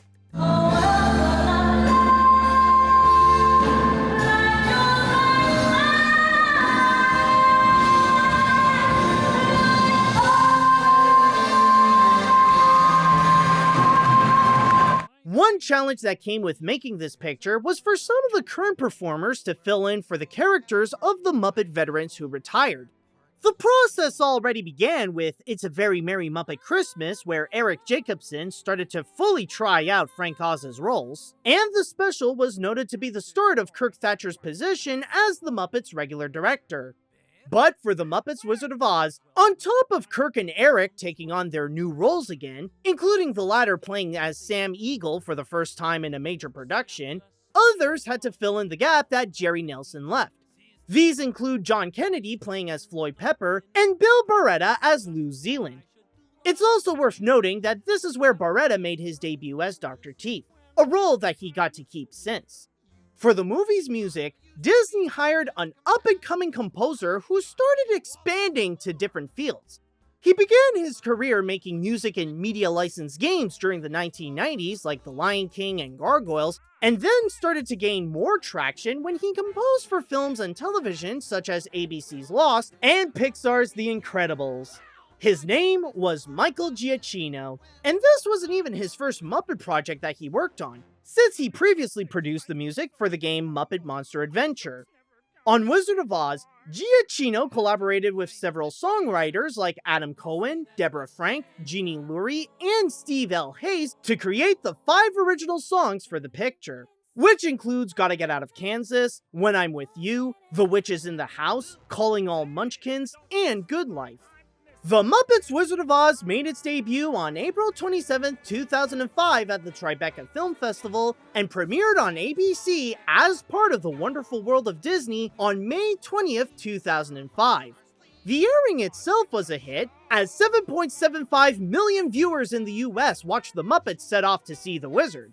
How they felt afterwards, however, went as well as, well, what you see here. Critics said that the movie was, at best, subpar by the Muppet standards. It may have its witty moments, but they slammed Dorothy's selfish attitude of wanting to be famous, Ashanti's performance, the unnecessary amount of cameos and pop culture references, and the badly out-of-place adult humor. Yeah! How do the producers of Girls Gone Wild do it? Mr. Kermit! Yes, folks, the Muppets know what Girls Gone Wild is. Oh no, wait, no, scratch that. Disney's Muppets know what Girls Gone Wild is. So there you go. There's your double dose of going off-brand awkwardness for the day. I feel dirty! Weirdo. However, one plus side that did come from the reception was that the song, When I'm With You, received an Emmy nomination for Outstanding Music and Lyrics. I think it's safe to say that this is not among the Muppets' proudest moments, and at worst, it made the public feel less confident about Disney being their new owners. However, it was still a bold move to return to making Muppet-style adaptations and gave more time for the updated team to practice their craft without some of the original Muppet performers with them. Not to mention that this marks as the last time that the Jim Henson Company got to produce a production with the Muppets. This movie may have put them in a low spot, but on the bright side, that yellow brick road to redemption can only go up from there. While The Muppets Wizard of Oz was not favored by audiences, the critical reception did not discourage Disney from giving Kermit and his crew more recognition. On top of promoting a special event that celebrated Kermit the Frog's 50th anniversary throughout 2005 called Celebrating 50 Years of Being Green, where they released DVDs of their past movies, excluding the Sony ones, they were also selling the first 3 seasons of The Muppet Show on DVD, including the first in 2005, the second in 2007, and the third in 2008. There was also a tour to honor Kermit's 50th that was planned to be a global event. However, earlier in September of 2004, Michael Eisner announced that he was resigning as CEO of the Walt Disney Company, and that he'd give his position to Robert Iger, to which his leadership began in October the following year. One of his first actions as the new boss was changing the staff at Disney, and in Muppets Holding, the head, Chris Curtin, whom Eisner personally picked to lead that sector, received a promotion within the company, and his old position was given to Senior Vice President and General Manager of Baby Einstein, Russell Hampton Jr. His goal with the Muppets was to make sure that the profitability takes top priority instead of Curtin's approach of trying to make them trendy, including having them appear in more commercials and a live show on the Disney Cruise Line called Muppets Ahoy. There was already a reality show that was pitched to ABC called America's Next Muppet, but the channel was hesitant to move forward with that idea. What Hampton did instead was scrap those plans altogether, along with canceling the 50th tour after 3 stops, and make a deal with the French network TF1 to produce a new series in 2006 called Muppets TV that was only shown in France, along with the Muppets only speaking French and played by French puppeteers. Non, mais enfin, je comprends pas que tu me poses la question. Enfin, c'est simple, je suis le patron, le boss, le fromage de tête, le grand Manitou, le présentateur, quoi. Ouais, justement, le boss. T'as pas un truc à demander à Pascal? Oh, you've never heard about this show?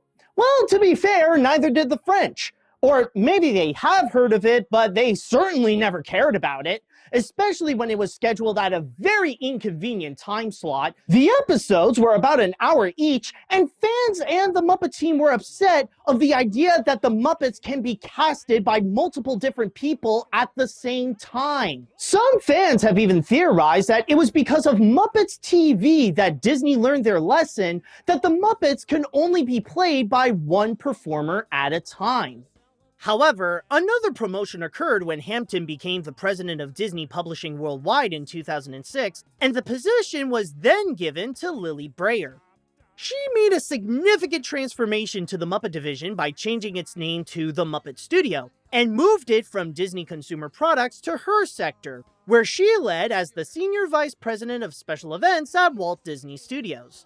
And as they continue to make their small appearances, like at the New York toy store FAO Schwartz, where they opened a boutique to build your own Muppet, at Walt Disney World, where they put out the Muppet Mobile Lab, which was an interactive animatronic of Dr. Bunsen Honeydew and Beaker, and on television in 2008 with another Christmas special called A Muppet Christmas, Letters to Santa, and 2 Disney Channel specials called Studio DC Almost Live, where the Muppets performed sketches and musical numbers alongside a variety of young stars from the channel. But then there was one project that suddenly made them popular again. One that came from an unexpected medium. It was not a movie, it was not a new show, it was a YouTube video. Is this the real life? Is this just fantasy? Caught in a landslide, no escape from reality. Open your eyes, look up to the skies and see. On November 23, 2009, the Muppets uploaded a music video of their cover of Queen's Bohemian Rhapsody. They previously produced content for the web before, like the short-lived web series Statler and Waldorf From the Balcony on Movies.com, and had a famous hit before, like Beaker's Ode to Joy, but the Muppets Bohemian Rhapsody was the one that made them viral, gathering over 100 million views after its first year, and winning 2 Webby Awards for Webby's and People's Choice for Best Viral Video. And from there, the Muppets found themselves back in the spotlight, this time as internet stars, not only having their own cooking web show called The Muppets Kitchen with Kat Cora, but also releasing more viral videos like Ringing of the Bells, Stand By Me, and Popcorn. At the same time, they also became the spokespeople of Give a Day, Get a Disney Day, a volunteering program in 2010 where Disney teamed up with nonprofit organizations to encourage the public to do more volunteer work in exchange for 1 free admission to the American Disney parks. But as much as the Muppets broke the internet, their newfound comeback was just beginning, and their greatest return awaited them on the big screen. You okay? That was quite a tumble.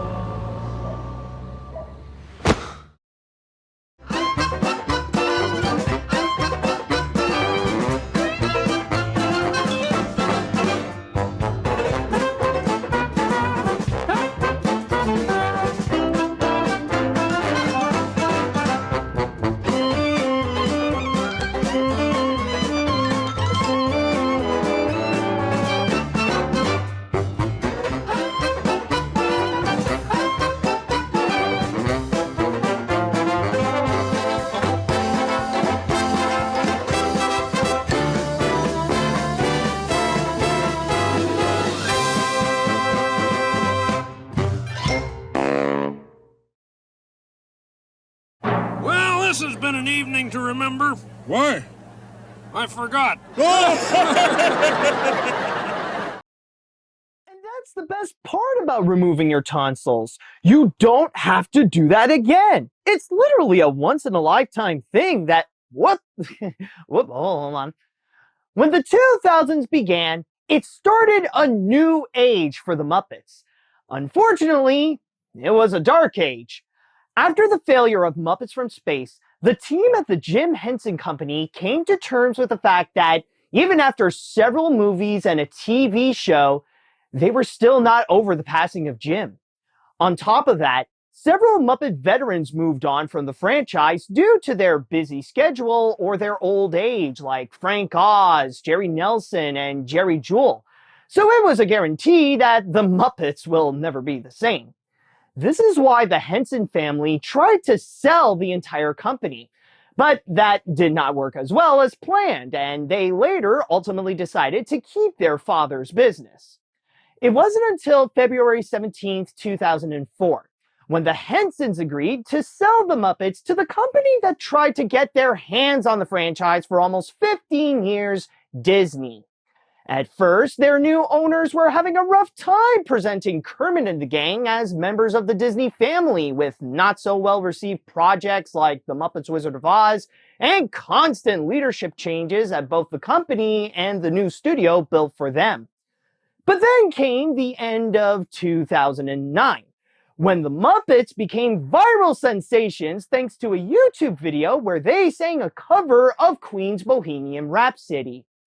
As a result, their fame began to rise up again as they were enjoying their time as internet stars, releasing hit video after hit video.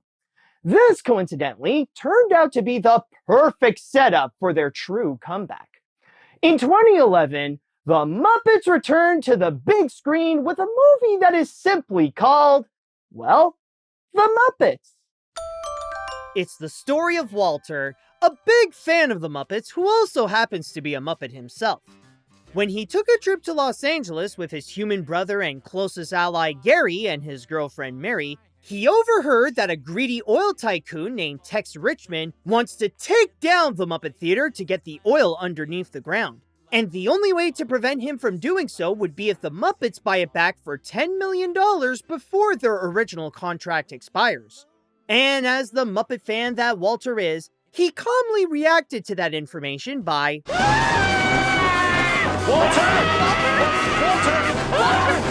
When the three later found Kermit the Frog and told him about the situation, they all head out to reunite the Muppets who went their separate ways so that they can raise the money and save the theater. All while Gary struggles between choosing to live the rest of his life with Mary or with his Muppet brother. The idea of this reboot all started back in 2008, where Jason Segel and Nicholas Stoller proposed to Walt Disney Studios' Executive Vice President of Production, Kristen Burr, to make a new Muppet movie. Their vision for the feature was a throwback to the classic Muppet films, featuring a lot of cameos and a plot where the whole gang comes together to save the old theater.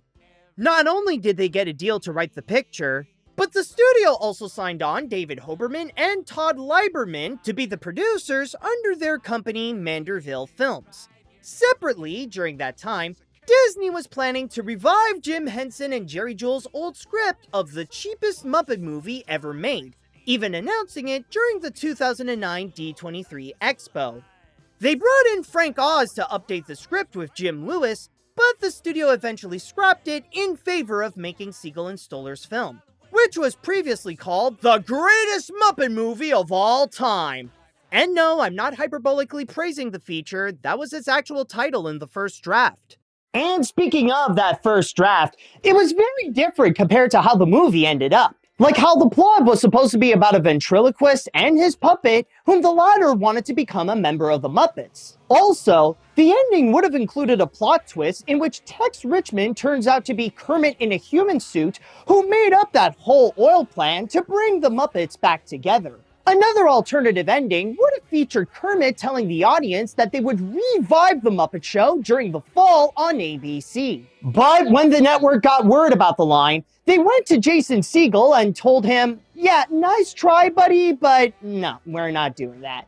And I know exactly what you're thinking, but we'll get there when we get there. Back during the early reports, there were speculations that Stoller would also be the director.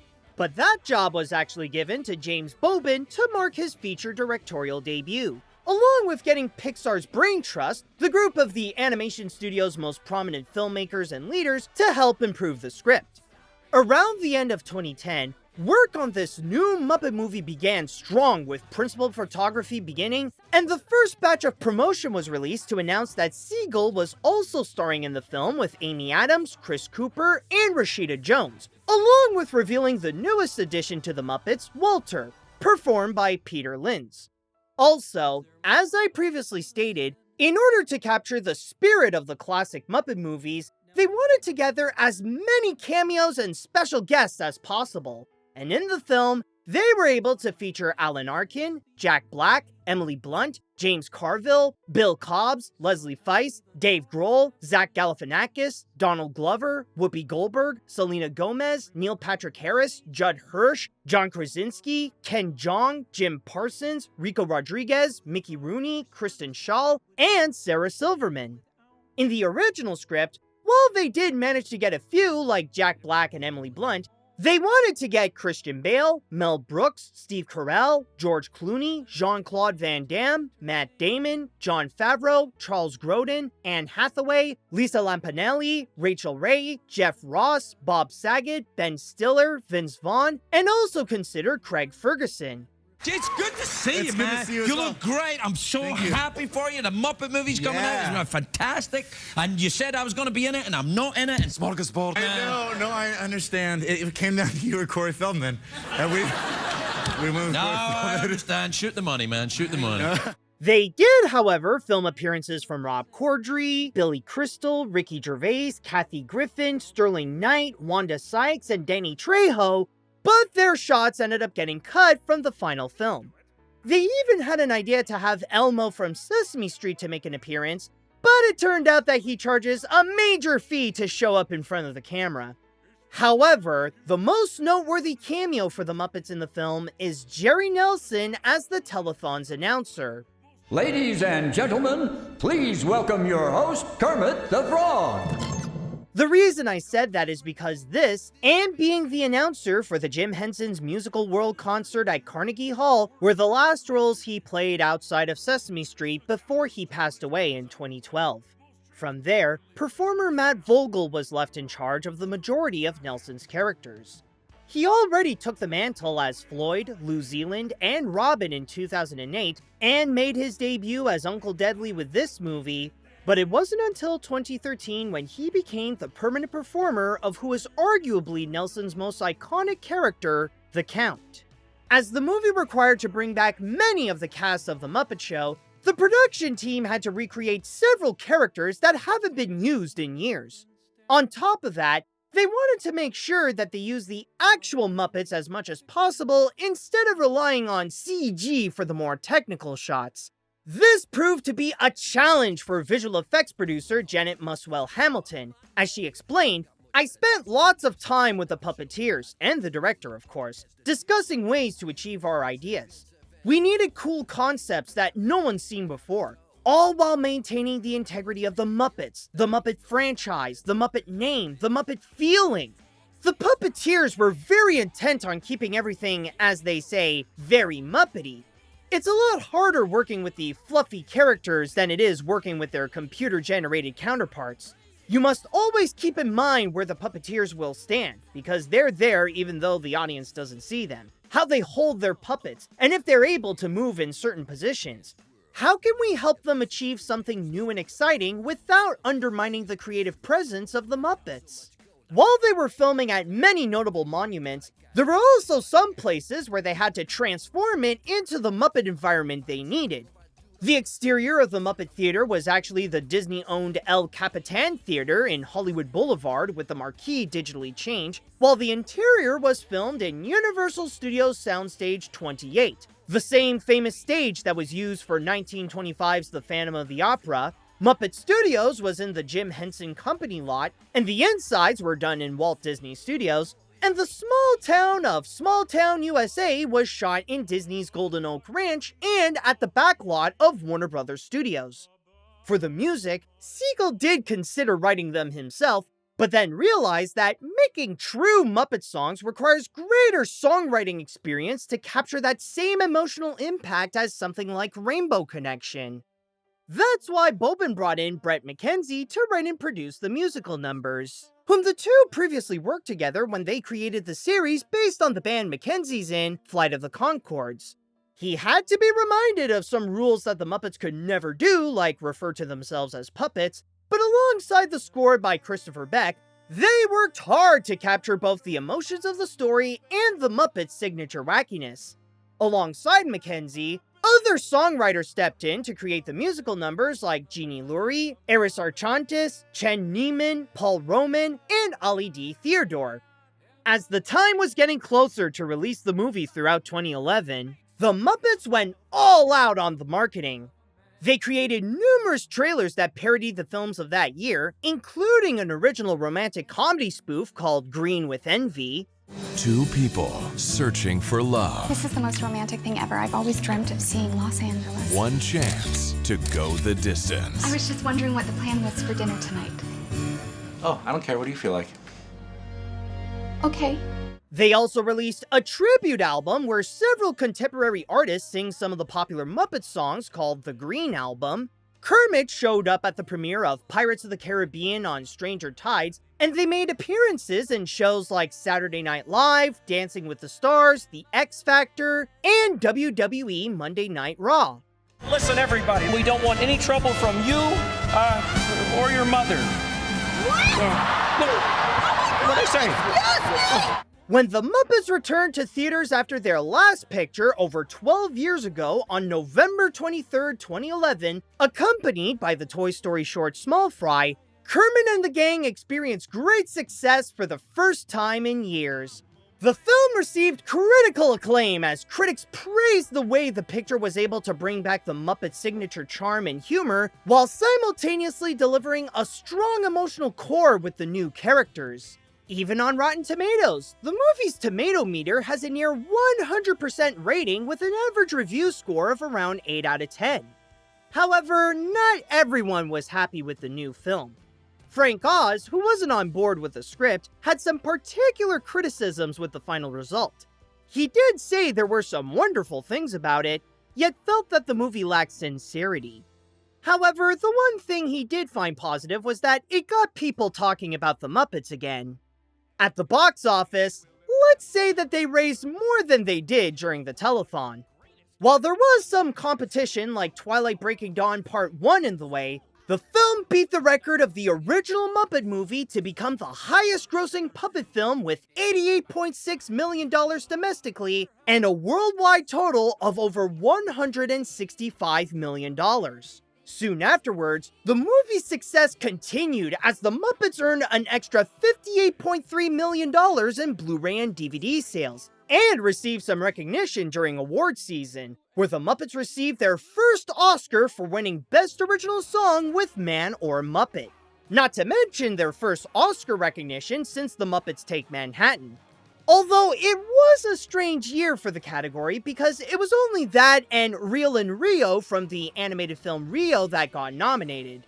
Apparently it was just a really bad year for movie songs and the rest was just not good enough for a nomination. Well, you could have just said that. Throughout the 2000s, the Muppets were having a hard time to stay relevant while they were settling in their new homes at Disney.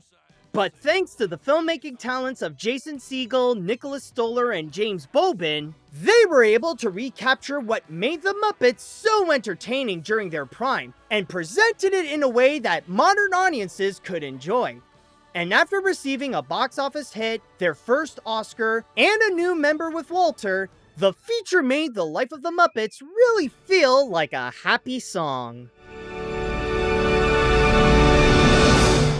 But amongst everything that Kermit and his friends got at that time, the most significant reward that they earned from the 2011 movie was that it made the Muppets popular again.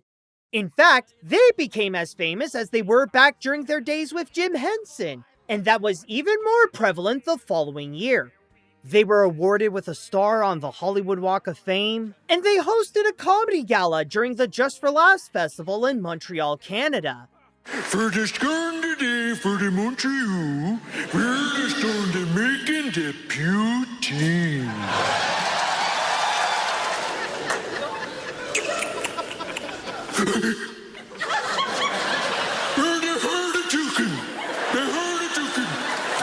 But most importantly, Disney noticed the success and popularity that the Muppets achieved. So much so that they announced something that could be best described in song. We're doing a sequel. We're back by popular demand. Come on, everybody, strike up the band. In Muppets Most Wanted, Kermit and the gang have signed on with their new manager, Dominic Bad Guy. It's pronounced Bad G. It's French. To go on an international tour. However, Dominic's true intentions with the Muppets is to use them as a distraction so that he could steal the crown jewels of England with his boss, one of the most dangerous criminals in the world, Constantine. And since he looks nearly identical to Kermit, Constantine swapped places with the frog so that he could lead the Muppets in disguise, while Kermit is locked up in the gulag. And as they put on a show from country to country, it's up to the Muppets to realize the big switch and save Kermit before Constantine and Dominic get away with their heist.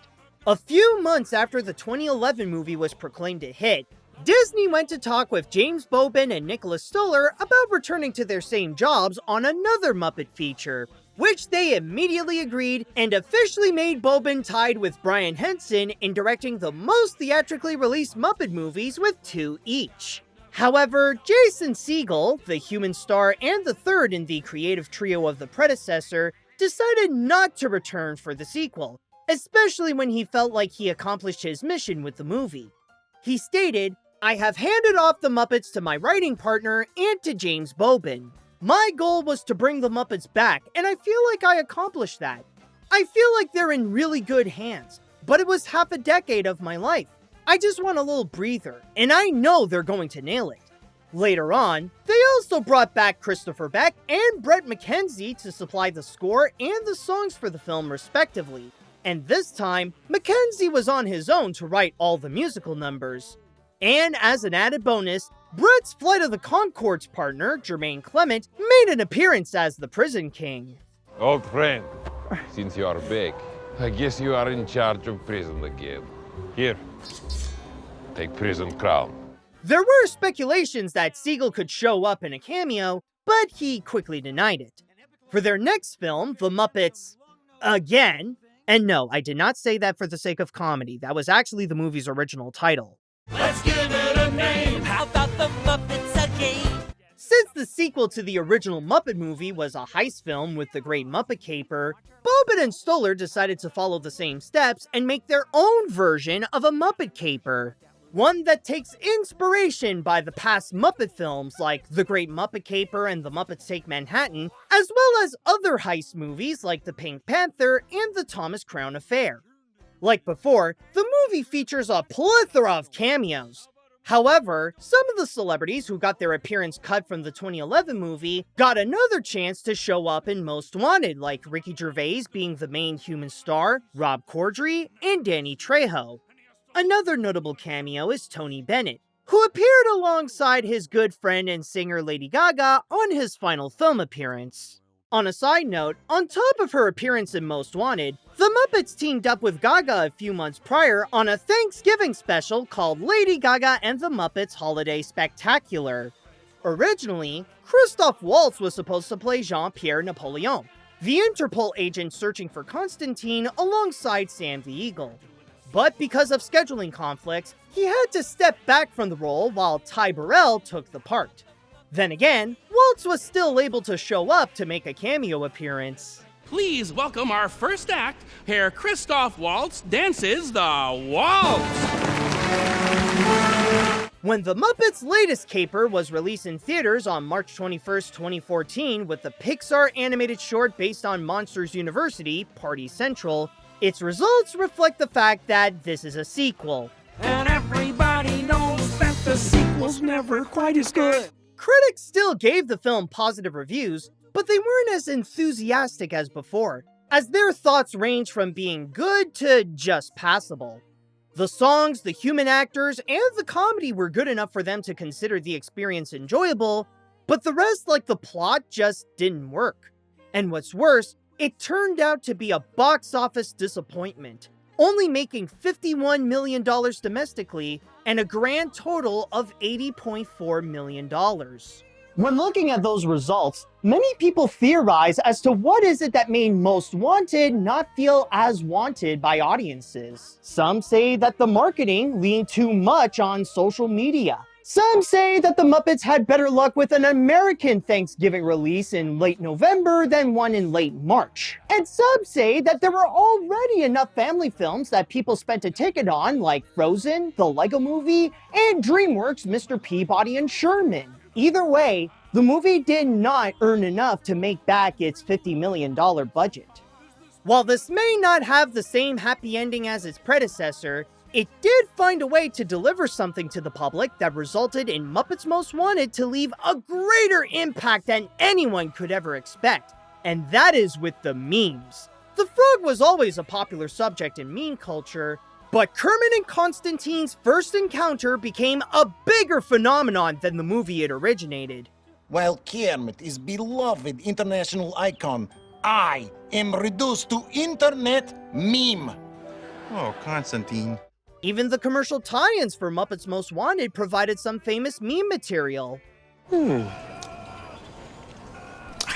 However, even if it didn't do well for Disney, there was one fun thing that the company did that was related to the movie.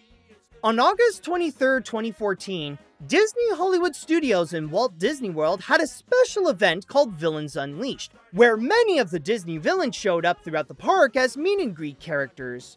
One of them was Constantine Behind Bars, performed by the same guy who played him in the film, Matt Vogel, as he was having a chat and taking pictures with guests.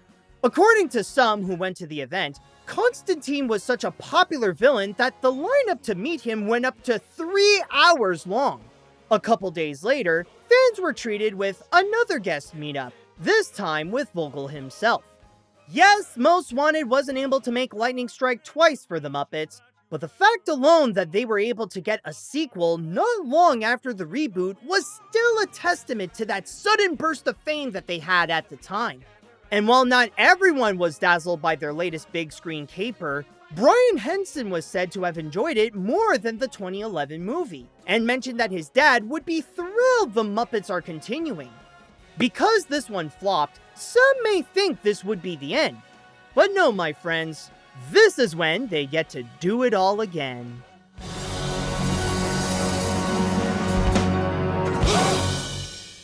And like I said, what happened to Muppets Most Wanted did not deter Disney away from doing more with the group. Around the time of the 8th movie, the team was talking with Disney Theatrical Productions about the possibility of bringing back the Muppets live on stage, similar to what they did in Montreal back in 2012, maybe even on Broadway. And in 2015, the gang had their own short-form series on Disney Junior called Muppet Moments, where Kermit, now joined by his friends, returned to his Sesame Street days by having a chat with children. I know. You should do it all the time. You should not talk, you should just go... No.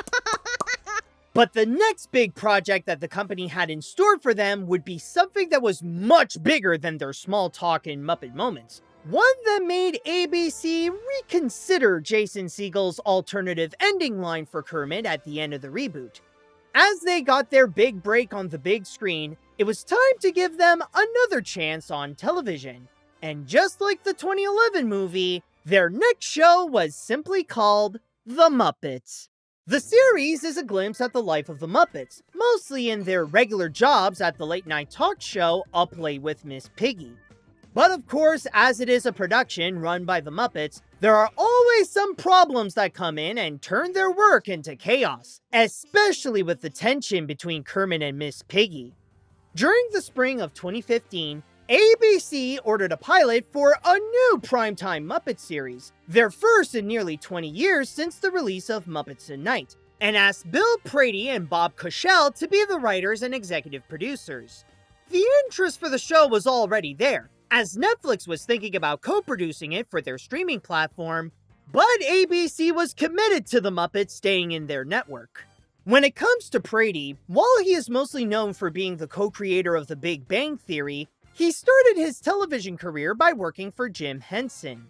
Back in the 1980s, after his first TV job as the writer for a few episodes of You Can't Do That on Television, Prady went to work at the Jim Henson Company, where he began in the merchandising department, was involved in a failed TV special about computer literacy, and writing for some small side projects. It wasn't until 1987 when he got into television writing and became a more prominent player in Henson's team, where he wrote for a couple of episodes of the Fraggle Rock animated series and became part of the writing staff of the Jim Henson Hour and the writer of Muppet Vision 3D.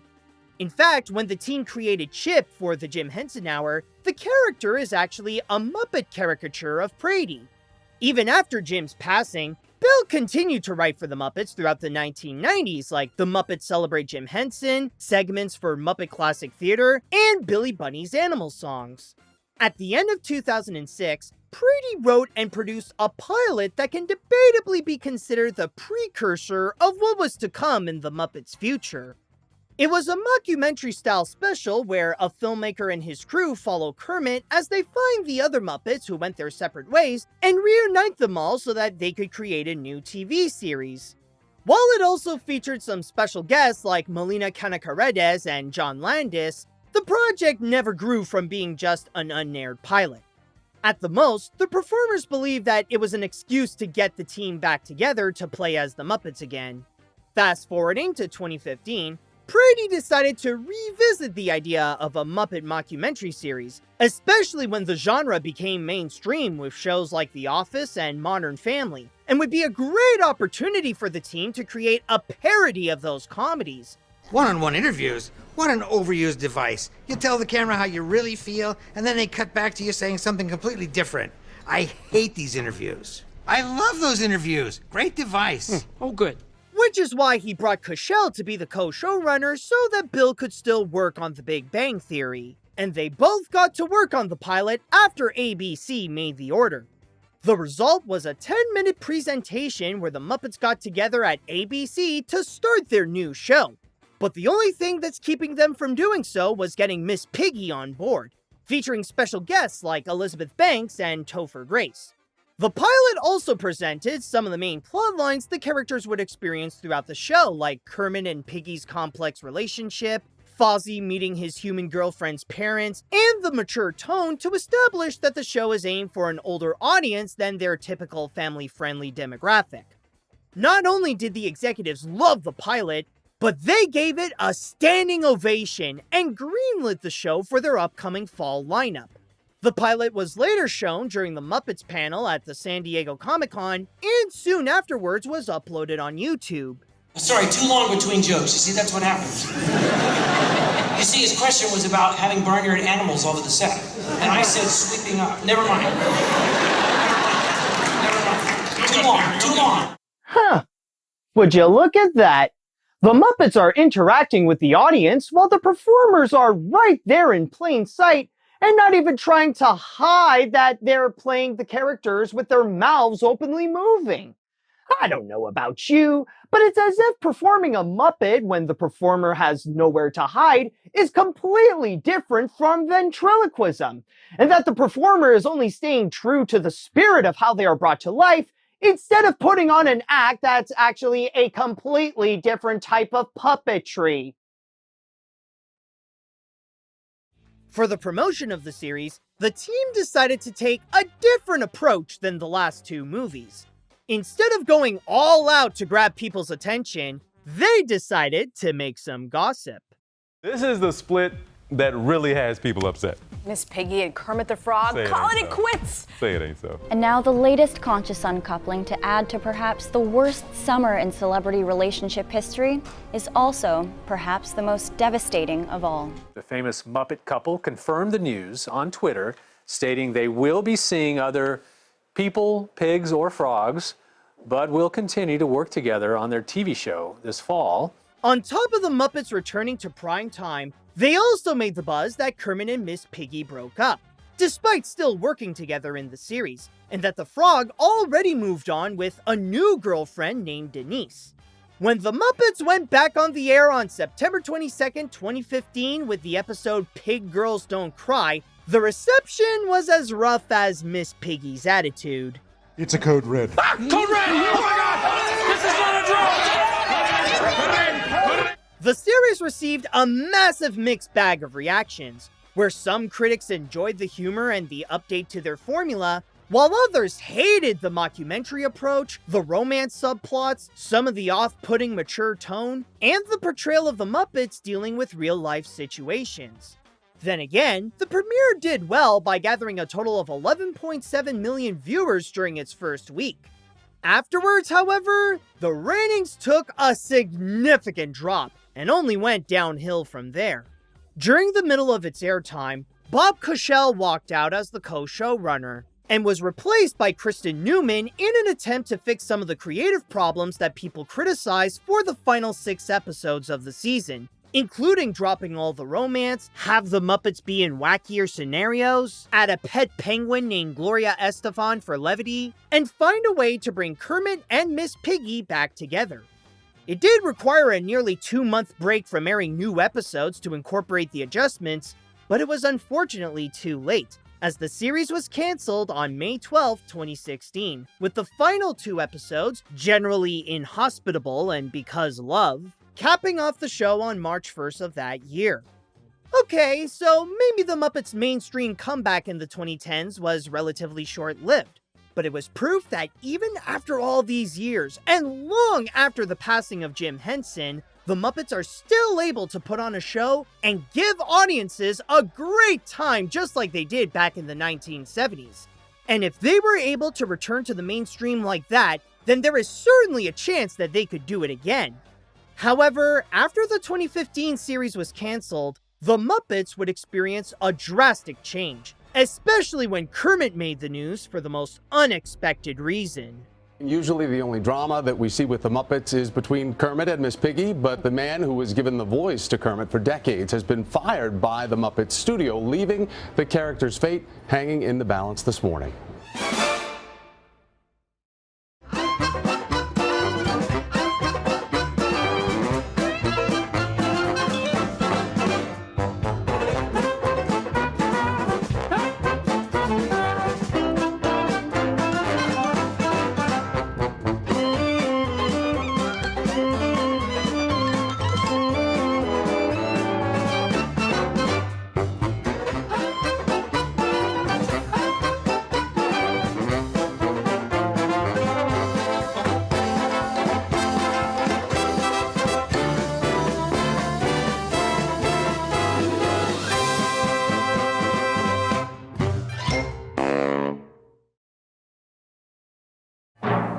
this has been an evening to remember. Why?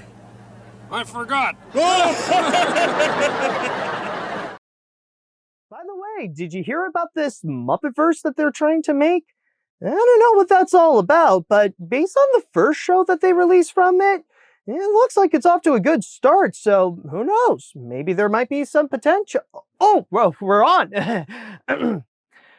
During the first half of the 2010s, the popularity of the Muppets went through a quick revival. They were already gaining mainstream attention with their viral videos at the time, but what officially put them back on the spotlight was the 2011 movie that was simply called The Muppets. Thanks to the combined filmmaking talents of Jason Segel, James Bobin, and Nicholas Stoller, Kermit and the gang were able to get things started again that resulted in a box office hit and their first Oscar for the song Man or Muppet. However, the key word to my first sentence was that it was a quick revival. Just as soon as they got their fame back, they dropped it and it was shattered into pieces.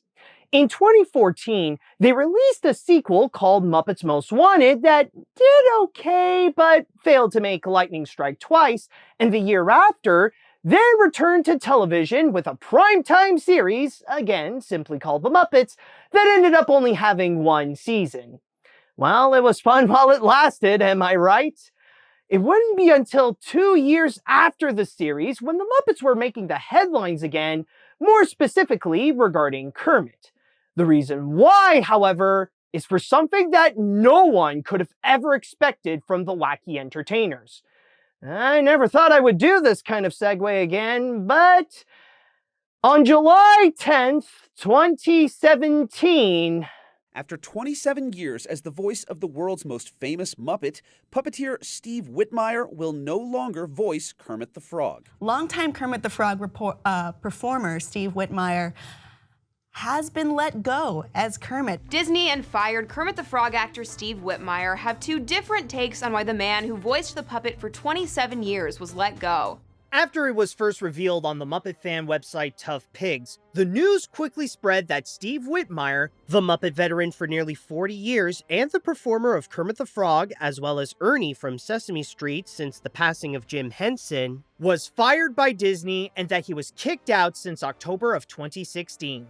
When asked about the situation, the company stated, "The role of Kermit the Frog is an iconic one that is beloved by fans and that we take our responsibility to protect the integrity of that character very seriously. We raised concerns about Steve's repeated unacceptable business conduct over a period of many years, and he consistently failed to address the feedback. The decision to part ways was a difficult one which was made in consultation with the Henson family and has their full support." Brian Henson later added that he regretted not removing Whitmire from the team before selling the franchise to Disney. Their accusation to justify the dismissal was how he was gatekeeping the role of Kermit to the point of also holding the franchise hostage until his demands were met. One example they provided was how he was too protective of the image of his characters, attacking anybody who suggested a creative choice that didn't align with his views of their personalities, which was said to be a serious problem that delayed the production of the ABC series. Another was how he refused to have any backup performers for Kermit, even if they would be for smaller events. In 2005, when Disney auditioned for Kermit's understudy, Whitmire was claimed to have blacklisted anyone who showed up. While Disney and the Hensons were painting a tyrannical image of Steve and his colleagues were pretty divided on the matter, Whitmire was also outspoken about the controversy and shared his side of the situation. And according to him, the allegations only held a fraction of the truth. Yes, he was openly critical about the ideas that don't sound like something that his characters would say or do, but not only were the other performers also expressing their opinions in order to stay true to who the Muppets are, but Steve even said that all he did was just give out notes and that he never lost his temper when doing so. He even claimed that the show would have lasted longer than one season if the executives just listened to the performers. Not to mention that they previously had a talk with him about the possibility of making him a creative producer of the Muppets. As for the allegations of blacklisting understudies, Whitmire denied that he even had the power to do so. In fact, puppeteer Artie Esposito was hired to be Kermit's understudy a few times during the late 2000s. That argument was actually about a conflict between Disney and SAG-AFTRA, to which the union was advising Steve not to engage in projects that don't meet their standards. In his own words, there's a difference between being difficult to work with and being difficult to take advantage of. He also said that Disney was trying to bribe him into an early retirement, and if he agreed to do so, then they would have honored him with a Disney Legend Award. They were also offering me things that I sort of called consolation prizes. They were going to honor me, give me Disney Legends Awards, things like that. But that required signing an NDA, and what they really wanted was for me to frame this as I moved on and that I had retired. And it was just disingenuous. I couldn't bring myself to do it. Even if he claimed that these issues could have been easily resolved, the heads of the Muppet Studio, Debbie McClellan and Kyle Laughlin, called Whitmire to say that they were recasting all of his characters without giving him a second chance. The last time that he got to play as Kermit was in 2016 for the Walt Disney World show, The Muppets Present: Great Moments in American History. Thanks everyone, we couldn't have done it without you. And to England, no hard feelings, you're still one of our best friends. As for his Muppets, Ernie was already handed to Billy Barkhurst in 2014 until Peter Linz took over the character 3 years later. But after Steve's firing, Beaker was given to David Rudman, Statler, Link Hogthrob, and Lips was passed on to Linz, while Rizzo and Bean Bunny remain voiceless and are almost never used since the firing as of 2024. The only other characters Steve himself originated that had new performers were from Fraggle Rock, with Frankie Cordero voicing Wembley Fraggle in the 2020 Rock On shorts, and later Jordan Lockhart stepped in to perform Wembley, along with John Tartaglia performing as Sprocket the Dog for the reboot series Fraggle Rock Back to the Rock. As for Kermit, Matt Vogel was hired to be the Frog's new performer, and made his official debut with the icon in the web series Muppets Thought of the Week on August 28, 2017. Dreams are how we figure out where we want to go. Life is how we get there. The first impressions of this new Kermit were not great. Some fans wanted to give Vogel a chance and try to get used to the updated voice, while others felt like they were living in an alternate version of Muppets Most Wanted where no one ever figured out that Kermit was switched with Constantine. Hello, Kermit the Frog here. But regardless of the reception, the show must go on with the Muppets, as they were performing at their own live shows at the Hollywood Bowl in September 2017 and at the O2 Arena in July the following year. Speaking of which, 2018 was the start of a new tradition where just about every year, a Muppet appears as one of the presenters at the Game Awards. Now that I know you're such a big game fan, have you ever thought about kind of appearing in your own game or having an animal game? Oh, yeah, Kojima! Where Kojima? I don't know if Mr. Kojima's gonna be into that or not, but you never know. Animal can hide in box! But then came 2019, which was marked as a significant time for the Muppets. The executives who fired Whitmire, McClellan, and Laughlin were let go of their positions at the Muppet Studio, and the leadership role was later given to the head of live character strategy at Disney Imagineering, Lee Slaughter. On top of that, it was also the debut of the Muppets' new home, Disney+. Most of the Muppet movies and shows like the 2015 series and the Muppet Babies reboot were available at launch, but the first time they released something new was on July 31st, 2020 with Muppets Now, a 6-episode unscripted series where the Muppets improv their way through recurring sketches. Today's topic is personal style. Ooh, in that case, shall I pick a different outfit for you? Around that same time, Kermit and Fozzie were the first Muppets to do voice acting where they were invited to be guest stars on a couple of Disney Channel animated series, including Fozzie voicing Dr. Enamel on Big City Greens for the episode Hurdy Tooth. Well, hi there, kiddo. I'll be your dentist today. The name is Dr. Enamel. I know. It's a funny name. And Kermit voiced Crumpet in Amphibia for the episode Swamp and Sensibility. Hi-ho, Crumpet the Frog here, and welcome to the official Ribbitin' Family Challenge, a riveting game of beast polo. Hey, see what I did there? In 2021, Disney was able to do the unthinkable with the Muppets. They released almost the entirety of The Muppet Show on their streaming platform at the start of the year. Kermit was then invited to be one of the mystery guests for the 5th season of The Masked Singer. What?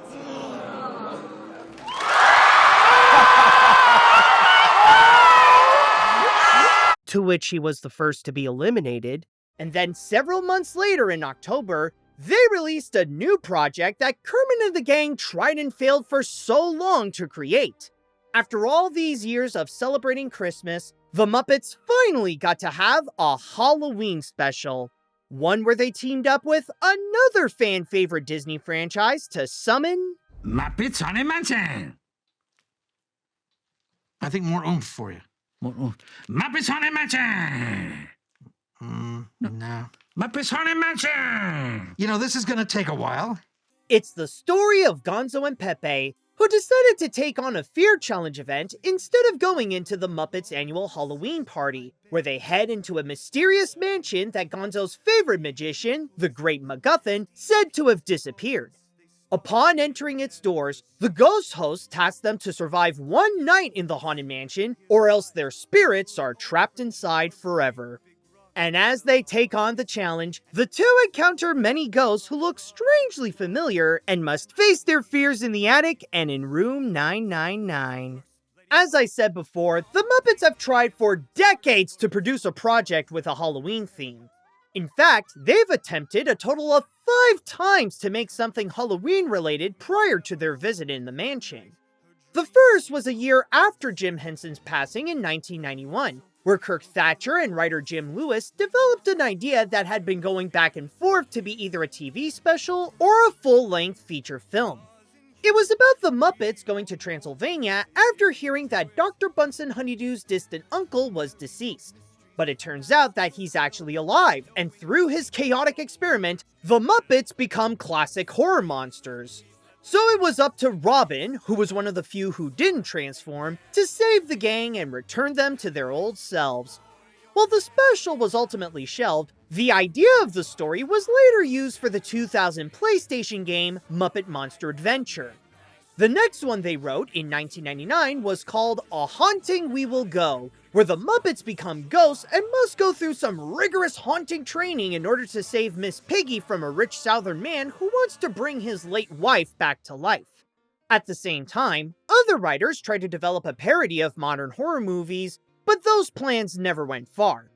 After that, in 2007, another script by Thatcher and Lewis was made called The Monsters Muppet Halloween Special, where all the Muppet monsters in New York wanted to put on a show. Finally, in 2009, Disney announced that they would produce a Halloween special for the following year. However, that project was eventually shelved in favor of focusing on the 2011 movie. But then came another significant moment for the Muppets in 2019. The team restarted their attempt to make a Halloween project, this time for Disney+. But there was also something happening within the company that was the key to finally making this possible. At Disney, they were thinking about collaborations amongst the divisions to produce a project based on their classic attraction, the Haunted Mansion.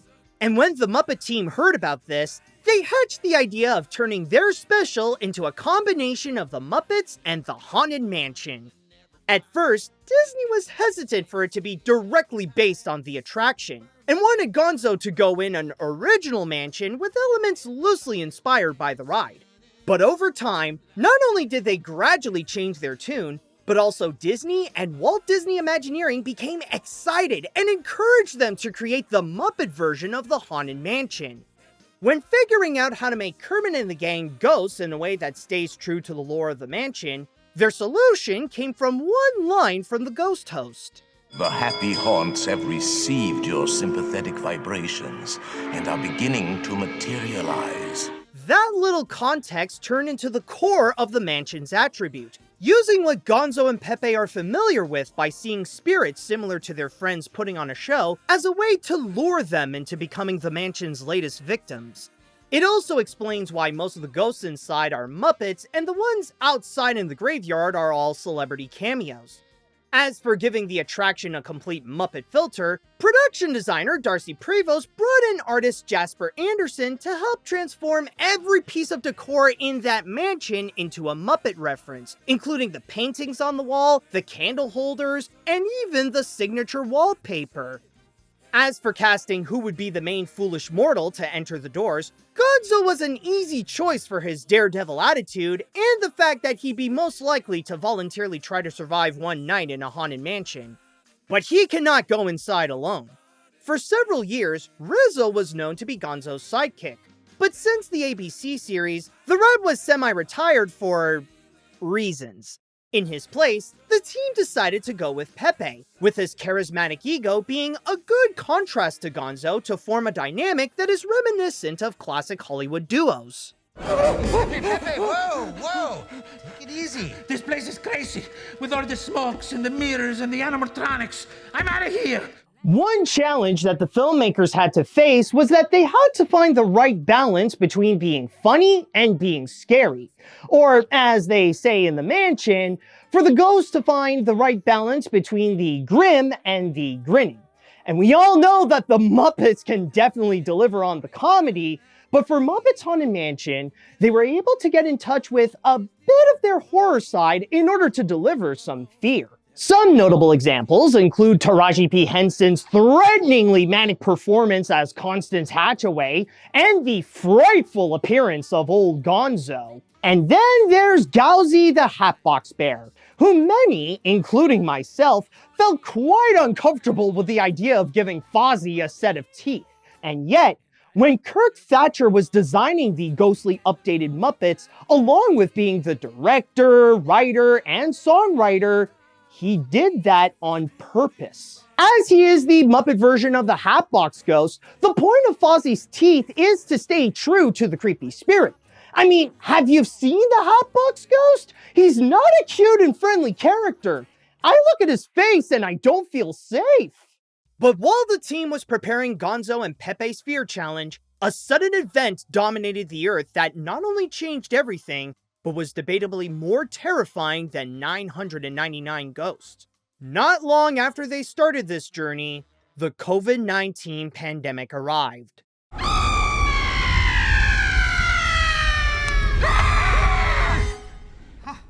Not only did it completely change the work environment for the team where they had to collaborate on Zoom, but even the special had its timeline reduced from 90 minutes to almost half at around 50 minutes. Well, that and another reason. Budget. And with that cut, several scenes had to be sacrificed. One example was a moment where Dr. Bunsen Honeydew and Beaker team up with Dr. Van Neuter and Mulch to examine Gonzo's brain. But with the scene taken out, the team had to recast the doctors and their assistants. Also, once Disney officially greenlit the special at the start of 2021, the schedule became very tight where filming lasted 17 days in April of that year.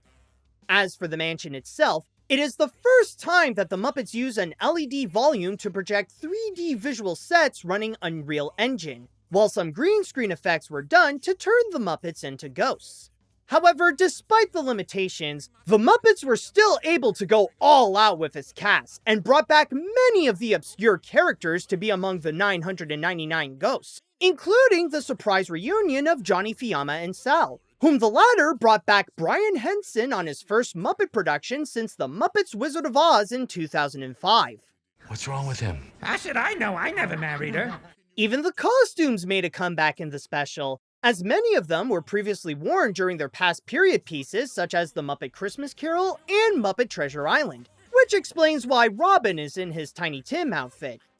When the Muppets Haunted Mansion materialized on October 8th, 2021, the ghosts were the life of the party on Disney+. While it didn't get the strongest reviews, critics were quite positive towards the special, and some even called it one of the best Muppet moments in years. And during its first 2 weeks, it was ranked among the top 10 most watched movies across all the streaming platforms.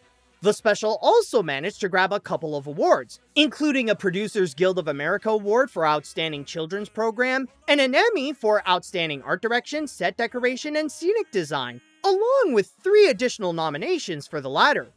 After 3 long decades of trying to give the Muppets their own Halloween adventure, they were finally able to celebrate the holiday and deliver the scares as much as they do with the heart and the laughs. And it's all thanks to an unexpected crossover with the spirits of Gracie Manor. And not only did people praise their spooky side, but many fans say that the Muppets were able to create the best adaptation of the Haunted Mansion yet, even outperforming Disney's own adaptation of the ride.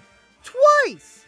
From the basement to the rafters, the Muppets joined in the great hereafter, and were great forever after in their monstrous life hereafter for their after-party afterlife. Rest in peace. After having their first Halloween party, the team went to work on another first for them with a scripted series for Disney+. This time, however, it was going to be unlike any other show they've produced. Instead of featuring their prominent stars like Kermit, Miss Piggy, Fozzie, or Gonzo, especially when they were busy with making appearances throughout the 4th and last season of Holy Moly in 2022, this one was a spin-off that is all about the group's band. And to mark that special occasion, they gave the series a title that perfectly fits their style, The Muppets Mayhem. It's about a junior executive of a failing record company, Waxtown Records, named Nora, who got an idea to both achieve her dream of making it big in the music industry and to save the company.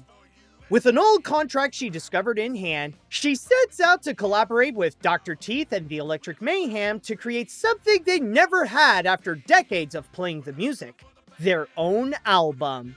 But even with the help of the Mayhem superfan Moog and Nora's sister Hannah, she'll have to work around the band's chaotic energy if she ever hopes to get that album produced. The idea all started back in 2016, when the Electric Mayhem was performing at the Outside Lands Music and Arts Festival in San Francisco. Their moment on stage was considered an unforgettable highlight of the event, and everyone who attended, along with the performers, were having the time of their lives. So much so that it made Dr. Teeth's performer, Bill Barretta, wonder about the possibilities they could do with the characters, since not a lot is known about their personalities compared to some of the other Muppets, which led him to think about a potential Electric Mayhem project. Around the same time, producers Adam F. Goldberg and Jeff Yorks were coincidentally thinking about the same thing. Well, I'm a lifelong Muppet fan. Is anyone else? And I always loved this band. I loved their music. I loved, they were a bunch of misfits who fit together, and nothing had really been done with them in their own sort of way. So, yeah, I like Animal. And Adam likes Animal. I like Animal. They first thought about having this be a movie, but they later settled it to be a series instead, but approach it as if it was one long linear feature.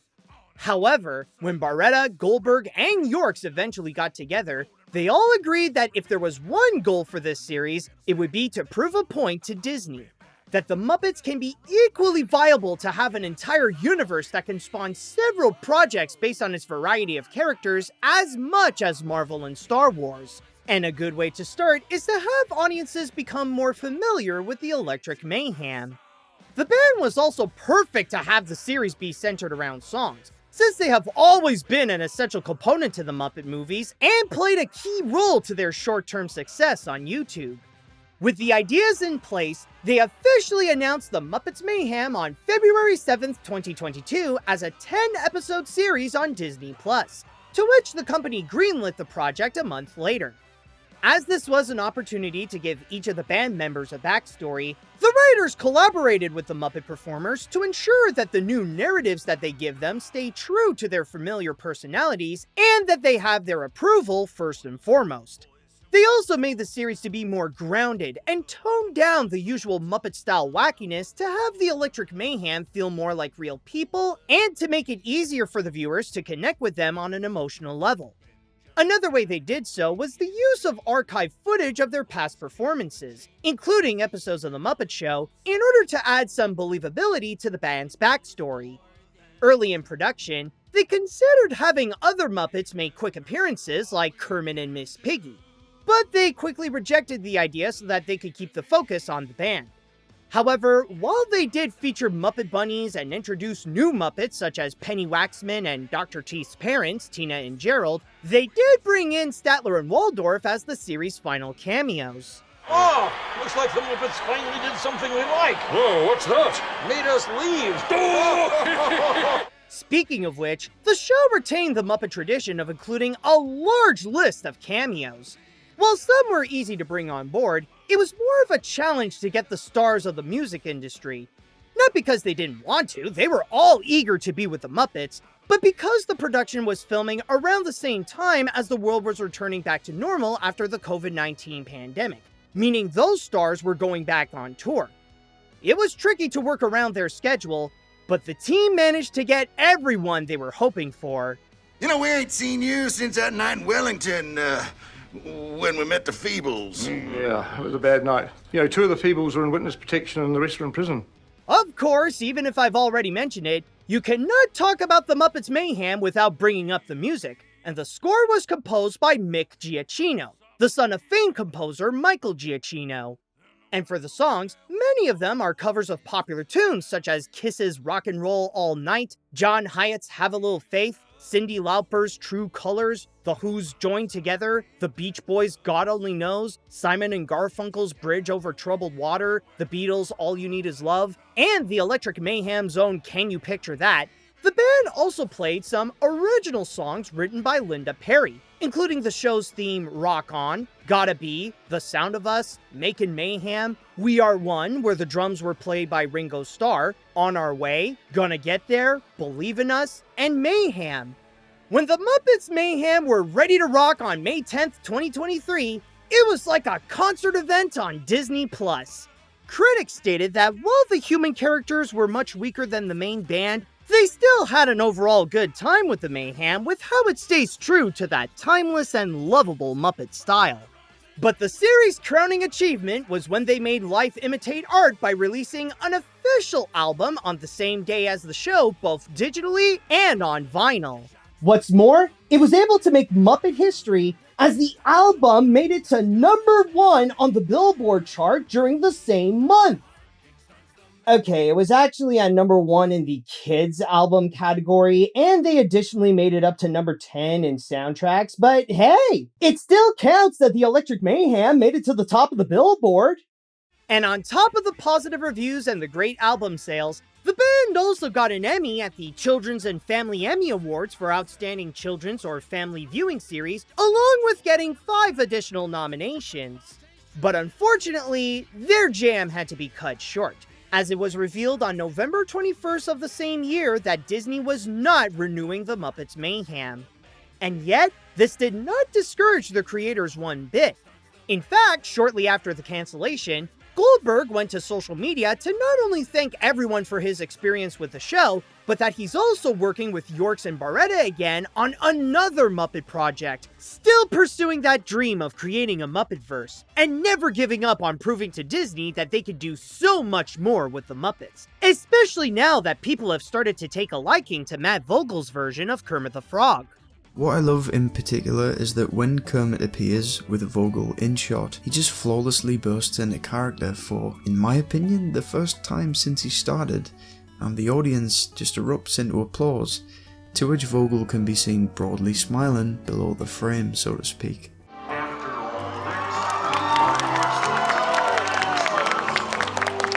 Sure, the company never neglected them entirely, since they still make appearances at events for the Disney parks to add some extra fun. But that spirit and motivation to perform in the way that Kermit and the gang know how to do best remain as strong as back when Jim Henson was putting on his show. The Muppets may have entertained audiences for decades, but like they always say, they're just at the time to get things started. I dig that one, man.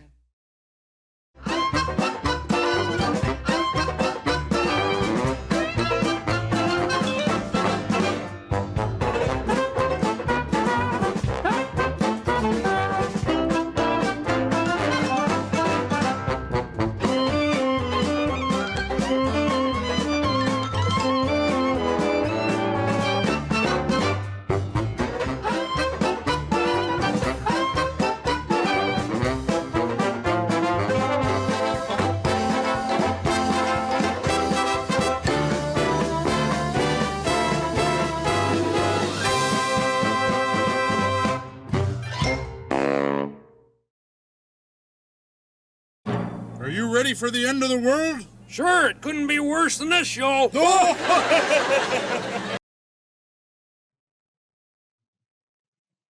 And now it is time for the honorable mention. Hey, by the way, is it all right if I could take over from here? All right, thanks, man. Anyways, you can actually go and sit there. You can check me out while I do this intro.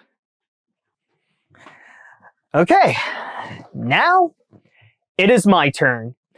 Throughout this look back, we have seen the Muppets put their mark in the history of a variety of entertainment platforms, even at one point being a dominant force in those fields, whether it be movies, shows, specials, or even cartoons. So there is some validity to have this be part of Animation Lookback. But this time, however, we're going to be looking at something completely different. One that is unlike anything that either Jim Henson or Kermit the Frog worked on. And not only does this stand out for its uniqueness, but it is also a pivotal moment in the history of the Muppets. It is not a movie, it is not a series, it's not even a special that aired either on TV or on Disney+. It's actually an attraction where you can go and have a one-of-a-kind Muppet experience. But it's not enough to just talk about the place. In fact, follow me, please.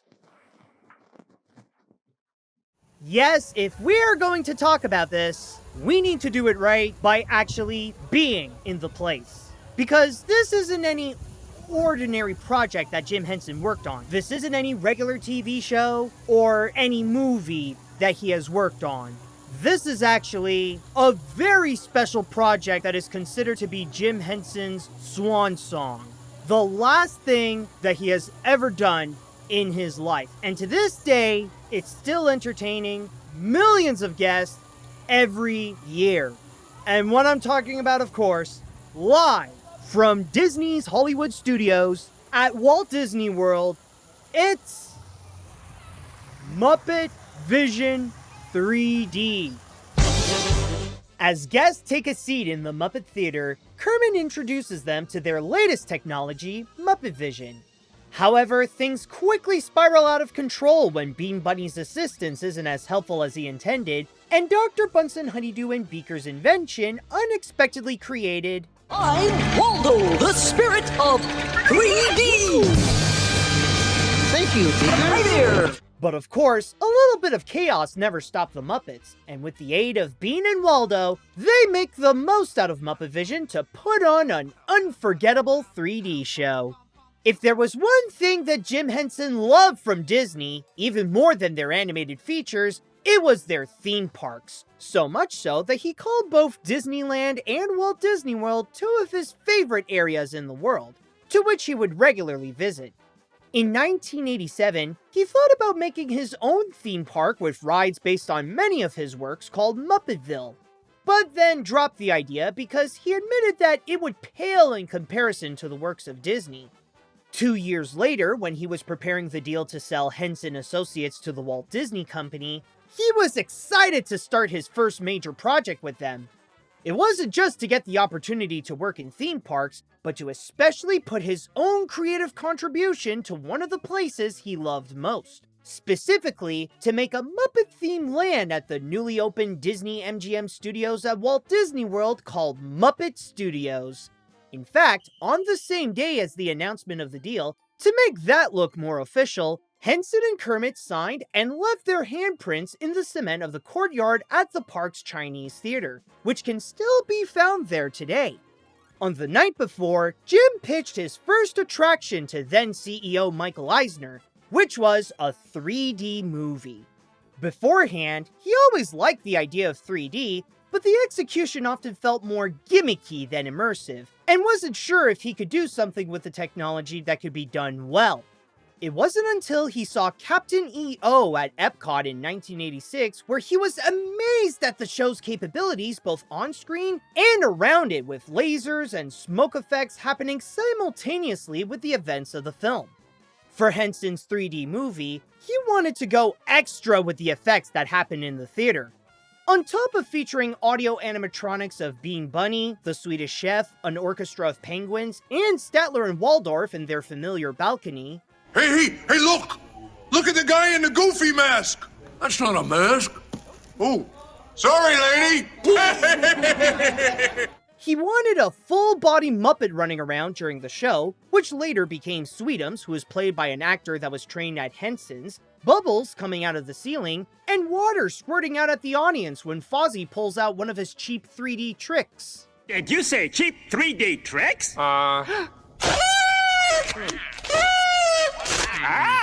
As for the story, he originally wanted Bean Bunny to be the star, who at the time was one of the newest members of the Muppets when he first joined the gang in the Jim Henson Hour. He envisioned the 3D film as Bean's big debut as a Muppet, while the others like Kermit, Miss Piggy, and Fozzie would have cameos throughout. However, the Imagineers advised Jim that it's best to have the more familiar Muppets lead the attraction to make it easier to bring in guests, resulting in Bean to have a secondary but still significant role, along with another Muppet who debuted in the Jim Henson Hour, Waldo C. Graphic. And while he and the Imagineers were working on the film, Bill Pretty was brought on board as the writer to gather all the concepts they pitched to each other and turn them into a storyline. At the same time, they brainstormed other ideas that his corner at Disney MGM Studios could feature, including a working television studio where guests would see Muppet productions at work, and 2 restaurants, one themed to the Electric Mayhem called Hard Luck Cafe, and the Great Gonzo Pandemonium Pizza Parlor, a pizzeria where animatronic rats deliver your food. Gonzo would be heard crawling in the air ducts to get Camilla. The Swedish Chef would be attacked by a giant glob of pizza dough, and the kitchen doors would often open up to let out smoke and chicken feathers. But then there was another concept that Jim developed that would have been the centerpiece of the land alongside his 3D show, called the Great Muppet Movie Ride. As the title suggests, it would have been a parody of the park's then signature attraction, the Great Movie Ride, where each scene is a recreation of a famous movie moment, but they were all presented with the Muppets making them while teaching guests how features are created. The only catch is that everything they say is absolutely wrong, and the guests would have seen firsthand as to why, since the productions would go, well, as you would expect when handled by the Muppets. It'll be a backstage ride of explaining how movies are shot, and it's almost, but all the information is wrong. As you can see from the concept art here, designed by Marcelo Vignali and Joe Lazzaro, some of the scenes planned for the ride include Frankenstein, Indiana Jones, Peter Pan, and Pigs in Space, where dozens of audio animatronic Muppets demonstrate how they can make a production go upside down. Some even speculated that its 3D counterpart also functioned as a test to see the capabilities of how they could turn the Muppets into a true 3D ride like this one. This was a great example of the ambition that Jim Henson had when working with Disney. And it's bittersweet to see what the company could have done if they were more committed to presenting the Muppets at the parks. But we're not there yet in our story, so... Going back to the 3D film, production began on January of 1990 in Stage 3 at the Walt Disney Studios in Burbank, California, the same soundstage that the company built for their 1954 feature, 20,000 Leagues Under the Sea, to which the project was given the title Muppet Vision 3D. The first scene they filmed was Miss Piggy's musical number where she sings Dream a Little Dream of Me, since it required a water tank. On top of directing the picture, among other businesses he had to attend, Jim was simultaneously working on the television special, The Muppets at Walt Disney World, commercials that promote the Muppets' inclusion to Disney MGM Studios, and a live stage show for the park called Here Comes the Muppets, where meet-and-greet costume versions of the characters are late for the show except for Kermit, but eventually arrive for their musical moments. See ya. Me too. What'd you say? Nothing, Mickey. Listen, I gotta run. Bye now. So long. However, similar to the deal of selling Henson Associates, the business side of Muppet Vision 3D was frustrating for Jim.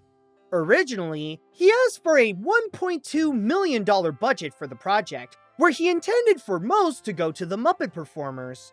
However, the Disney accountants were very reluctant to give him that much, especially when they felt that Jim's $200,000 directing fee was, in their words, too high and precedent-breaking.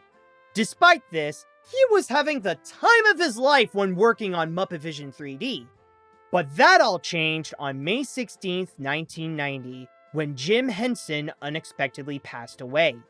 This put a massive wrench on all the plans that Disney and Henson developed, let alone the deal that got them together in the first place.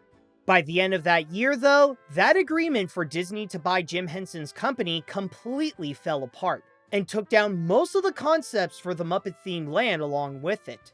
While the Here Comes the Muppets live show made its debut a few days after Henson's death on May 25th, the area for the Great Gonzo's Pandemonium Pizza Parlor ultimately became Mama Melrose's Ristorante Italiano, and both Hard Luck Cafe and the Great Muppet Movie Ride were scrapped. There were also plans for a special event at Disneyland where the Muppets would take over while Mickey Mouse and his friends go on a vacation after celebrating the park's 35th anniversary. The event would feature Muppet cameos and rides like It's a Small World and Pirates of the Caribbean, a parade, and have a California version of Muppet Vision 3D to either replace Great Moments with Mr. Lincoln, or have it be set in the middle of Mickey's Toontown, where the latter would have stayed afterwards. But that too ended up being dropped.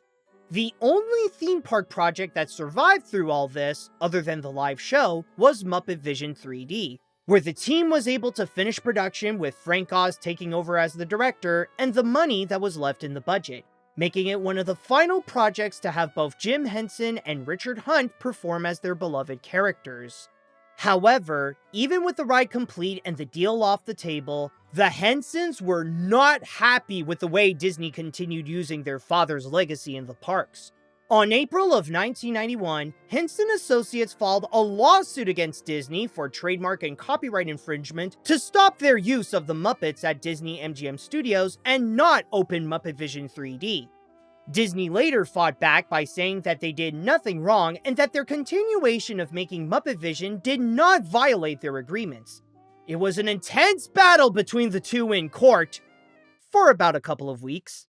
Yeah, this turned out to be a very short courtroom drama. In the end, the Hensons got a bit more of the win on this one, where Disney agreed to pay for a license to use the characters and give them an apology. However, this is not a license where they could do whatever they want with the Muppets. It was only good for 18 months, with the option to renew for 3.5 more years, and could only use them in their theme parks east of the Mississippi River in the US. With that agreement at the time, if the Hensons wanted to have Kermit simultaneously show up in Walt Disney World and in Universal Studios in Hollywood, they would have been allowed to do so. In fact, this is the legal agreement that explains how Universal has the exclusive rights to use the Marvel superheroes in their Orlando resort, despite the fact that they're now all owned by Disney. It also helped the situation when one of Jim's sons, Brian, saw the finished film and loved it,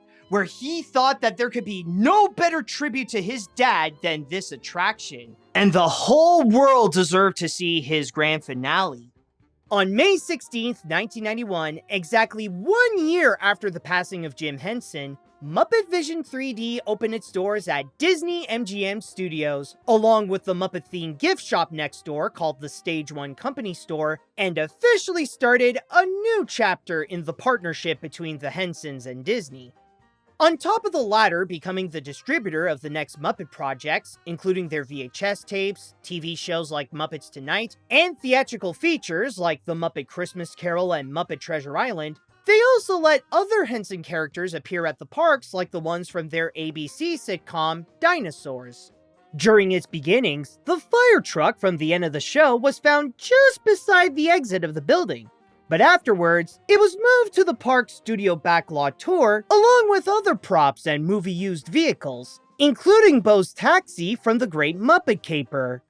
Also, while Here Comes the Muppets did not last long by putting on its last performance on September 2nd of that year to make room for Voyage of the Little Mermaid, Kermit and Miss Piggy then made an appearance in the show Hollywood's Pretty Woman, and they later got another Muppet-themed live show at a different part of the park called Muppets on Location, The Days of Swine and Roses, which lasted up to January 23, 1994.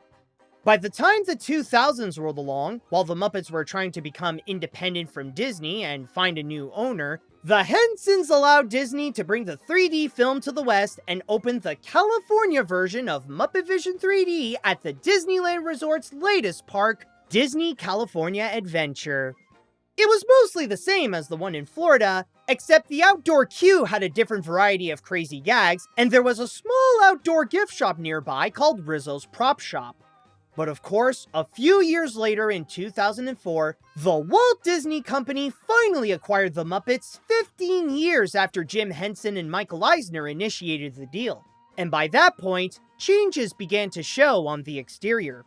Soon after the acquisition, Disney removed Jim Henson's name from the building and redesigned the hot air balloon to remove the words and only feature Kermit's face. Even the sign in California had an update where the name was replaced with curtains in the back and stars that feature sketches of the Muppets around the Kermit statue. However, in 2007, the Imagineers got more creative with the Muppets by making the Muppet Mobile Lab, an interactive free-roaming audio animatronic of Dr. Bunsen Honeydew and Beaker, as part of their Living Character initiative that resulted in other interactive attractions such as Monsters Inc. Laugh Floor and Turtle Talk with Crush.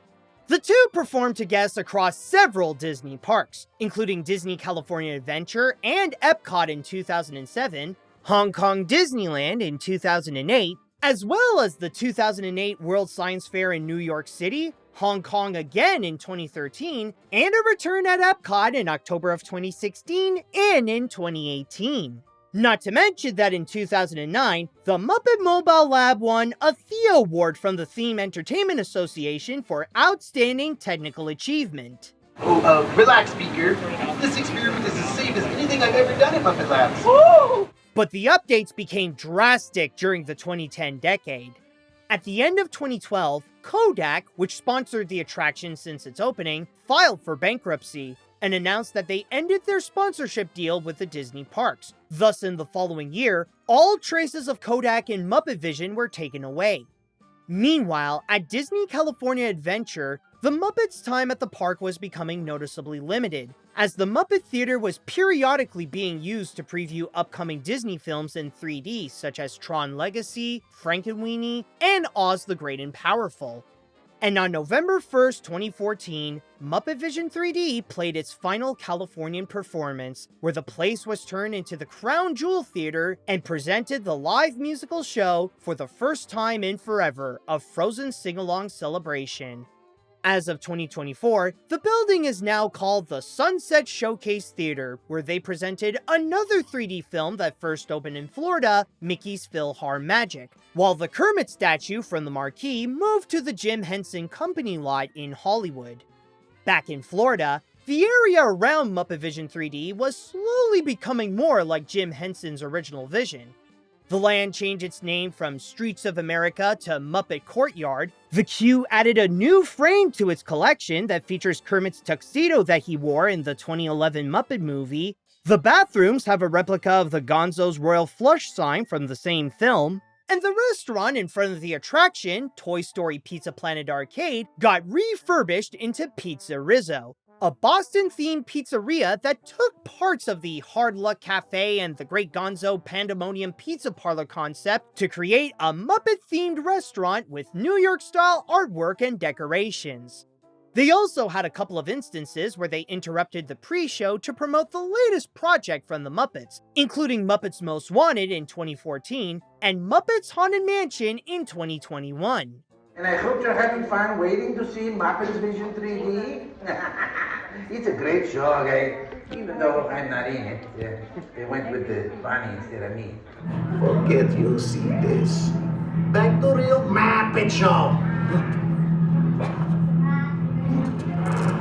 On the other side of Walt Disney World at the Magic Kingdom, they opened a new live show in Liberty Square called The Muppets Presents Great Moments in American History, where Kermit, Miss Piggy, Fozzie, Gonzo, and Sam Eagle all recount the founding of the United States. But then, a year later, the land changed its name again to Grand Avenue, and the theater got its biggest makeover yet. The signature sign featuring Kermit was replaced with a marquee with 2 long posters. The fountain was turned into a planter a few months prior, then returned back as a fountain, but without the statues of Animal, Gonzo, and Fozzie, and the building was named Grand Arts Theater. Also, they took away the hot air balloon because it would have been seen at the land that the Imagineers were constructing at the time, Star Wars Galaxy's Edge. And in 2019, they not only replaced the background music that featured instrumental versions of songs from the Muppets classic movies and series, along with ending the live show at the Magic Kingdom, but they also painted over the giant mural from the side of the building featuring Kermit and Miss Piggy. And a year later, they closed down the Stage 1 company store and it had not been reopened for years. By that time, fans began to worry about the possibility of Disney ending Muppet Vision 3D, as it was becoming noticeable that they were slowly stripping away the Muppets' identity from the land, along with the fact that the attraction is sandwiched between 2 Star Wars areas, including Star Tours and Galaxy's Edge. The Muppets are in danger at Disney's Hollywood Studios. That's right, folks, Muppet Vision 3D, as well as the entire mini Muppet land surrounding it, is prime real estate for replacement. And that, my friends, is because of the ride system. It is a 4D theater attraction, which, quite frankly, are becoming a dying breed. However, as time passed on, and even through the pandemic, the 3D film never went away from its spot at Disney's Hollywood Studios. In November of 2023, Disney gave the ride some updates to freshen up the experience, including refurbished seats, and the month prior, they added a new projection effect when Waldo blows up into dozens of little Waldos.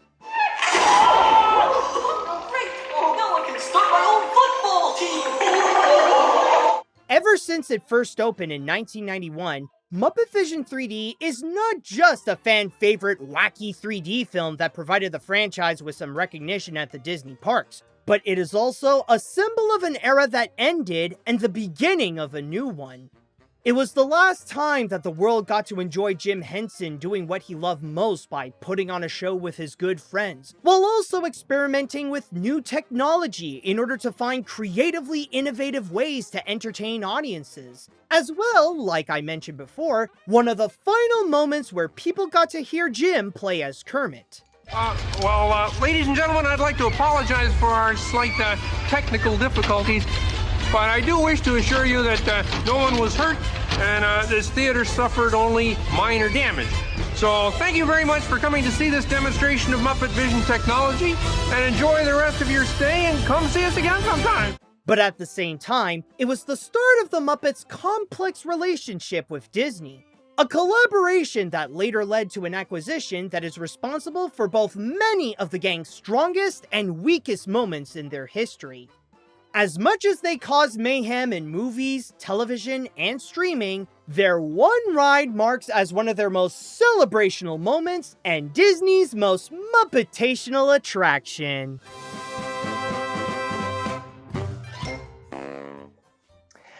In conclusion, there is a difference between a puppet and a Muppet. Some may say that the Muppets are just glorified puppets with extra clout. But their long and prosperous history proves that this couldn't be further from the truth. The secret to the Muppets' timelessness and everlasting charm is that they are the personification of the spirit of entertainment. Through colorful characters putting themselves in the wackiest of situations, they represent what people love about entertainment and the joys of being an entertainer. They don't do what they do for money, fame, or climbing up the social ladder. They do it because they love making people happy.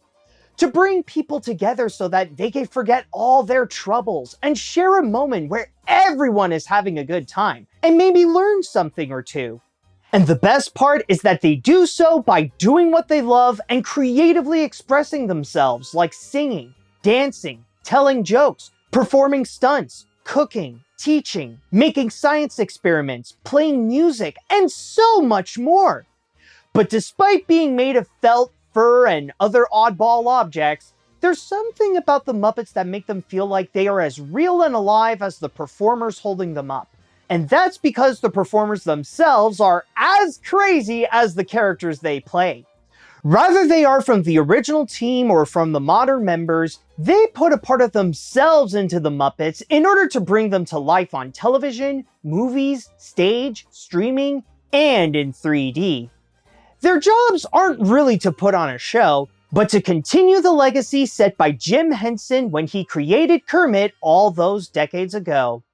And as demonstrated by Henson, all those who are around him, and the ones keeping the Muppets alive today, they embody a piece of advice Jim gave to the world. Please watch out for each other, and love and forgive everybody. It's a good life. Enjoy it. Thank you all so much for watching, and until next time, see you later, dudes.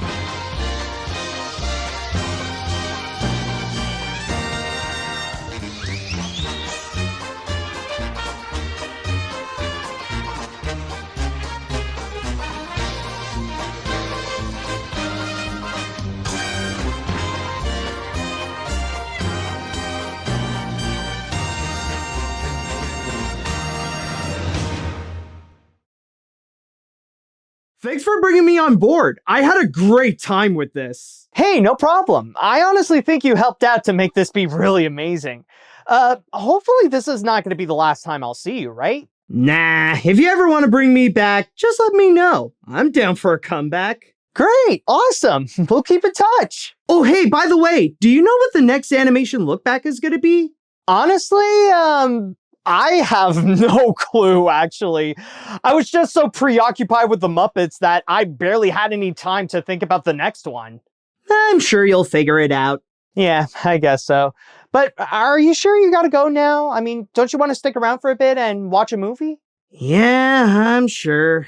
I gotta go and register to be part of the union. Honestly, I've always wanted to be a member of the Puppet Guild. All right, sounds good. Take care, man. See you, dude. Okay. Anyways, where was I?